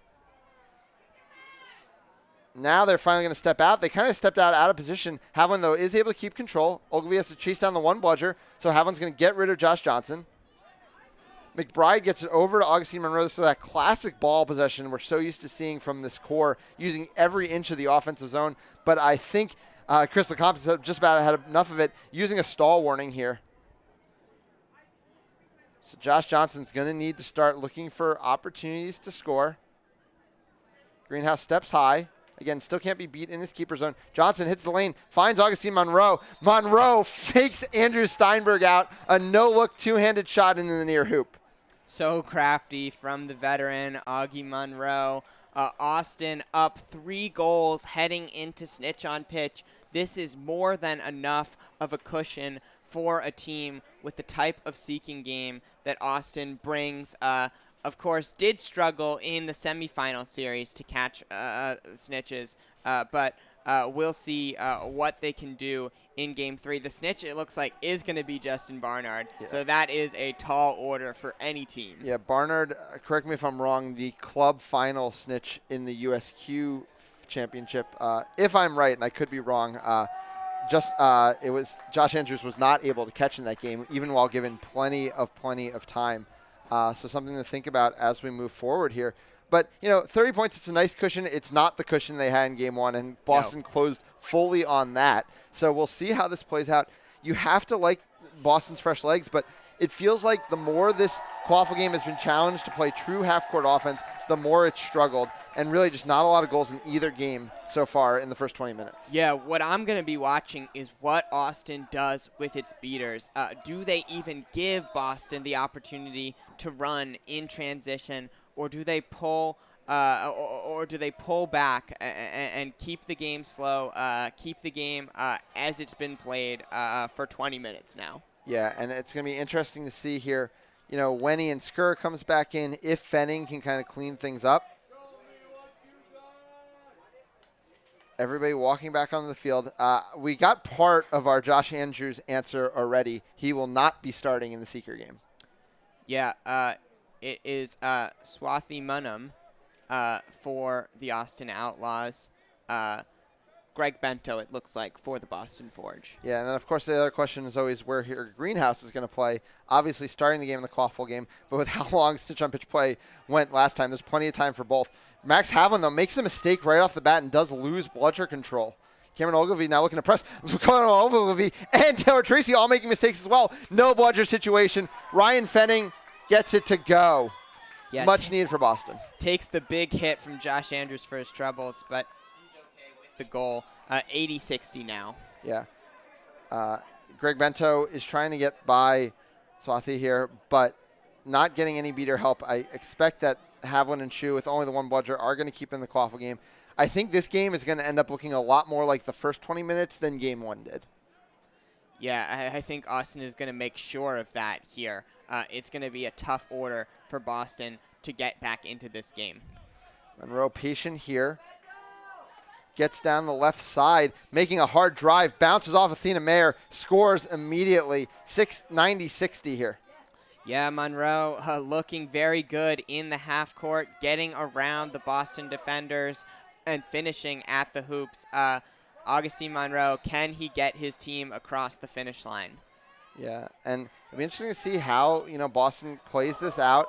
Greg Bento tries a quick behind the back grab, not able to quite get it. Getting plenty of time here, though, on offense. Bludger control did move back to Havlin and Shu, and Shu is going to clear out the defensive seeker again.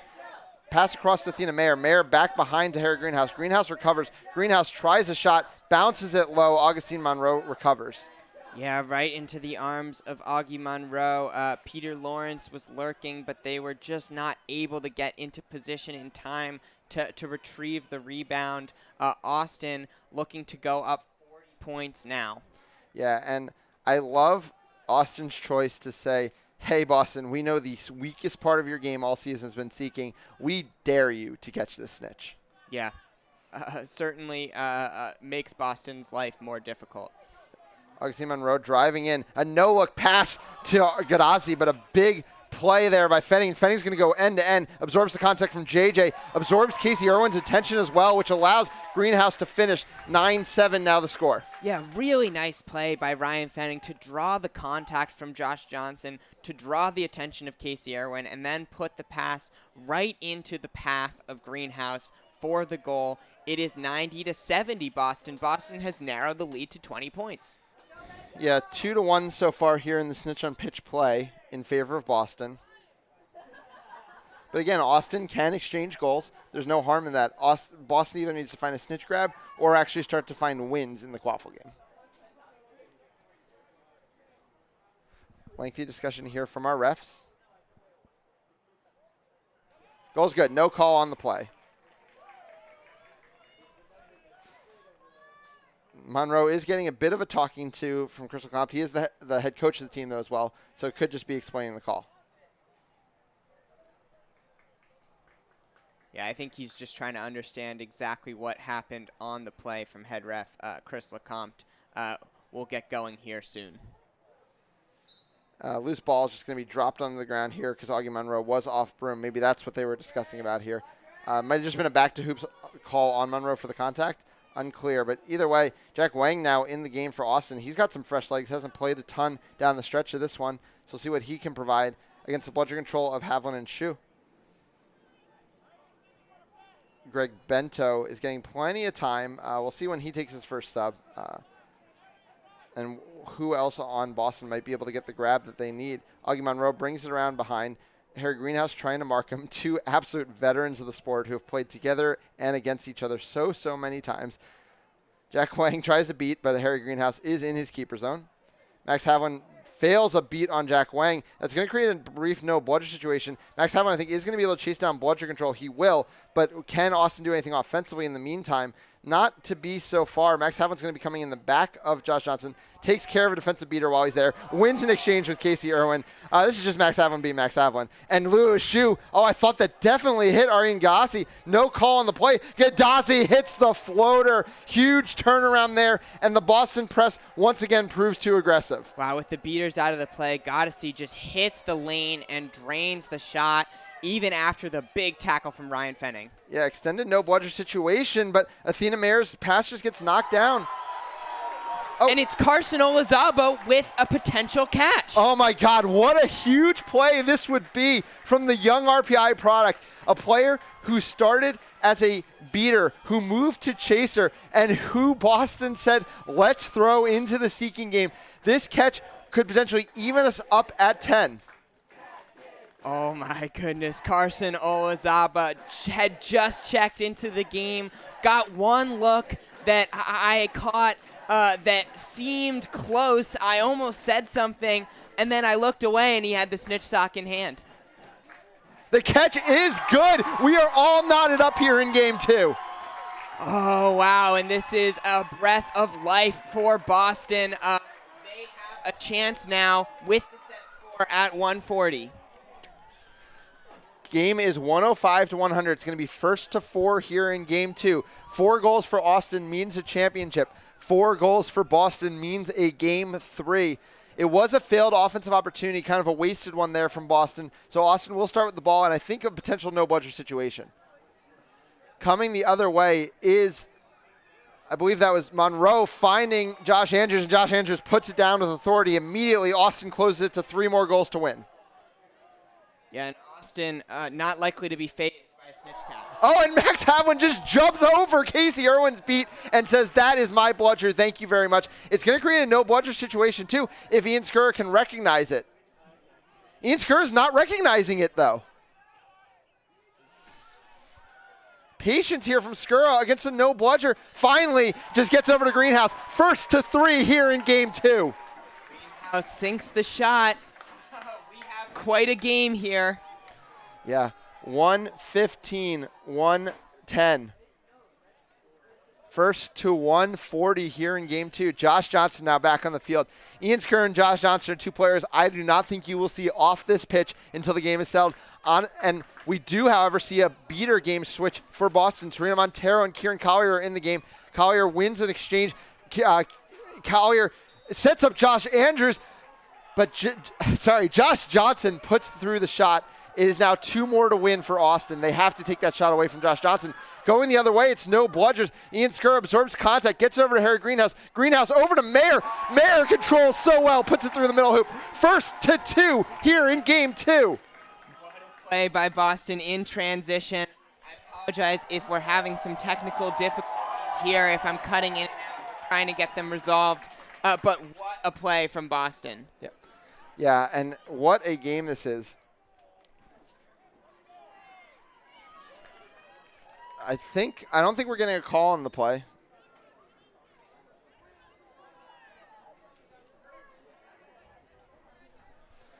So bringing it down now. Game is knotted up at 12. 1-2 goals. Austin can smell this championship, but if they're not the first 1-2, they have to play an entire another game of Quidditch. Garza has the ball. Collier and Montero were able to keep bludger control in the last possession, but there was no answer for the shot of Josh Johnson. Polson does take an exchange with Collier. It's a pass all the way back behind. Collier presses that one hard, gets the beat. That is the stop Boston needed to turn things around. Here comes Ian Skurr in transition. One bludger is in the middle of the play.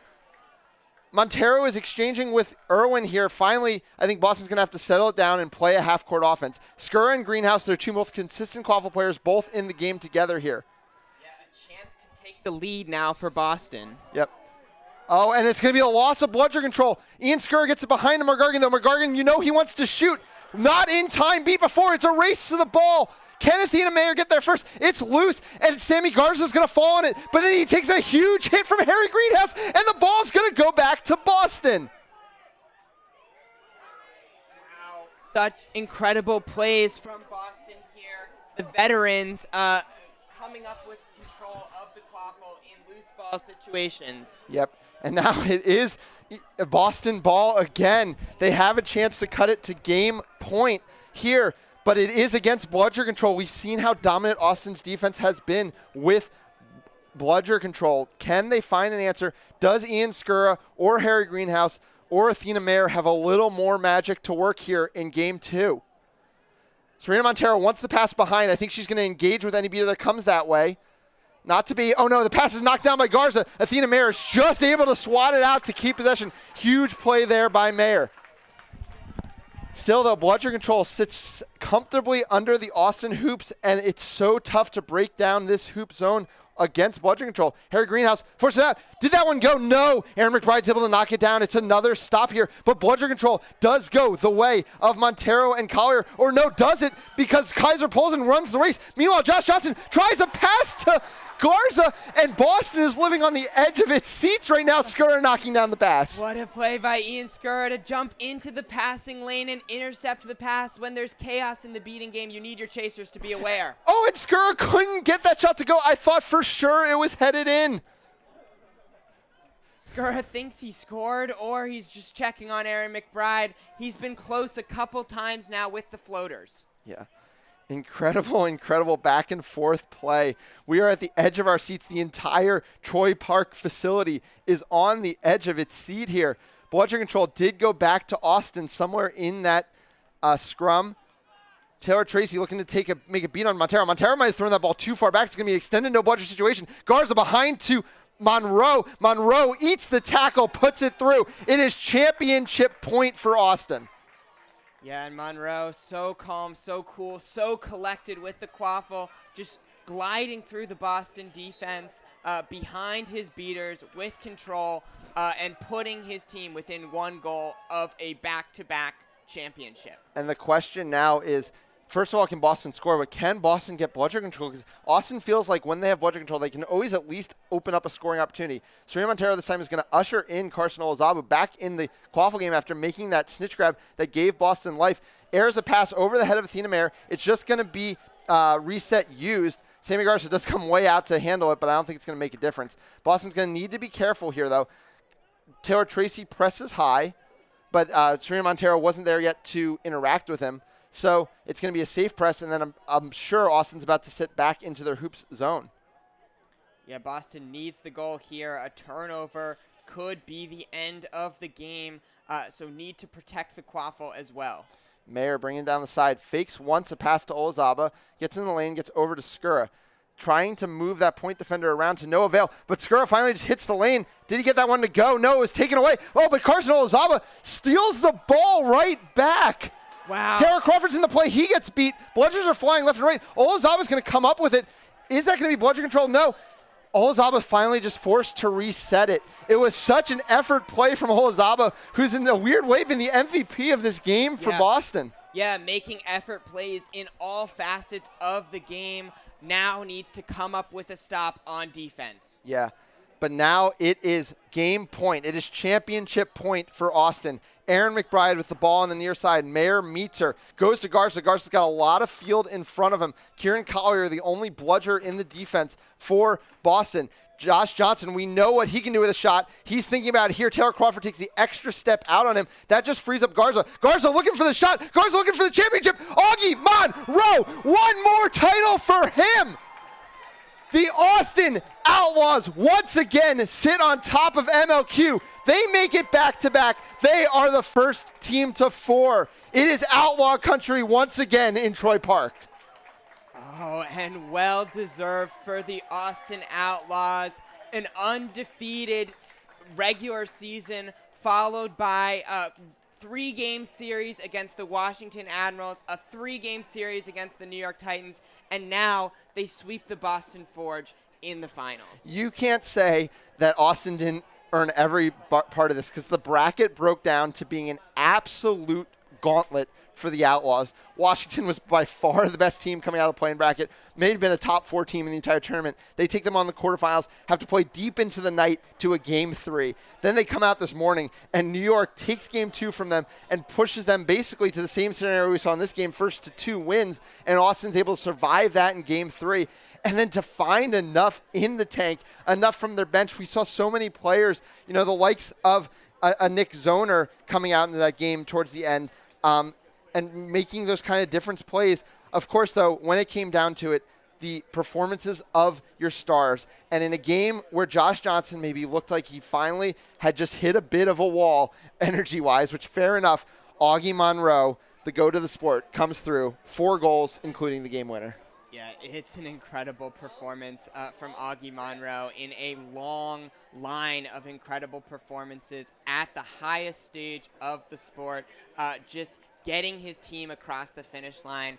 I don't know if they could have played a Game 3 against Boston, a third Game 3 of the weekend, but they were up to the task here in Game 2.